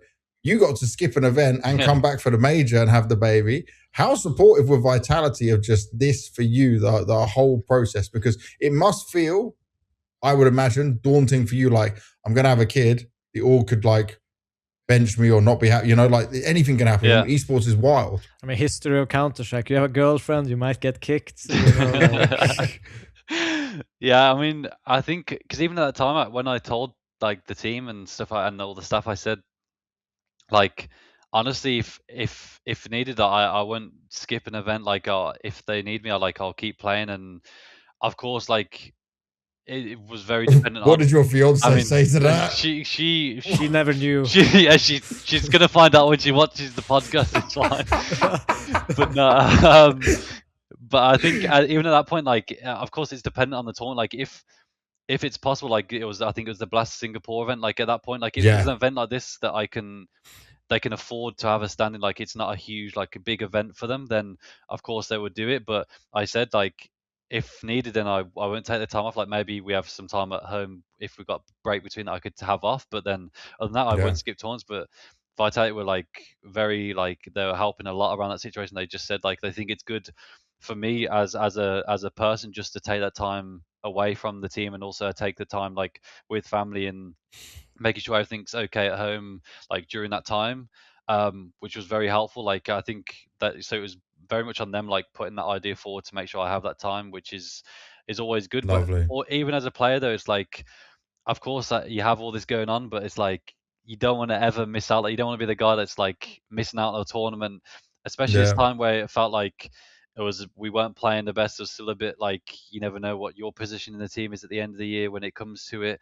Like, you still want every opportunity you get, you want to be able to prove to Vitality and to everyone out there like you deserve that spot in the team. So when there's one less opportunity, or when there's that time where like, what if the team does really well at this event? Like maybe they go and win it, and they're thinking, okay, maybe they don't actually need mezii and so on. Like, you never know what it's going to be like. So there's always those things like going through your mind where, of course, you're supporting the team, want them to do well, but at the same time, like you still want that opportunity as a player to prove to everyone that you still deserve that spot. So it's not like I was coming out of a position where like my spot on the team was like solid. It was still like you never know what's going to happen. The year was rough as well. It was a rough year. Like individually, it wasn't the best. Like the Vitality were not at the position they wanted to be at, like expectations wise. So it was tough taking a break at that time, but also I knew it was obviously needed because it's like at that point, like of course, family comes first as well. Yeah, definitely. And then this is also in this year, right, where we heard before Cologne, Spinks wanted to leave, then he ends up staying, and then it adds more turmoil, more craziness to what this Vitality thing could be. Apex spoke a bit to us about it when we did the podcast, but I want to just get your perspective on like Spink's exit from the team. People tried to say it was you and him. People tried to say there was drama, and all this other thing. How I would personally look at it is like, a player didn't want to be there. It's always going to be hard to then work with that player going forward. Yeah, I think I think overall it come down to like just in game what Spinks wanted as a player and what we were able to give it, like, or Apex or whatever, like the team were able to give him to feel the best in game. And I think there was a lot of times like there was a bit up and down, like he come to us and needed some help on this map and blah blah blah. And I think Apex and the coach staff worked hard to make him feel comfortable. And I think it definitely at points went up. Like we had still some decent results. Of course, we weren't winning. We won obviously Cologne, but it's still come at a point where like there was some good runs. But I think I think there's only so much like a team can give a player before like there's an imbalance within the team. And I think Apex has always said in interviews and always said as an IGL, like he wants to make sure there's of course, there might be an extra few percent to ZywOo because he's the star player. Of course, he's always going to have that extra percent, like to give him the space in the team and the second star and so on. Like to Spinks was that second star in the team. He's still going to have the extra percent. But at the same time, like there's only so much you can take away from the other players to give to the resources to another player before it becomes like more of a problem with the team. And I think they just kind of came down to that where it was kind of tough to have that balance. And I think when you have a player like I said, like Spinks wasn't happy within the team the way he was playing as an individual and how he fit into the team. It was he didn't see himself fitting in the team anymore. I think there's only so long you can try and like put a band-aid, like try and fix those mistakes before it becomes a bigger problem. And I think it got to the end of the year and like I said, we had those problems halfway through the year, like just after Blast London. We're going. That's like a really long time. Yeah, no. It's like there was rumors for a really long time, at least, that there was cracks. Yeah, because it's like you say, it started in just after the play break, or during the play break after Blast London for at the halfway point of the year. Like I say, when you think the problem's gone, because then we felt like we fixed it, we've like everyone was feeling comfortable, and then of course like after a little while it didn't go as planned, and the team wasn't performing so well, and like I say, you can't blame a player for feeling uncomfortable. Like he just wants to play good in the team and wants to be comfortable in the team, and if he's not feeling that anymore, like it's tough to blame that person for it. But it was just tough, I think, for the whole team to keep going on with this cycle. Like it was tough to feel like you're fixing it and then it comes back to like we go back a step as well. So I think, like I say, there's only so much we can do to try and help fix the problem, and then when it doesn't resolve for it derails focus from other things that you need to fix. And maybe at a time, I recognize when you try to fix or solve problems, you put a lot of energy towards it, the side mountain of problems kind of builds up as well, whilst you're kind of focusing on that issue. Yeah, exactly. And I can imagine it was like that for you guys. Yeah, and I think that's why it was tough for us to kind of get it over the line on some of these taunts where we come so close to winning, because like it was like, say, when we feel like we solve one problem, there's another one, and maybe it's not even with Spinks, it's like another thing in the team, and like I think it becomes like such a hard place to work in. Like at times as a player, there's so many different things to focus on, so many different things that you feel like you're trying to fix. Like you never feel like you're in a period of like not to relax, but like in a period where you can just be like, okay, everything is just good now. Like we can just focus on the we're game. settled. Everything was settled. Like it always felt like there was something. And like I say, it's not always wasn't just Spinks. It could be something else. And like I say, just when, like you said, when there's a player that isn't comfortable and doesn't really want to play in the team anymore, like you can't force them. One,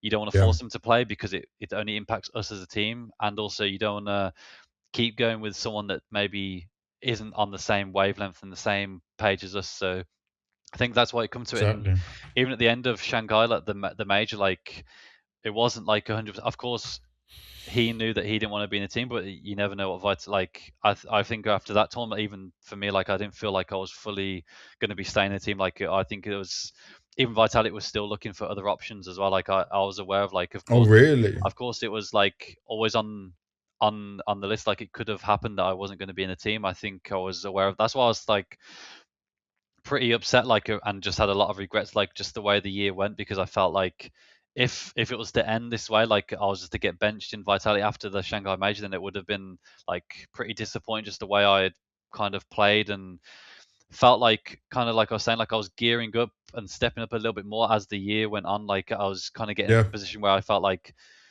even though it was, I fully would have understood if I had benched me at the time, like I still would have felt like disappointed, because I felt like I was stepping up and kind of gearing up. Okay, 2025, like now it's going to be my time to like kind of shine a little bit more, and that's why I was so happy they kind of kept me onto the team, because I think after that event it was like I think even Apex said like and no one's really safe in the team apart from ZywOo, probably because it's the star boy, but at the same time, like, who knows what's going to happen after the 2024? It was a bit of a disaster. Even though you come off the high of winning Cologne, such a big tournament, it's like the year wasn't the same thing. It's not a success for Vitality. They need to be winning more, and you never know what's going to happen.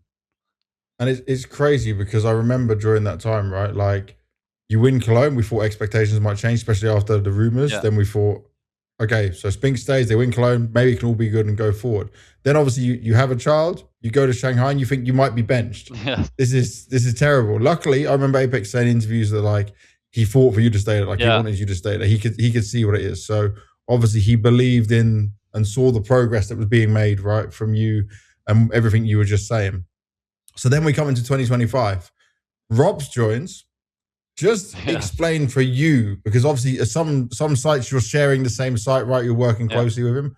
What was it like when he came into the team? What was he like as a person you got to spend time with and talk with? Like, give us all the info. I mean, he's definitely the opposite of what I thought. Like, when you have your events, like, I mean, well, one, you don't really see Ropz that much. He's probably just in the practice room, like in the practice room. Nowhere else. Never anywhere else. You just don't really see him. And I think at any other events, whenever I did see him, like, it was rarely you would maybe say hi. That's probably maybe he probably doesn't even want to say hi to you. Like it's you just don't speak to him. And then when we picked him up, like, I mean, of course, in game, like you knew like he's gonna fit like the roles of what Lotan was playing, even helping a bit more because he takes up some of the spots that I was playing or Shah was playing. Like so it kind of frees me up a little bit. I'm like, okay, perfect. But then outside the game, you're not sure how it fits because, like I say, you don't see much at events. And then we first meet him at the boot camp. I think it was the HLTV Awards, and we did the boot camp in Serbia. And I was like, okay, this is gonna be good, because as soon as you meet him, like in the practice room, like he's just like the opposite of what people like. He's just not quite like he has.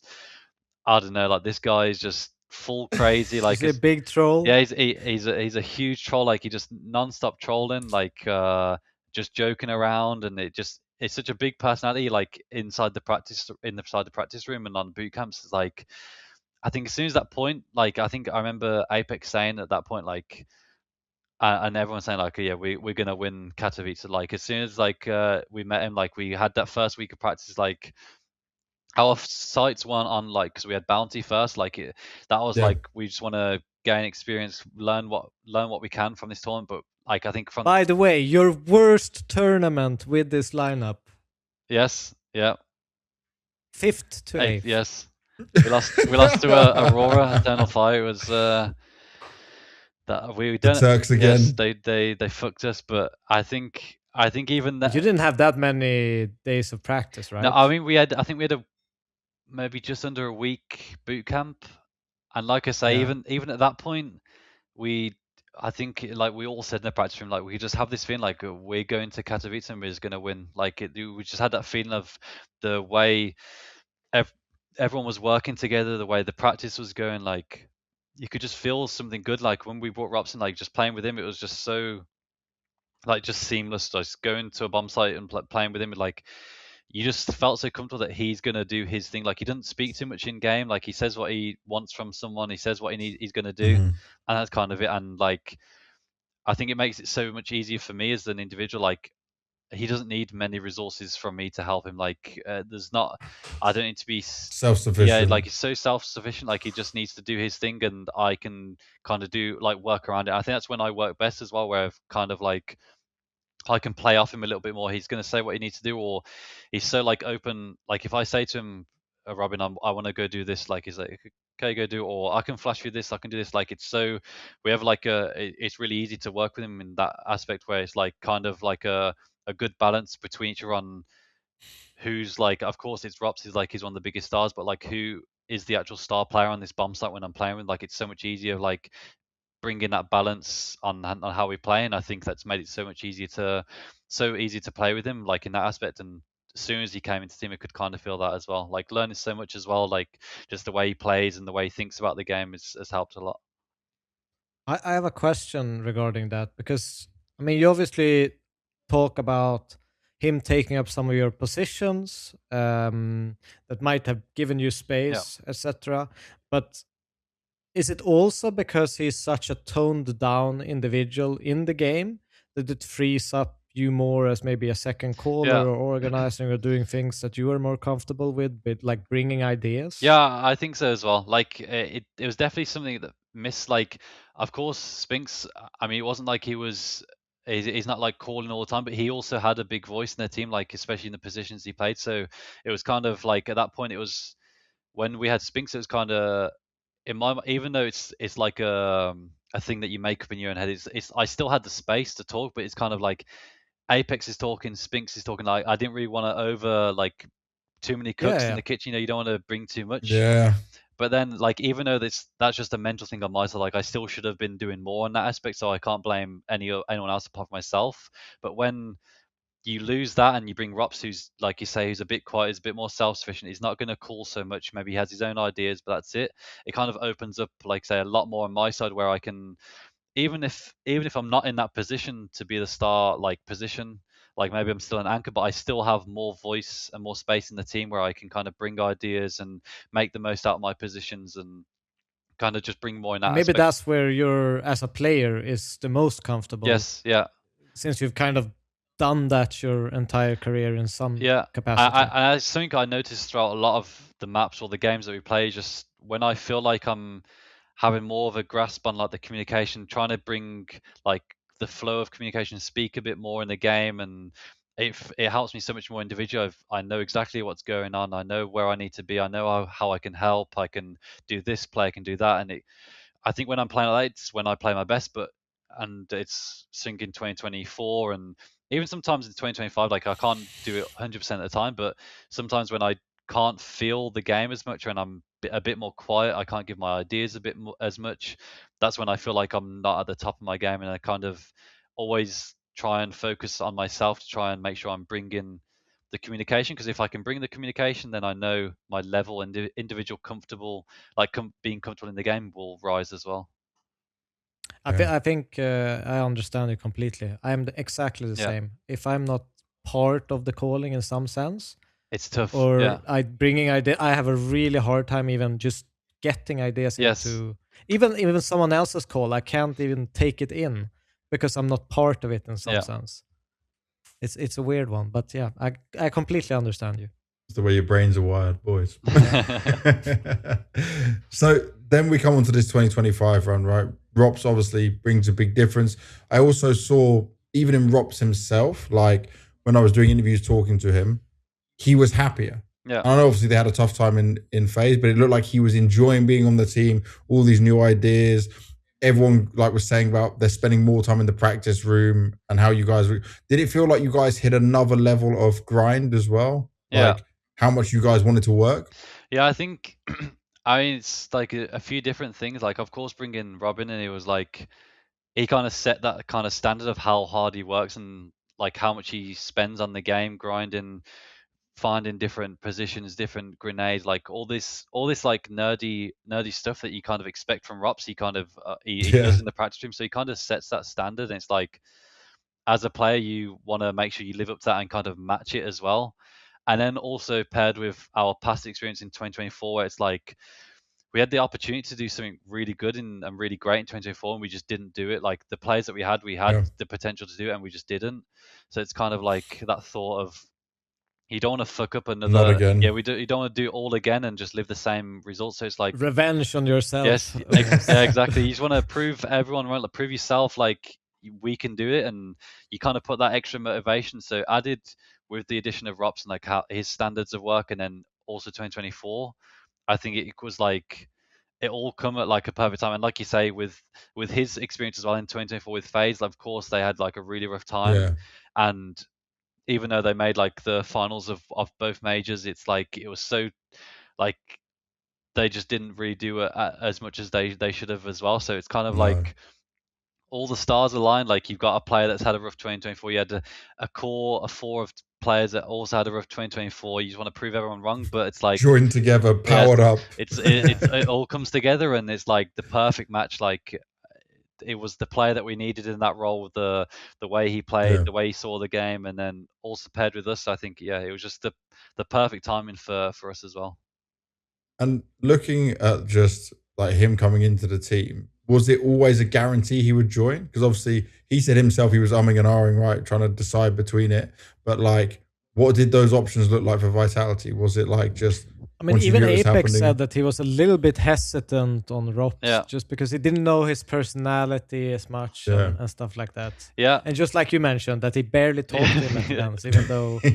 Exactly. I think especially with a team like Vitality as well, like the way we are as individuals, like outside the game and in the practice room, you kind of need to kind of join that. I think that I learned a lot. Like it takes me a little while when I'm around people that I don't really know much to kind of give out like my full personality and like really grow with it. And I think I learned, and I think with this team you kind of need to have a big personality as well. And I think that's what Apex was saying he was kind of worried about with initially with Ropz, that you never know how he's going to fit, because you kind of need it in that team environment, especially the way we are as well. And that was kind of the main thing that we were worried about. But I think he's fitting very well. But for us, to be honest, I don't even know what the options are looking at. Like I say, there was you never know what the options were. Maybe even replacing me and those other players in that sense as well. But I'm not really sure. I just know that once Ropz was like kind of available, was one of the options.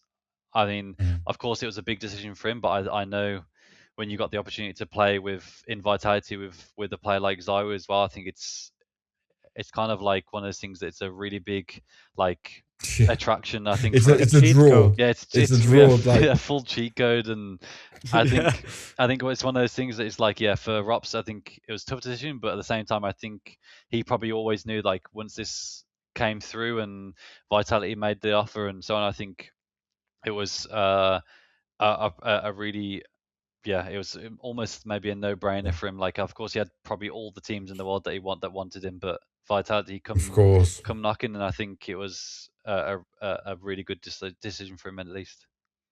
Perfect timing with it all as well. And you spoke about how hard he's working. I have to ask this question: in the downtime, in the chill time, how much RuneScape time is he putting in? I mean, to be honest, like is he the hardest RuneScape worker? Yes. The thing is with Ropz, he's like he's just a full gamer. Like I mean, it's like it's something about some of the best players. I mean, I don't know what Dunk and those guys are like, but ZywOo and I feel like you're gonna mention Forest even. Yeah, I mean, I when Forest stood in Fnatic when I played with him, like this guy's playing all different games, but he's still like an insane player in CS. Like ZywOo, Ropz, like they're just gamers. Like Ropz is like playing Minecraft, and then he's playing RuneScape. Like I mean, when he first join? Like I said to him, I play old school as well. He's like, no way. And then he's just full grinding that. Like for a few tournaments, he's just grinding RuneScape. I'm like, okay, then maybe. I love and then this. ZywOo the same. Like I think he even said like even the recent tournaments, like maybe in Cluj, like he was playing some other games. Like I think for these guys, like they need that kind of separation, that break, just to like I said, they just enjoy gaming. So if they enjoy some other games, they come to CS and they also enjoy it. I think that's when they play their best. But like for these guys, like it's just insane to watch. Like I don't know, they play some other game for a few hours, they pop into a face it and like, yep, that's me ready for tomorrow's game, and like they just drop like 140 rating. Like I wish I could do this. Yeah, I wish I could do this. Many people would. And okay, so next we got to come on to the run of events for you guys, because Katowice, you said you felt like it was what you were going to win, but then there's no way you knew you were going to win 7 in a row, rolling into a major, hitting this incredible run, putting yourselves as one of the greatest CS teams of all time. Just describe what the flow state was, what the mindset was, how you went through that, because you went from having a couple of tournaments in 2023, one good tournament in 24, to this, which everyone could dream of. I mean, I think it was great. Like I think when you look at the first few events, like we see Kato, so we had Kato, EPL. Yes, Kato, EPL, and then Lisbon. I think at least those first few events was very much like kind of like you're still riding that high, like it's that honeymoon phase. Like I think we were just playing like from that Kato final like onwards, like just the CS we were playing was like really high level, but we were just kind of riding that high. And then after that, like it felt like I mean, even with Melbourne, I think it was like a bit of a weird one. Like we probably shouldn't have been winning this final, but somehow we end up winning against Falcons. But I think we hit a point where it was just like, even for us, we didn't really know how we were winning some of these events. Like it was like we felt like really tired. Like you're still trying to ride this high, like of winning. Like everyone's still so motivated, just trying to work hard. But at the same time, you just like, at some point you feel like it has to end, right? Like we're winning so many games, like we're just not losing. And then I remember once we had won Melbourne and we went directly from Melbourne to rivals, like in Copenhagen. You went back to Denmark. And it was just like, I think maybe we even lost like the first or second game in the groups. Maybe, or no, it was a close game. It was like a 2-1 against Mals. You didn't lose, you were still on the streak then. Yeah, we were still on the streak. It was a really close game, but I think like everyone in the team was like, after Melbourne was just fully dead. Like we had just like won obviously the Grand Slam. Like everyone was still riding that high, but it was just like we just felt dead as a team. Like energy wise, like going from that travel to straight into an event. But we were just like, we kept on saying to ourselves, like, we just don't want any regrets, like from a tournament. You never know when the next opportunity to win a tournament is. Like Apex said, like it's just, you just want to make the most of the time that you spend at a tournament. Like we're here, we may as well come here to win. We may as well try and win the tournament. There's no point coming to a tournament just to bomb out, like not to give it your all. And I think I even said this when we did our podcast for this event, that this might be the event that you guys lose. Yeah. Just like, because I said that it's emotionally draining even to win and have success. Like it's not only losing that takes all of this energy out of you, it's also winning. And it looked like that tournament. I honestly, like when we were playing it did feel like it was gonna slip through. It's just, I think when you have all those experiences from the past tournaments that we had, like winning all those things, like all those trophies, it was just, everyone was still so motivated just to keep this streak going, keep winning. And I think it was like the Blast, like this one, and then the next, I think it was the Dallas after. I think those were the two tournaments where it felt like the closest that we were. I mean, of course, result-wise, maybe Melbourne was the closest we could have lost, like the final. But I think just the feeling with the team, like I think that Blast Lisbon and then the Dallas was, if like the overall vibe in the team felt was we were the closest to losing, just because energy-wise for Lisbon we were just on a real low. Like it was so tough as a team to keep it going, but we somehow did. And then Dallas was more like we had a little short break. We had more time off to recover from all these tournaments. We had a little break going into Dallas, and we were just. And you didn't practice before Dallas, right? I think we had a few days of practice before Dallas, and we're just like, this is just preparation for the major. Yeah. Of course we're here, Yeah. we want to win, and if we get into the position, we get into playoffs. Of course, we're going to look to win, but at the same time, like it's full preparation for the major, and then that's why I think even at the start, like it didn't feel like we were going to win this tournament, but then somehow, like just the way we're playing, I don't know if it's just like maybe even a mental thing coming up against some of these teams where they felt like they just couldn't beat us and we just had that edge. But it like at that point, it just felt like these two tournaments were probably the closest we were to like the feeling in the team that we could be losing these tournaments or losing the game because the energy wise and also just the preparation going to Dice wasn't like our best, But I think at that point it was just like everyone's riding it high, and then it's going into that major as well was just was also one of the weirdest things just because of the pressure going into a major. We were probably one of the biggest favorites ever to go into a major. Like everyone expected us to win. Is like also a weird feeling just because there's so much pressure on us. Like we just won. Like as players, you've just won all these tournaments, and then you get to the major. Like what if we don't win this one? Like this is the big one that you kind of gear up to wanting to win. And it's just like if you don't, it's fucked. Was like over 90% of people predicted you to win this tournament. That's what I mean. And even for us, like you want it so much. Like after winning everything, you don't want to be like finishing the season after winning all these tournaments and kind of still have that sense of disappointment because you've achieved so much. It's like you should still have this feeling going to play rate. Like we've succeeded, we've done our job. Like you don't want to have that feeling of losing the major and being like, fuck, we messed up a little bit here. And I think going to it was like say peak too early. Yeah, you don't want to peak too early. I mean, we definitely had a long peak throughout that part of the year, but it's like going into that major and then going into the final against Mongols, which is like, of course they're a strong team, but we probably expected to play a Mouse or a Falcons, whoever it may be, like a team that you probably expect to be in that final. So it's like even weirder position. You're favourites already, and then you go up against a team that we'd been beaten all the time. Like we were not losing to this team, and you're like, this is where it really matters, and you kind of need to show it now to kind of cap the season off at like the high.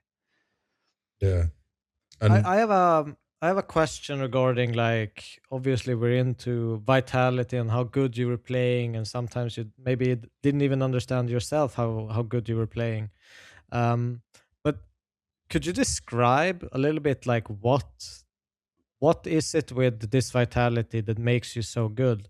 I mean, if we take like just in-game perspective, I kind of feel like you are just so goddamn good at chaos. Do you feel like that is like accurate, or Yeah, I mean, am I misreading it? No, I mean when you've got an IGL like Apex who's crazy anyway, I think he deals very well with chaos, and I think probably thrives in it. Exactly. Like I think even when maybe to the outside it looks chaotic, or the way sometimes we play or some games go, it's so chaotic. I think Apex always has a very good control on rounds and the way we play and the chaotic situations, and also the fact I think when you bring in a player like Ropz, who's one of the best players in these big moments or these chaotic situations, I think it helps so much. Like when it gets into these overtimes or these big rounds, you've got ZywOo, who is always going to show up.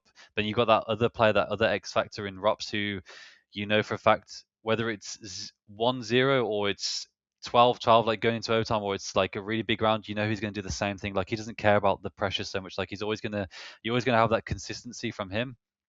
I think makes a big difference, because like in a lot of these big arena games or these big moments where we needed that player, like he's always been there. Ropz has been there. ZywOo's been there. Like even if you look at the first part of the year as well, like Apex in a lot of these big arena games, like in these finals, like there's so many moments where triple entries. Exactly. Like, and I think when you have the IGL doing that, like there's not going to be many teams that can stop you. I think like there's so many different aspects to our team, so many different moments in the game or in the round where it makes sense for a player to do something.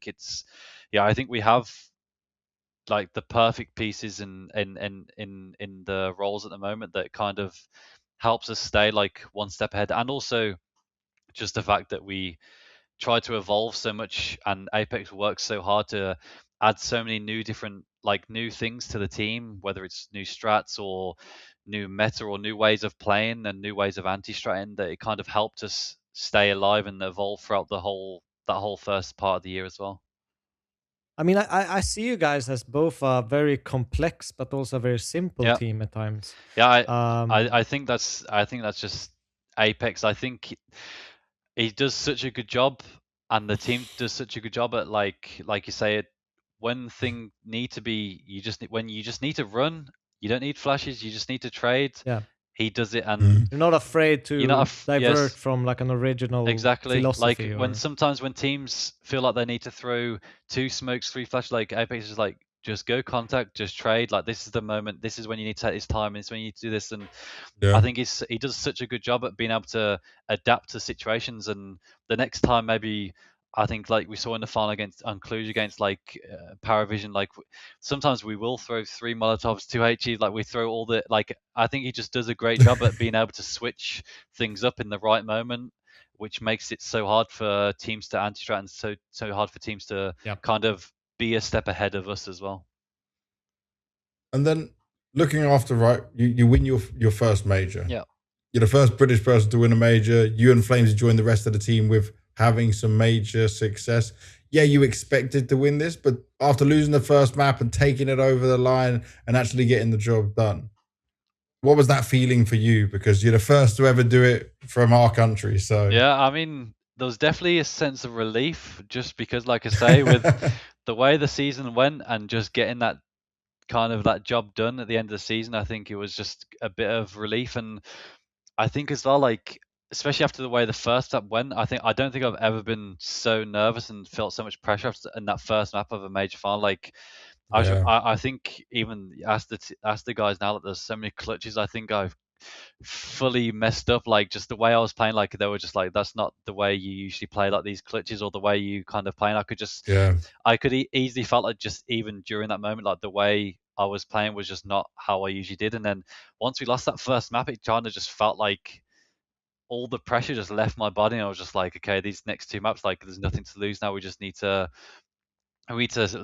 lock in and just like step up. And yeah, once we got those next 2 maps and lifted the trophy, it was like, just a big sense of relief. And just everything after was just crazy. Like all the attention, like all the publicity, like all the interviews, like it was just crazy. Your BBC interview as well. Yeah, exactly. Like it just, like everything just leveled up, and it was just a big sense of like just having that accomplishment and just the achievement of being one of the players to win a major. Like I say, it's been so much like work goes into, like, even like I say, with when I made the Rio major, the first one, like it's such an achievement, or such an honor as a player just to be at these majors. Like as a fan, you watch all these players just making to a major. Like even for me, watching so many majors from 2014, like all these players lift the major trophy, even making it, it's just crazy to see. So making a major is one thing, but then having the chance to lift the trophy and to win one is like, of course, now there's a long list of players that have won, but even still, like no matter how long it gets being on that list to win a major is like, it's crazy now. Like even to think, even saying it like after the year we had in 2025, I mean, we're going into 2026 now, and there's never enough time to think about what we achieved during that time. So it's like you don't get to enjoy it much. I don't get to enjoy it much, and even now, like it hasn't fully sunk in, like what we've done. I probably won't even until like I finish playing, like to actually think back on what we've achieved with it.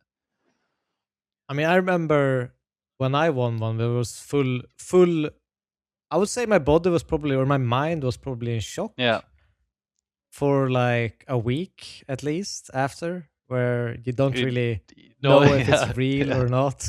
Like, am I gonna wake up? Yeah, exactly. Yeah, it's like it's weird. You just don't have you never feel like you were gonna be in that position. So as a person, you're just like, what is actually happening? Like, is this? Are you sure it's me that's come and lifted this trophy? Like, there's no way. But it's crazy to be in that position to win that first major. Am I gonna wake up from a coma? Yeah, like I've been dreaming the whole time. Yeah. So obviously after Austin, you get a bit of a break. You go to Cologne. You lose out in Cologne. That then is okay. So top 4 finish is still really good, but it's not the win. No. The streak has ended in terms of vitality. But What was this period like? Because you won EPL, you got a second place at Chengdu, but like other than that, compared to so to have such a high, and then even though this result's still good, like how are you all managing that? How are you going through this? Because I think again, any other team or player would be like, oh, it's fine, but you guys had set a new standard. Yeah, I think because I think during that period, like I say, when you've played, I mean, I think even when we look back or people look back at the first part of the year, it's not like we played perfect CS or anything like that. Like there's so many games or maps like we were close to losing that we should have lost, and even and I think when we got into the second part, we kind of forgot that a lot of these games were so close, and we kind of probably had in our mind like we played such perfect CS and it was so easy. But then we get to this point where we start losing, and we're just like, why are we not perfect? Why are we not playing this good? And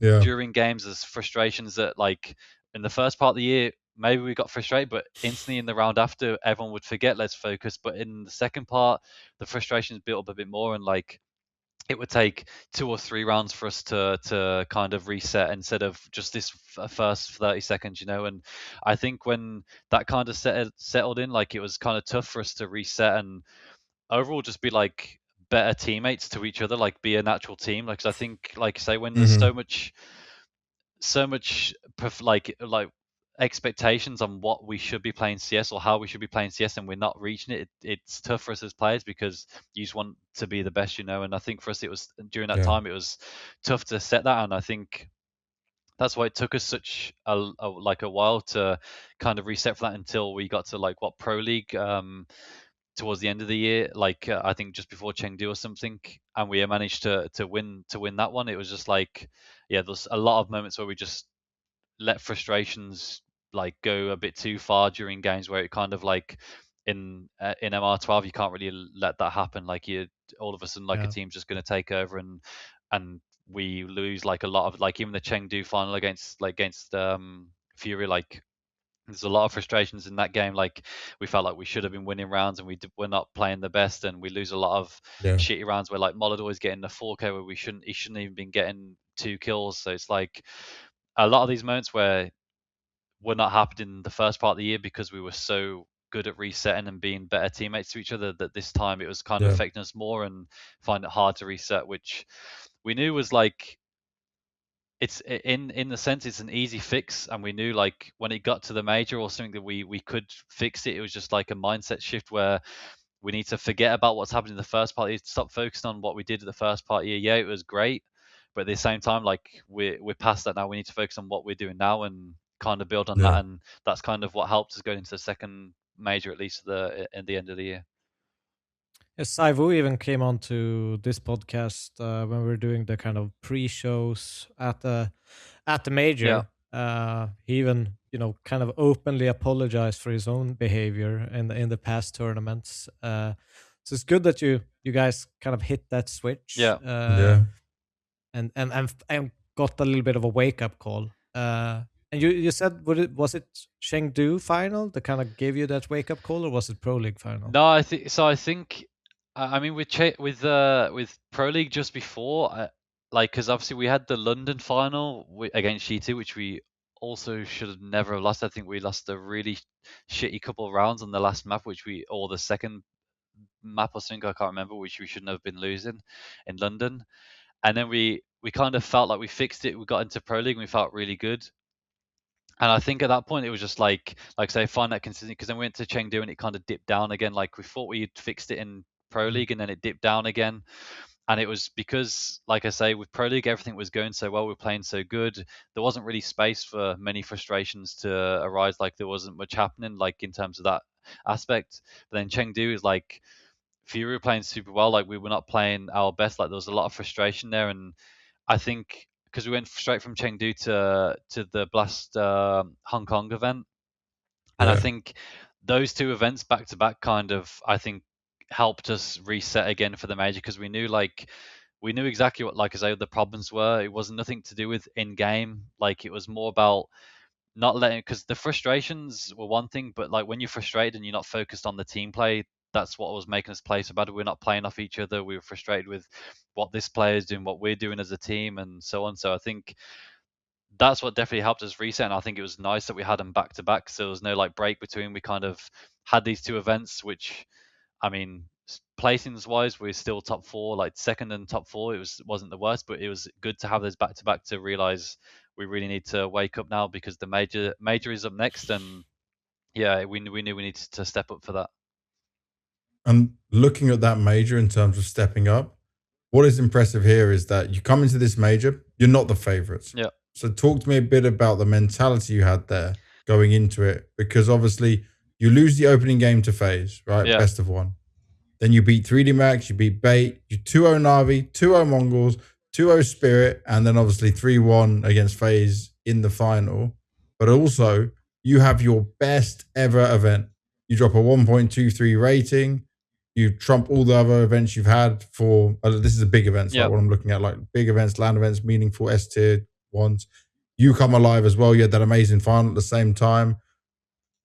Just go through all of that, the mentality shift and the ability to be able to do it when, I think at this point, people weren't counting you out as being a top team or like being able to do damage. I mean, the loss to FaZe was like people started to question is Vitality alive? What happened? You know? I mean, I think at least individually for me, I knew I needed to step, because the Chengdu, I mean, most of us are in the team, but especially for me, like Chengdu and Hong Kong, I played super bad. Like individually, I felt like I was just a bit like all over the place, and I couldn't find my game. And then, but I knew when it got to the major, like the preparations, like the preparation as an individual and as a team, we were really ready for the major. And then, yeah, of course, the first game, best of 1 against FaZe. I mean, they owned us. I'm not gonna lie, like they wasn't really that close. But I think also throughout this whole year, I mean, even now, like for this whole team, I think our first game in tournaments are always either against teams that we should be beating, it's super close, or we end up losing like some of these like close these games. Like it's always a rough start to us in tournaments. Like we always don't have the best starts. So even going to that, we weren't really worried. Our goal, like especially going to these majors, is always like at least to go 1-1 on the first day. Like, of course, it's great to go 2-0. That's always the main goal. But if we can get 1-1, then we'll be happy. Like at the end of that first day, especially the major, going into these best of 1s. And like I say, just that feeling in that major, like as the individuals started to step up a little bit, it kind of felt like the first part of the year, and like the first part of the season, where each game as it went by, like you could feel the team was just getting better and better. And I think, like you say, even though we weren't favorites before the event, like people had Fury as the favorites, I still felt like everyone in the team knew if we just step up that extra 1-2%, like honestly, I don't think it was going to be close for a lot of these teams. Like we were so confident in ourselves, like if we just fix what we had tried to work on during this period, like we will be able to win this major. Like we won't be able to, no other team will be able to stop us because of the individuals we have and the way we know we can play CS.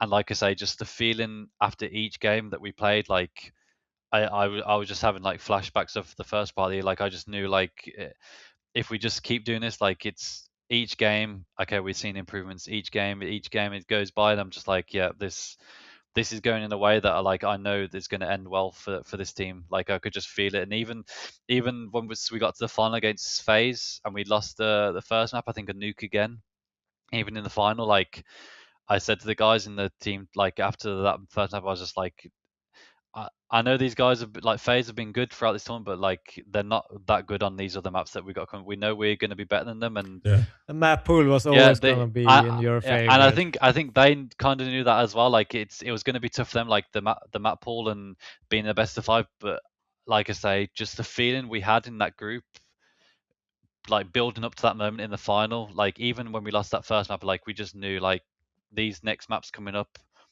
Of course, we didn't know it was going to be as dominant as it was, but like just the way we played and the way the maps were coming up, like we just felt so confident in the way we geared up for that final and the way we prepared for it.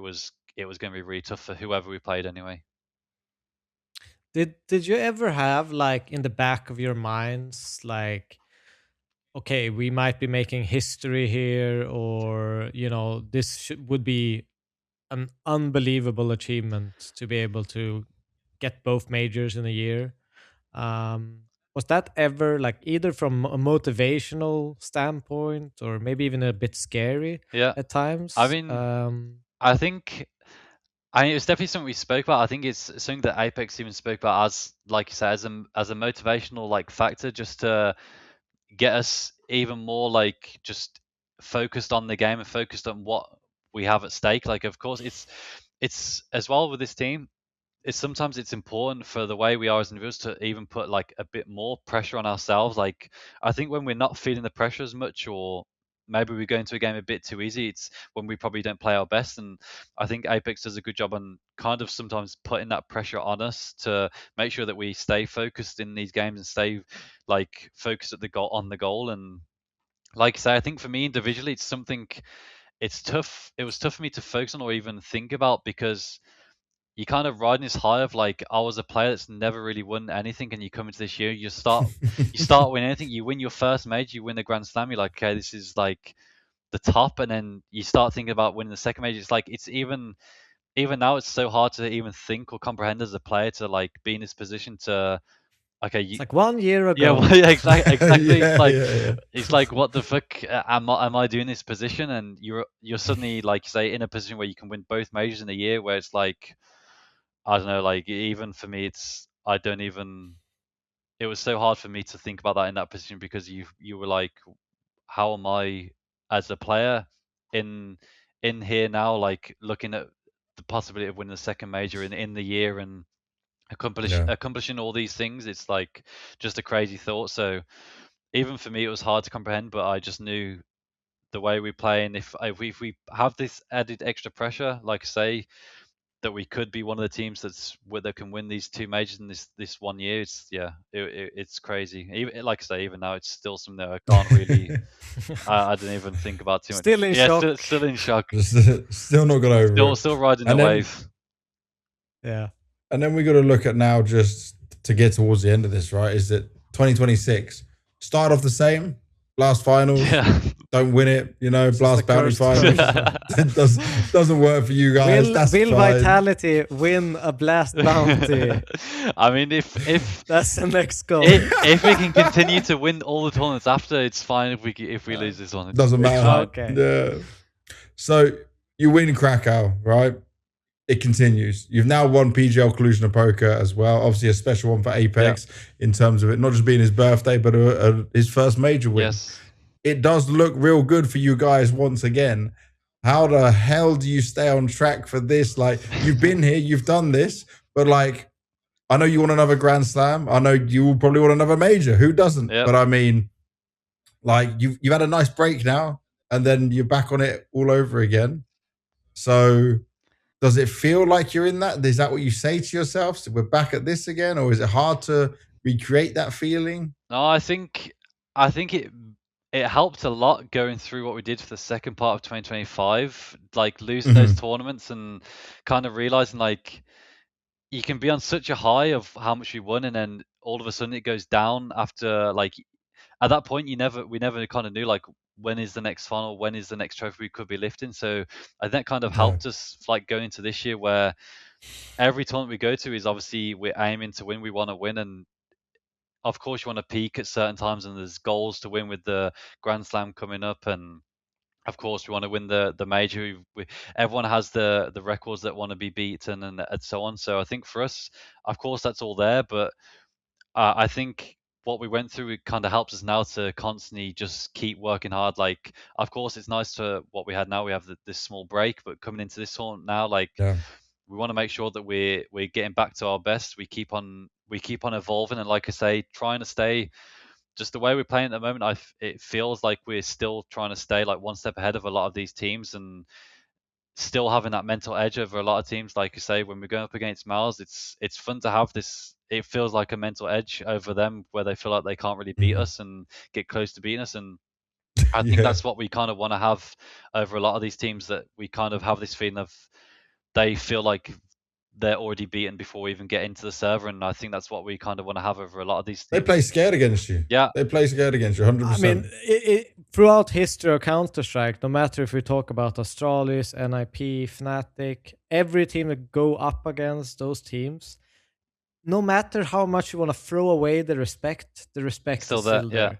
I know. I think it's even like Dupree said not too long ago when he had that feeling in the Strice where it kind of felt like a lot of these teams they'd already beaten them like before they even entered the server, like just that feeling. Yeah. I think we kind of have that with of course it's never guaranteed the win, but I think if we continue to evolve and try and keep like taking steps like ahead of these teams and keeping that one step ahead, then I think, like say, half that job and half all that job is done in the preparation before tournaments and before we get into the server. And I think if we continue to do that, I think we'll be in a good position for this year. And like I say, we just want to keep winning, keep on breaking records, and that's the main goal for this team. That's like I say, we're so grateful as players to have this team that we have right now, and all these players that have come together that we're playing with. I mean, it's weird to say, like at this point that we're in our careers, all these players, we're probably never going to have a team as good as we have now. It's crazy to say, but that's one thing we want to make the most of. Like, you never know what's going to happen a year down the line or 6 months down the line, that we want to make the most of it now and keep winning as much as we can. Yeah. Because like you say, it's I mean, it took COVID to take down Astralis, so we don't let's hope there's not another one of them. Let's hope there's not another one of those. We want to make sure that we kind of stay on top. So like say, anything can happen where a team can just fall off, and we want to make sure we make the most of everything we have with this team, because it's a special one. I just imagine the other teams grouping up, making experiments, trying to create a new virus.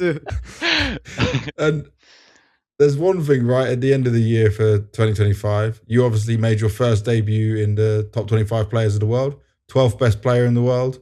You also won Anchor of the Year at the same time. Yeah. Do you have any personal goals for going further than that, like being a top 10 player of next year or something like that? Can you see yourself being able to level up even further? I mean, I think as a player, you're always very critical of yourself. Like, I think I look back, and even though I had a really strong 2025, there's still so many moments or so many tournaments where I feel like I could have performed so much. Like I say, there was a lot of dips, like in the form, like in Chengdu towards the end of the year and Hong Kong, where maybe if I performed a little better, I could have seen myself get into top 10 or something, So I think I'm always looking to improve. Like, there's never a goal in my head that I want to be top 10 or I want to be top 5, whatever it is, like, or I want to be Anchor of the Year. I think for me, I always want to improve on what I did in the previous year. So of course, these individual goals or individual achievements are nice, but of course, first come is like the team want to make sure we're winning trophies. But yeah, I know for a fact if we're winning trophies, then that means I'm doing my job in the team. You're gonna be up there. Yeah, exactly. Is there an internal competition within Vitality where whoever is first of winning an MVP outside of ZywOo? I mean, there's definitely some. Has that been joked about? There's definitely a lot of jokes. I know ZywOo would.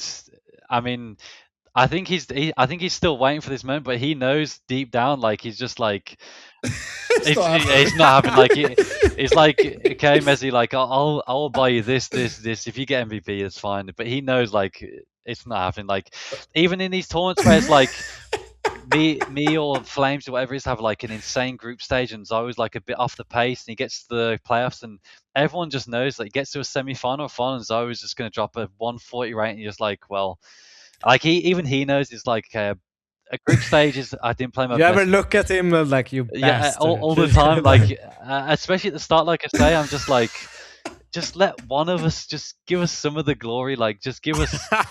Even it's got to the point now where some of us are just like, he's got so many MVP medals at home. He's like, just, you can take one if you want. Just take one. It's fine. Maybe at the end makes it worse. And maybe at the end of my career, I'm just going to accept it and just say, I can tell my kids, yeah, this is my MVP from something, whatever final, whatever. Take the Budapest one, because in that major final you carried. Exactly. Let's pass that to you. Just say, I'll take that one as a memory, because obviously I did good work in that final. Exactly. I had a great performance. It's needed. And Joe, it's crazy because I always joke about this. ZywOo is like the CEO of Vitality, the unofficial CEO. I always make this comment. So he could just go out there and say to your actual CEO and say, if someone gets an MVP, instead of me, we should give them like a nice bonus, like an extra 10,000, 20,000, something like that. Just throw that into the card and see how extra motivation people can get. It's almost harder than winning a major. It definitely is. I mean, this has been on the hunt. Like, all of us players are trying to get it, but it's the impossible task. Like, it's just not going to happen. Like, no matter how much. Maybe he could be sick. He could be really, like, Ropz was really sick in Cluj, right? He leveled up slowly, but he had a slower performance. Maybe you just need to prey on his sickness, that he's sick, but he can still play and hit shots, and then you can take ZywOo, go make baby. Yeah, there you go. Yeah, I mean, I don't know if it counts if he misses a tournament or he's sick. Like, even he has to be there. I mean, it counts. It's still an MVP. It counts, but it's more like a pity. It's like him just offering one of his own ones to you. It's like, just take this. You don't want one of those. The same thing. But I think, it's just impossible to beat this guy. Like I say, it's kind of feels like he chooses when he wants to level up and just like lock in. So, like I say, it's even when you feel like it's in reach, like you see the MVP medal, you see your picture on HLTV, it's like he's just there behind you, tapping the shoulder, like, no, it's not happening this time, but I want to take another one. Mate, look at this, right? So Budapest was like ZywOo 1.38, Ropz 1.37. Yeah, that was so close. That was so close. And mezii was 1.23 with the dominance of the grand final. Like, you were doing the chasing. What you and Ropz need to do is agree to sacrifice one of your kills to boost the other player. So, like, if he sees a bunch of eco kills coming his way, he's like, mezii, quickly, come over here. And he just falls back and just lets you clean up. We need to tell Apex, like, eco round. ZywOo, can you hold this? It's a good idea. We'll implement we need some tactical planning. But it's like I said, though, we even with Ropz, like when you first join and you get so close, you think to yourself, oh, it's going to happen. I can't wait. It's going to happen. And then as time goes on, like it's such a weird. It's like it passing down. Like, it happened to me. Flames was like when the world final, when I was close, I was like, okay. Yeah. Flames was like, it's just not gonna happen. Spink said the same thing. It's not gonna happen. And then now Ropz joined. It's like me, like the father to Ropz. I'm just like, yeah, son, it's not gonna happen. It's just not gonna happen. Just let him do. But I feel like once it happens, to no matter who the player is that gets the MVP, other than ZywOo, you're all gonna be celebrating. Oh yeah, it's gonna be a big celebration. But you just know the next tournament, ZywOo is just gonna be like, what the fuck is just happening? He's gonna drop it like the record rating or something, like 2 rating or something in a tournament. It's just, he took that personally. Yes. Now, mezii, before we get to the questions from the fans, right? The last thing I want to ask you is just around for your now future goals. You're 27. You got a kid. You still didn't get married yet. You're still being your fancy. You got to find some spare time to actually get married at this point. But like, what are the next goals for you, both personal and in game? Like, obviously, you want to keep this Vitality era going strong, but like, I see you even streaming now. Yep. You've been doing that on your time off as well. So like, what is it? What does mezii want? I think for me, it's like, I mean, of course, we've already open a beer. I think we're already building, obviously, that era and that legacy with Vitality. It's always something you kind of wanted or want as a player, is to build that thing within CS and kind of be remembered as a player, as a team that's kind of left their print on the game. And I think that's one of my main things as a player, is just to continue that with Vitality, is as long as we can take it and as far as we can take it, is just to keep building that. But yeah, as a player, just to, I think, just put, like the same with the stream, just put myself out there. I think there's a lot of fans out there that want interaction with CS players and with the pro scene. Definitely. And they have so many questions and they're so intrigued by our lives as CS pros, and that's something I kind of want to, I think it's one of the small things, I think, for us as pros, is takes a couple hours, or it doesn't even have to be that, for a stream or like a YouTube video, just to give back a bit to the fans. And that's something I want to do as a player, just to, yeah, maybe I don't have the personality or the followers like an Apex or. Oh, fuck off! You definitely have the personality, though. But I mean, but even still, like, even if it's just something, an added thing. Like, maybe I don't have it as Apex or ZywOo, but I think at the same time, it's just like one of those things that I think is still nice for fans to be able to interact, and it's good for us. I enjoy throwing on the stream and just talking to fans and just putting myself out there and just talking to everyone and having a bit of fun with it, because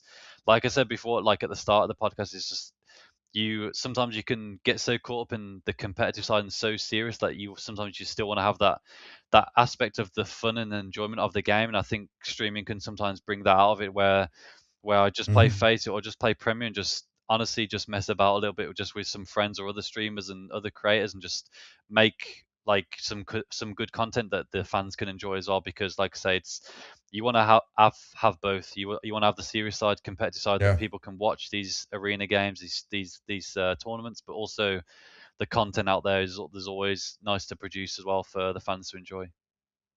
You need to, right? Because your YouTube, the last video you posted was 2 years ago. Don't you worry, mate. I've been. What is going on? It's a work. It's been cooking. I'm cooking at the moment.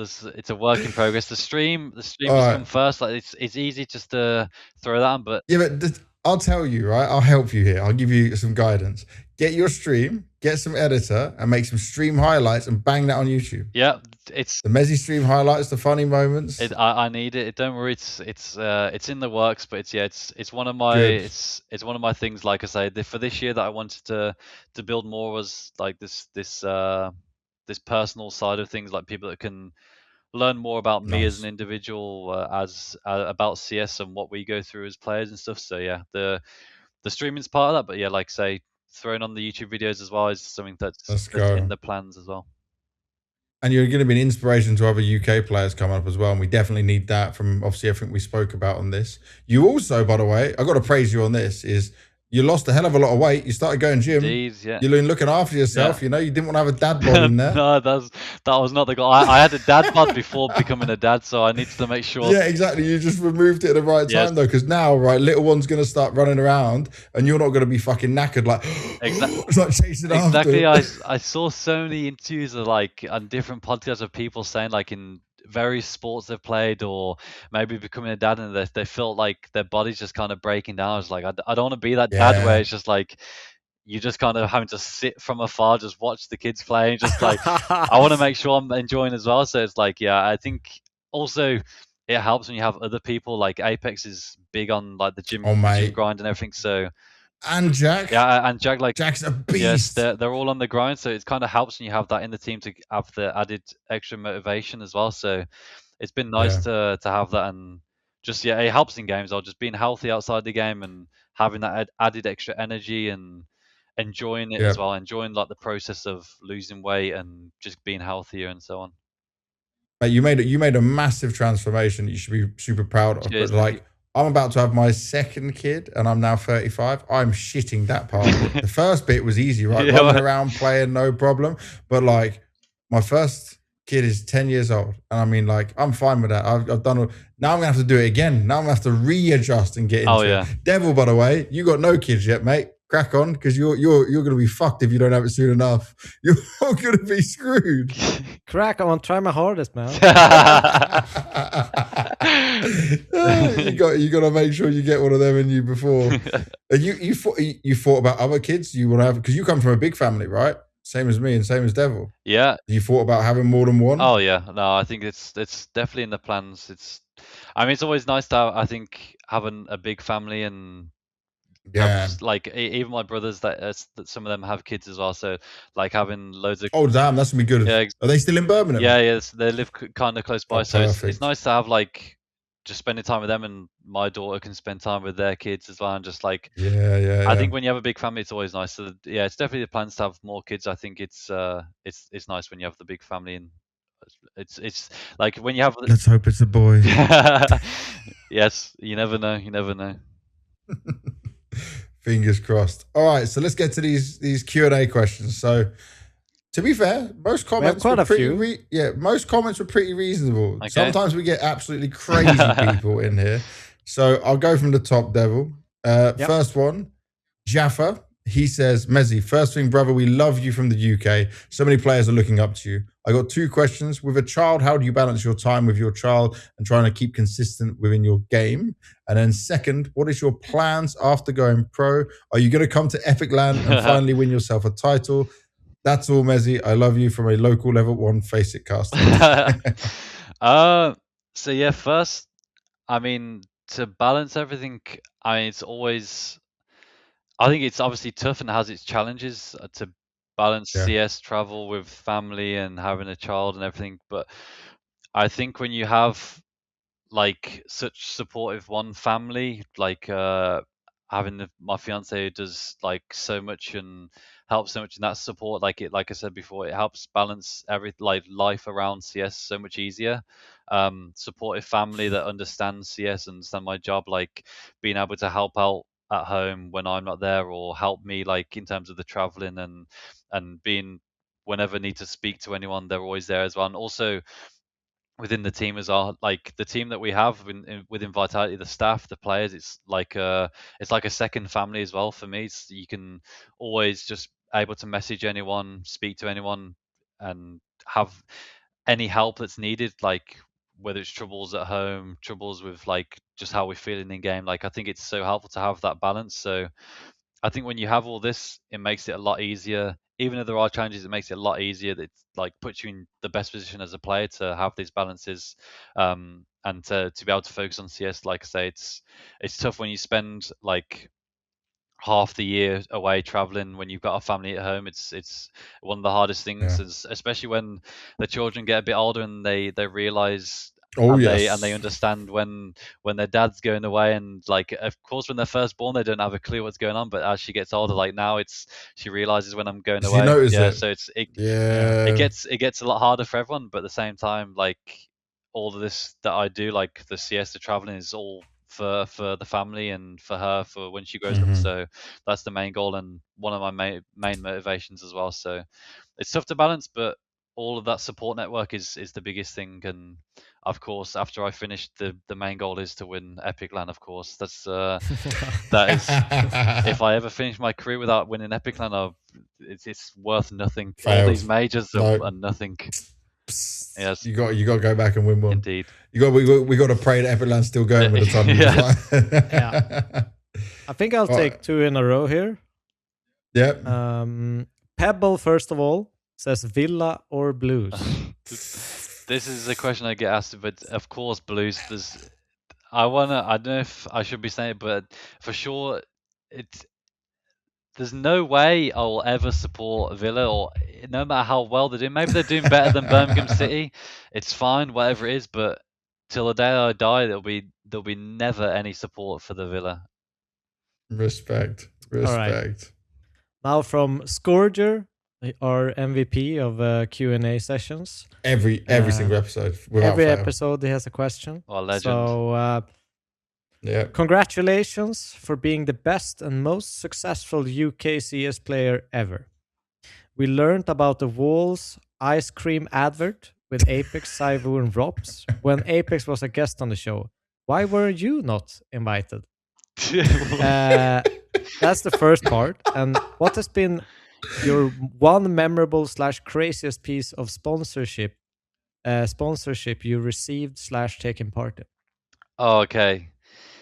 So, I mean, the first part of the question, I don't know why I wasn't invited, but they only wanted the stars. Maybe this must have been a high production. This is why you're doing the streaming and all of that. This is so why. Yes, exactly. I need to be invited to the next party of these adverts. But okay, then the second part was the craziest part, like sponsorship content piece or something. Yeah. No, so it can be craziest piece of sponsorship you've received or taken part in. Okay. So like, I guess like something maybe you've been given as well. To be honest, I don't think I've been given too many too many crazy things, but I think taking part in like sponsorship or like tournament media, I think was when, I think in Shanghai we did, I don't know why, but we did an ad or like a sponsorship piece for Durex.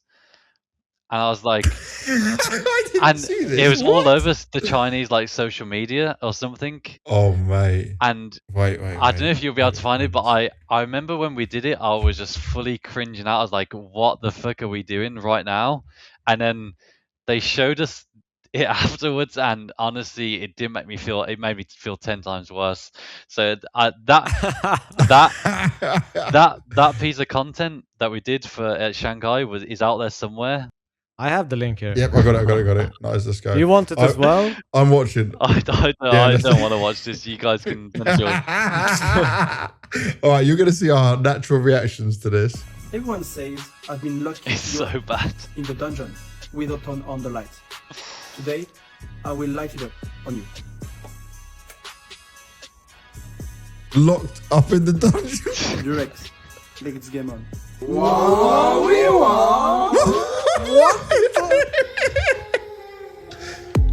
It continues. Oh, it doesn't end. It doesn't end. I thought the WoWowee What? was. Bro, what is this? Juma. My How did this not make it high up on the Reddit list? What is going on? I don't know what. La major Kaiju. Ay. But this feels like it's been filmed by a Yes, random guy with like a a mobile child. It phone. pretty much was. I think that's what made it a lot worse. It just felt like, I don't know, some. Zero production quality. It was interesting. Mate, what is this? All right, we'll play this for the people when we go. I've got so many questions. So was this a Vitality thing or a Perfect World Perfect thing? World thing. It wasn't. It was with Perfect World, yeah. Bro, because obviously I did all the content and stuff. No one even tried. I would have just loved to have been there to watch you guys film it. This is incredible. One comment on the Reddit post: we can't let Vitality win the major. Oh my god! All right, well, you never want to do that again. Jeez. Okay, that was a great question, Skorka, because that unleashed something I never expected we would learn about. Yeah. Okay, the next one says, congrats to being the greatest Brit in a long time. Well, he's the greatest Brit ever to do it. Got to get the facts right. Will you duo with Banks on Gekishin Squadra? Mezii, first of all, we would do RuneScape before we did Gekishin Squadra. You have no idea what Gekishin No, I is. don't. I was just about to say, what is this?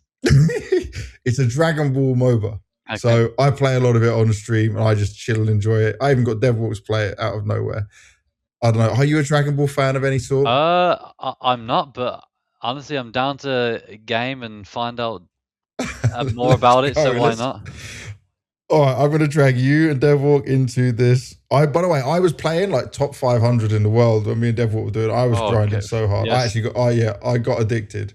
You were playing with a guy from China, from Hong Kong, or no? Oh yeah. Well, he's from Hong Kong, but he lives in China. Yeah. Okay. And he was up like he basically reversed his whole time schedule just to sit and play. Squadra on EU servers.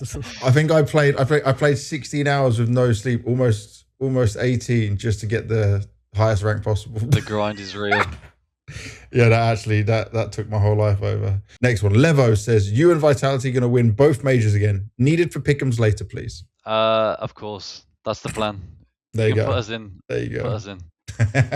Safe picks. Okay, I can take this one. Cappy says, out of everywhere you have traveled, where did you enjoy it the most and why is it Birmingham? Well, you know what they say, there's no place like home. There's no place like home. This is, I mean, it's, people will say a lot of bad things about Birmingham, but it's, don't knock it until you try it. You got to come and visit. All these people that say it's not great, but I don't know. Isn't there like a really famous accent from Birmingham? Yep.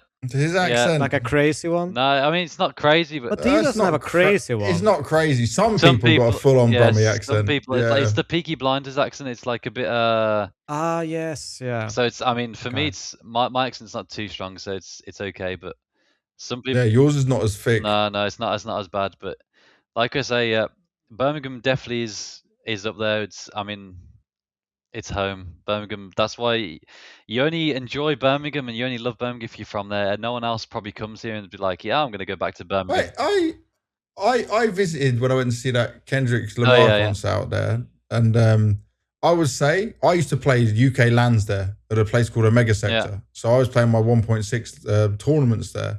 And at that time, before the rebuild had started, it was pretty rough. Yeah. Considering I was coming from London today, it was pretty rough. But like, I recently went to that new big mall you guys have got. Things are fresh. It's like, yeah, it's pretty good. Yeah, it's not bad. It's not bad. People need to come and visit. Yeah, it's got a bad rep for not fully the right reasons. I would agree with that. Oh, this is a Alpha Alex. Best question. If you were Prime Minister, King Mezii, What 3 things would you enact immediately? Okay. Oh, this is a tough question.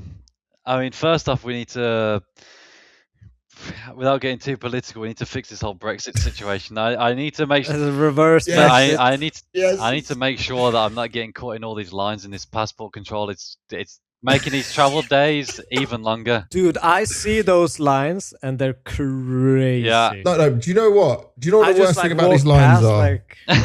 we are now with all the people in these lines, right, who need visas and need documents and other stuff. We don't even need visas, but we have to go through this line because we're not in the Europe. Yeah. So our check's still just like a 30-second check. But like, I've sat behind a person who's like from somewhere really far away, and they need to have like documents and all this stuff. And if you're stuck don't behind speak that, English. yeah, and like, you're going to sit in this queue for the next 45 minutes. Like, I've sat there and watched a full episode of Netflix just while waiting in this queue. It's the worst thing ever. It's terrible. But that is definitely something that needs to happen. Just because these travel days are definitely way too long. I don't want to make it even longer. But 3 things is tough. There's an easy one. There's an easy one. What have you spoke about the UK needs in this podcast? The UK needs a lot of things. The UK needs a lot of things. Okay, esports specifically. I mean, it definitely needs more funding and more eyes on esports, especially Counter-Strike for sure. Exactly. Any government schemes, anything, we'll think of something. We'll bring UK CS back to the top. I say back to the top like it was there, but we were there at the beginning of the source. Government-funded Counter-Strike scholarships. Yes, this is needed. And the third thing, probably, I don't know if it's possible that Prime Minister can do, but I think we should change the capital city to Birmingham because it's such. I think it's time. It's time to change, and I think it's very deserving of this title for sure. You might be a little bit too small for that. You might have to stay in London. Might not be. We'd have to expand Birmingham so much to make that possible. Okay. Maybe this is a great next question. No, definitely not. Okay. This is funny. XLG Applesin? Yeah. Well, Mezii, how does it feel to be the second best UK player after Smooya? I think I'll forever be known as that. It's fine. I mean, listen, being second to Smooya it's fine in my eyes. It's completely fine. Smooya is the legend of the scene. Is the greatest.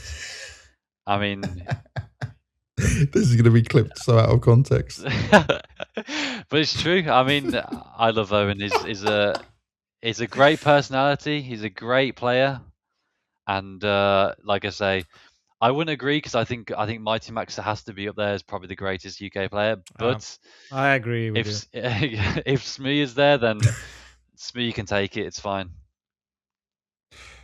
Mate, Smee is not even in the top 5. I can name you and then 4 more 1.6 or source players that would pass and pop him. But there you go. That's someone. Apple. This is just Smee on an alt account in our Discord, I'm sure. All right, next one. KRIMZ says, "Are you?" Oh, what? This is response to you.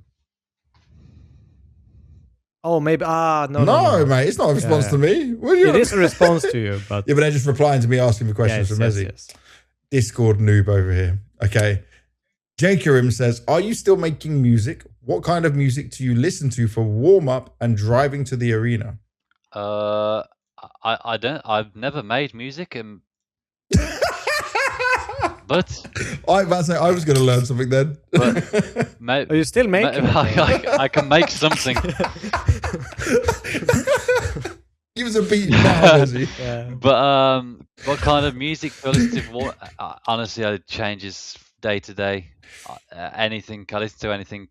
Mostly rap music, but honestly, who Do you all to listen rap? individually, or do you ever like bring out the speakers and have like a? Usually on the way, like when we travel to like the arena or something, everyone will have their own. But then when we go into like team, like small prep before when we do our own like little team activities, then yeah, Jack will be in charge of it. He brings out a speaker and puts his playlist on. It's definitely questionable, some of the music, but it's Flamesy loves it though, right? Flamesy's always bigging up Jack's tunes. Flamesy loves it. So, but yeah, for me it changes. Mostly rap. Like I listen to a lot of J. Cole, probably the main artist I listen to, but mostly rap. But then it can change like day to day. Sometimes a bit of rock, sometimes a bit of anything.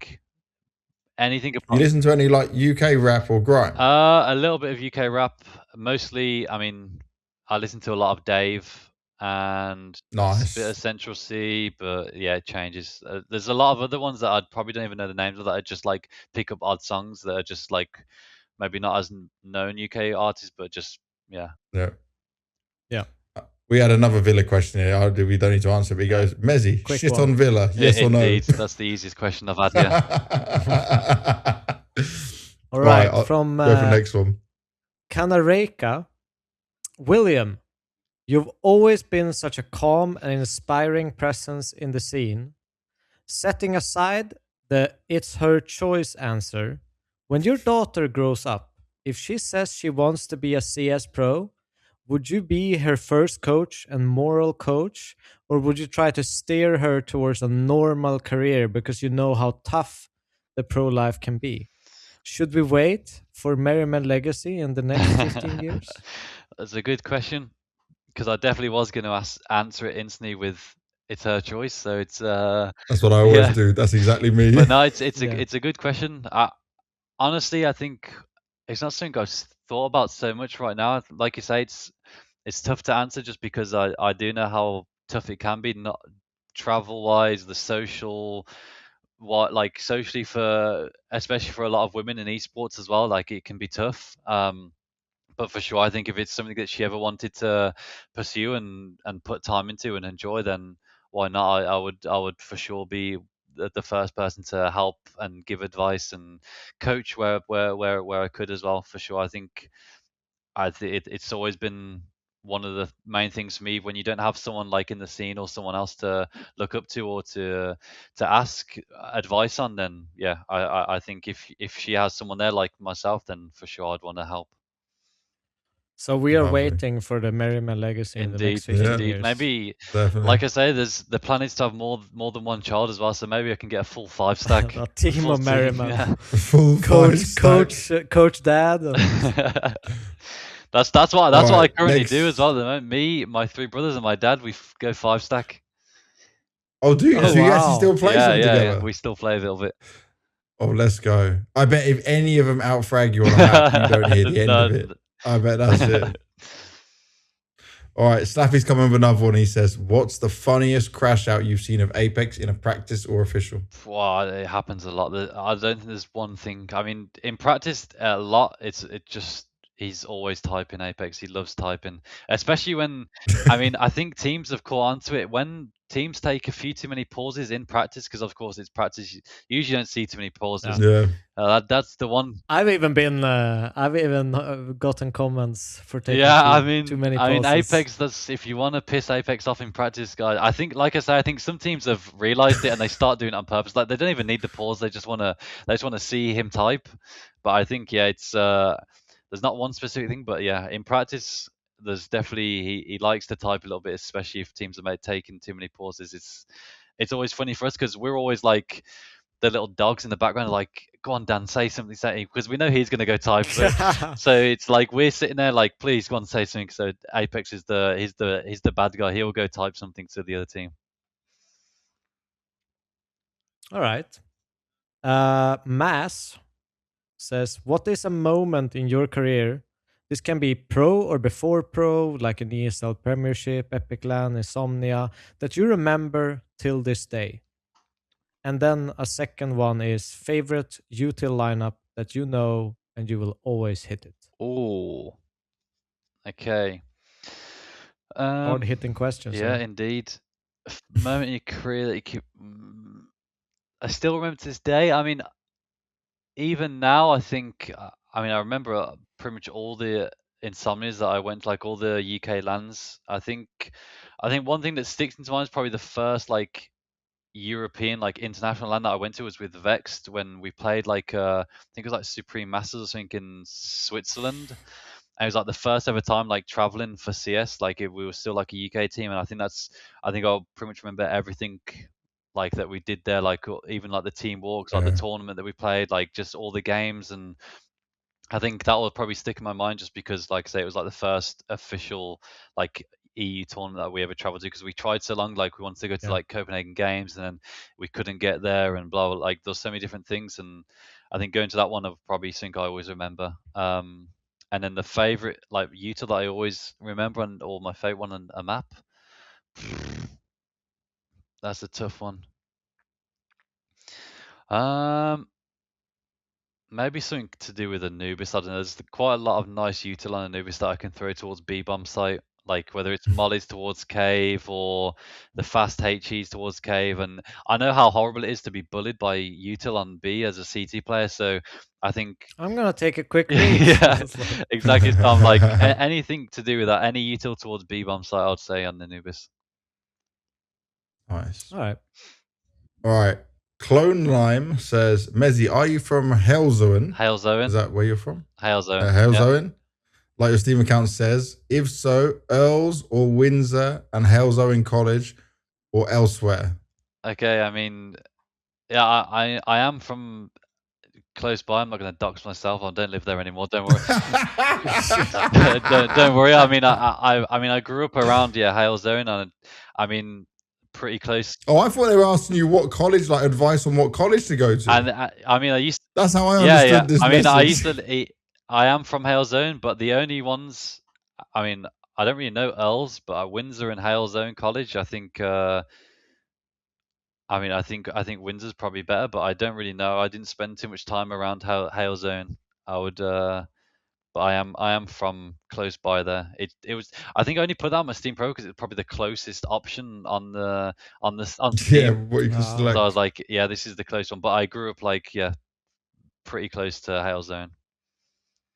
And they also said, what avenues should UK players go down to get into the amateur and pro scenes? I mean, I think now, I mean, for me, I always used to give advice like trying to get into like a team as quick as you can and like try and grow from there. But I think my advice over time has kind of changed a little bit just because of how many individuals come from like Face It, and the amount of eyes and like the amount of people that like the pros even look at like the elo and how many people like when you're at the top of the elo board and stuff is like, I think now it's got to a crazy point. So it's, my advice now is like for people just to grind as much as they can through Face It. And I think even with that, you can still find ways to improve as like a team player and still look at ways to improve in pugs. Don't just take it as I'm just going to play 10 Face It and just try and win as many and whatever it is. Like it's still, try and look at ways to improve your game. Maybe even watch some of these Face It games back and try and find ways of improving in a certain way. So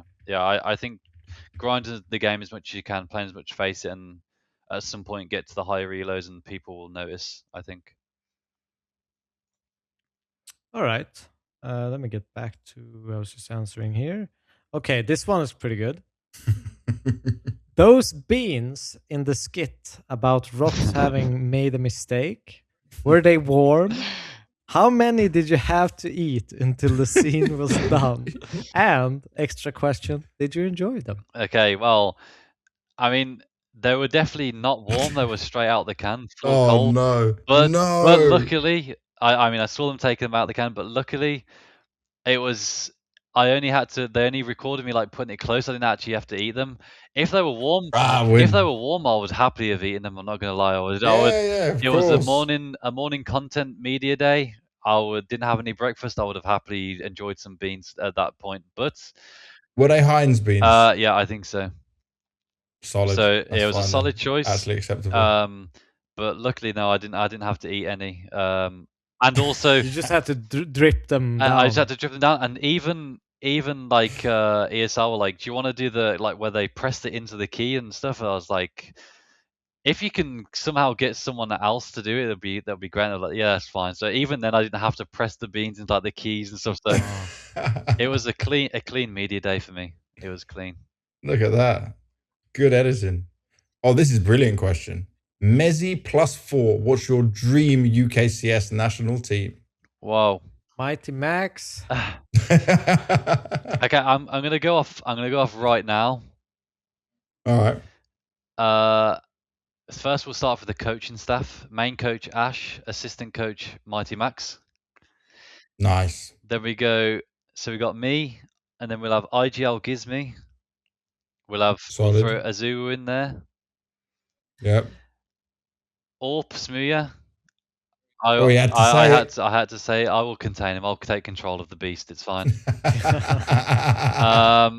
And then we need a crazy aspect, so we'll go with Cypher. I think it's still got a lot to give, this guy. Could place higher than any UK team has ever done at a major. Oh, for sure. Can confirm. I like that. All right. Mezii. Firstly, much love from Down Under. You're a huge inspiration for how I play. I was just wondering, what do you deal with the mental aspects of the game when you're traveling around the world? To deal. Okay, yeah. You spelled wrong. Yeah. Traveling around the world for so much in a short time and playing at the highest level. It's from Hadrian.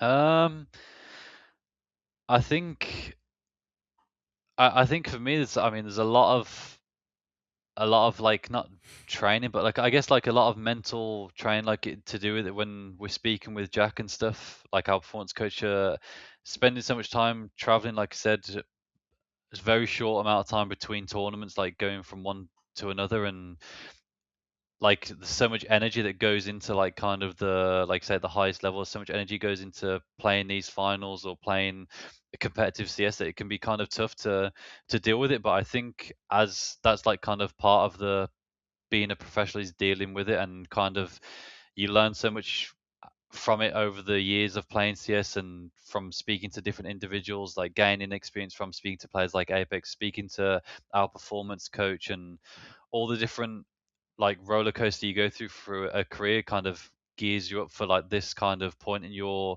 life and point in your career where we have all these tournaments and we kind of have to be focused and kind of reset so quickly after one tournament goes. Okay, it's time to forget and focus on the next one. So I think it's tough, and it's a lot of work that goes into it. But I think just having that support and a lot of talks with the performance coach kind of helps you with that and keeps you focused on the next goal and focus on what you can control. Because I think there's no point mentally like exhausting yourself because you're focused on things that you can't control as well, which is another big thing. Good answer. All right. Good answer. All right. Kalina says, Mezii, what are your expectations for the future development of CS2? And have you thought about your next career goal? We kind of touched on the career goal, so you can just answer the first bit if you want. Future development of CS2.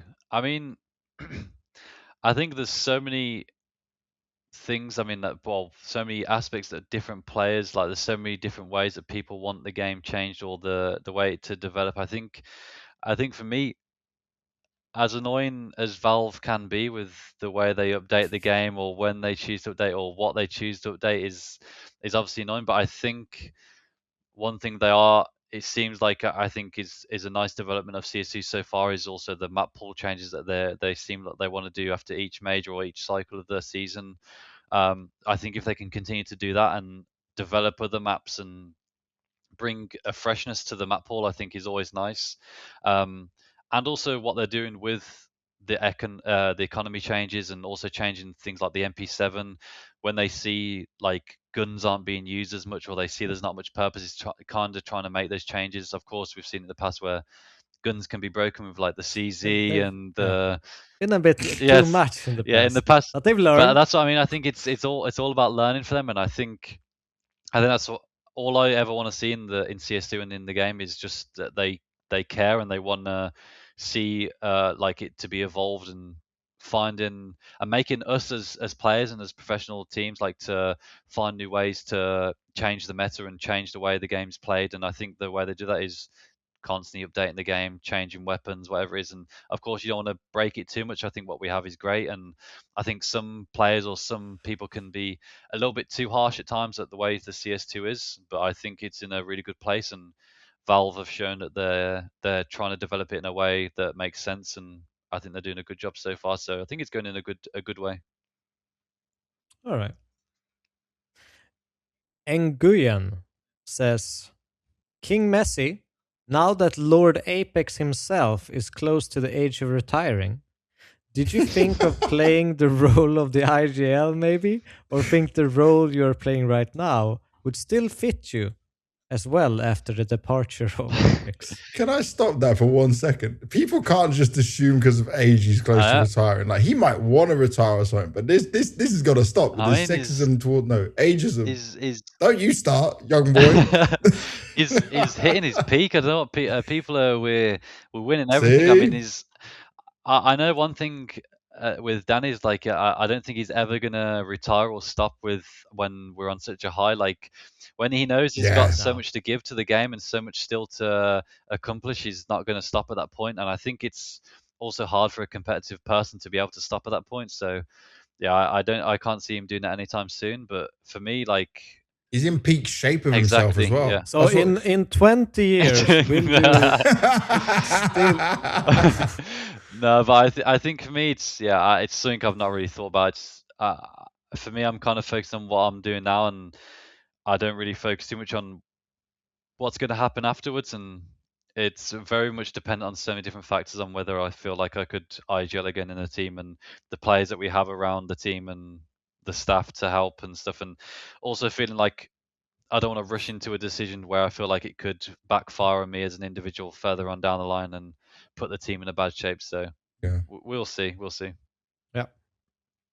Smart. On the last question, thank you for all the questions, people. And thank you for Mezii for sticking on to actually agreeing to do this. You are all very lucky. This is from Hafnalia. Hello, Mr. Merriman. That's a cool one. This is very well written, and it's an entire paragraph. So here we go. Hello, Mr. Merriman. First of all, I'm the person who once joked of you. I hope that one day I'll meet you and give you a calculator because we both enrolled in an accounting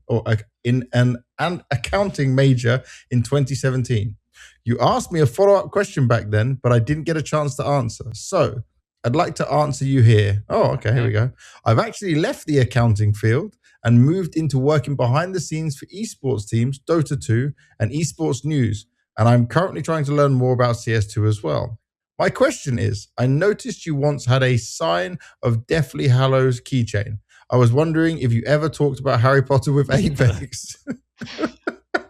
And which Harry Potter houses do you both belong to? I hope to meet you at one of the majors in Asia soon. I'm really hoping that one day Thailand gets to host a CS2 major. I'd like to go to Thailand. I'd go for a party after. Imagine that. Just a major into celebration win. Vitality get another one. Party in what's it called? Fuck it? Or book it? Or Phuket. That's the one. Fuck it. It sounds like a good place. Sounds like... I can't remember how it's said. No, but that sounds like PHUKE. That sounds like a good time. But that's a good question. But yes, I mean, I have definitely spoken to Apex about Harry Potter a lot of times. He's got the tattoo on his arm. He's a big fan, and we spoke about the houses for sure. Because I think when we played the game, I kind of like cheated it, so I made sure I got into like Gryffindor or something, and he was flaming me for it. You were probably a Hufflepuff. Yeah, that's what it's. As soon as I said that, he said, for sure, Mez, you're like Hufflepuff or Ravenclaw or something. It's like, yeah, but I didn't want to be in those boring ones, so I had to make sure I get Gryffindor. But for sure, Apex is Slytherin. Like, there's no way that guy is anything else. So, no, he's for sure in that house. But yeah, it's something we've spoken about a lot. Like, I think we said, like, I think each year we both like rewatch the Harry Potter like all the time. So like he's. Oh wow! I guess he'll be coming up to watching it again soon at some point. Nice, cool. Well, that's all the questions done. Mezii, first of all, you can tell Fiona, your fiance's called, right? Yeah. Tell her not to kill me next time she sees me. I don't need to be slapped in the face for stealing you for so long. But thank you very much for joining us and going through what an epic journey you've been on. I'll just say from like me personally to you, and we've done this. We spoke about this before, but you've done such a great thing for the next generation of UK players, of giving like inspiration and hope for them of something to come up there. You're also so very well-rounded in how you approach the game, how dedicated you are. So I wish you nothing but the best of success going forward. Is there any final words you want to leave to everyone watching to end the podcast? No, thank you guys for having me on. It's been a fun chat for sure. It's been nice to be on here, but also thank you to everyone watching. Thank you to all the questions as well that you guys have sent in. It's nice to have some different questions as well, some random ones as well that have been thrown in. So it's always cool. But no, thank you guys for having me. It's been a pleasure.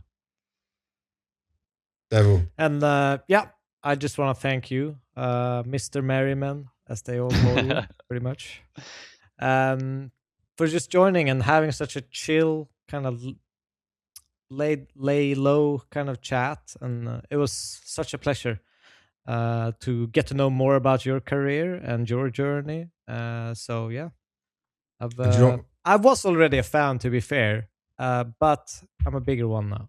Thank you very much. Do you know what we need? We need the king of the United Kingdom to give you an MBE or an OBE, yes. whatever it is. Member of the most excellent order of the British Empire, MBE. Is that like when you get knighted? It's basically, yes, yeah. It's like a level below. Like knighthood is top, but the next best thing is like OBE. Win a couple more majors. So let's get him an MBE yes. right now for excellent service, right? Once he gets an MVP. Yes. Then he gets the knighthood. Perfect. Well, that's it. All about Counter-Strike. All about mezii is done and dusted. Thank you for watching. We'll see you on the next episode.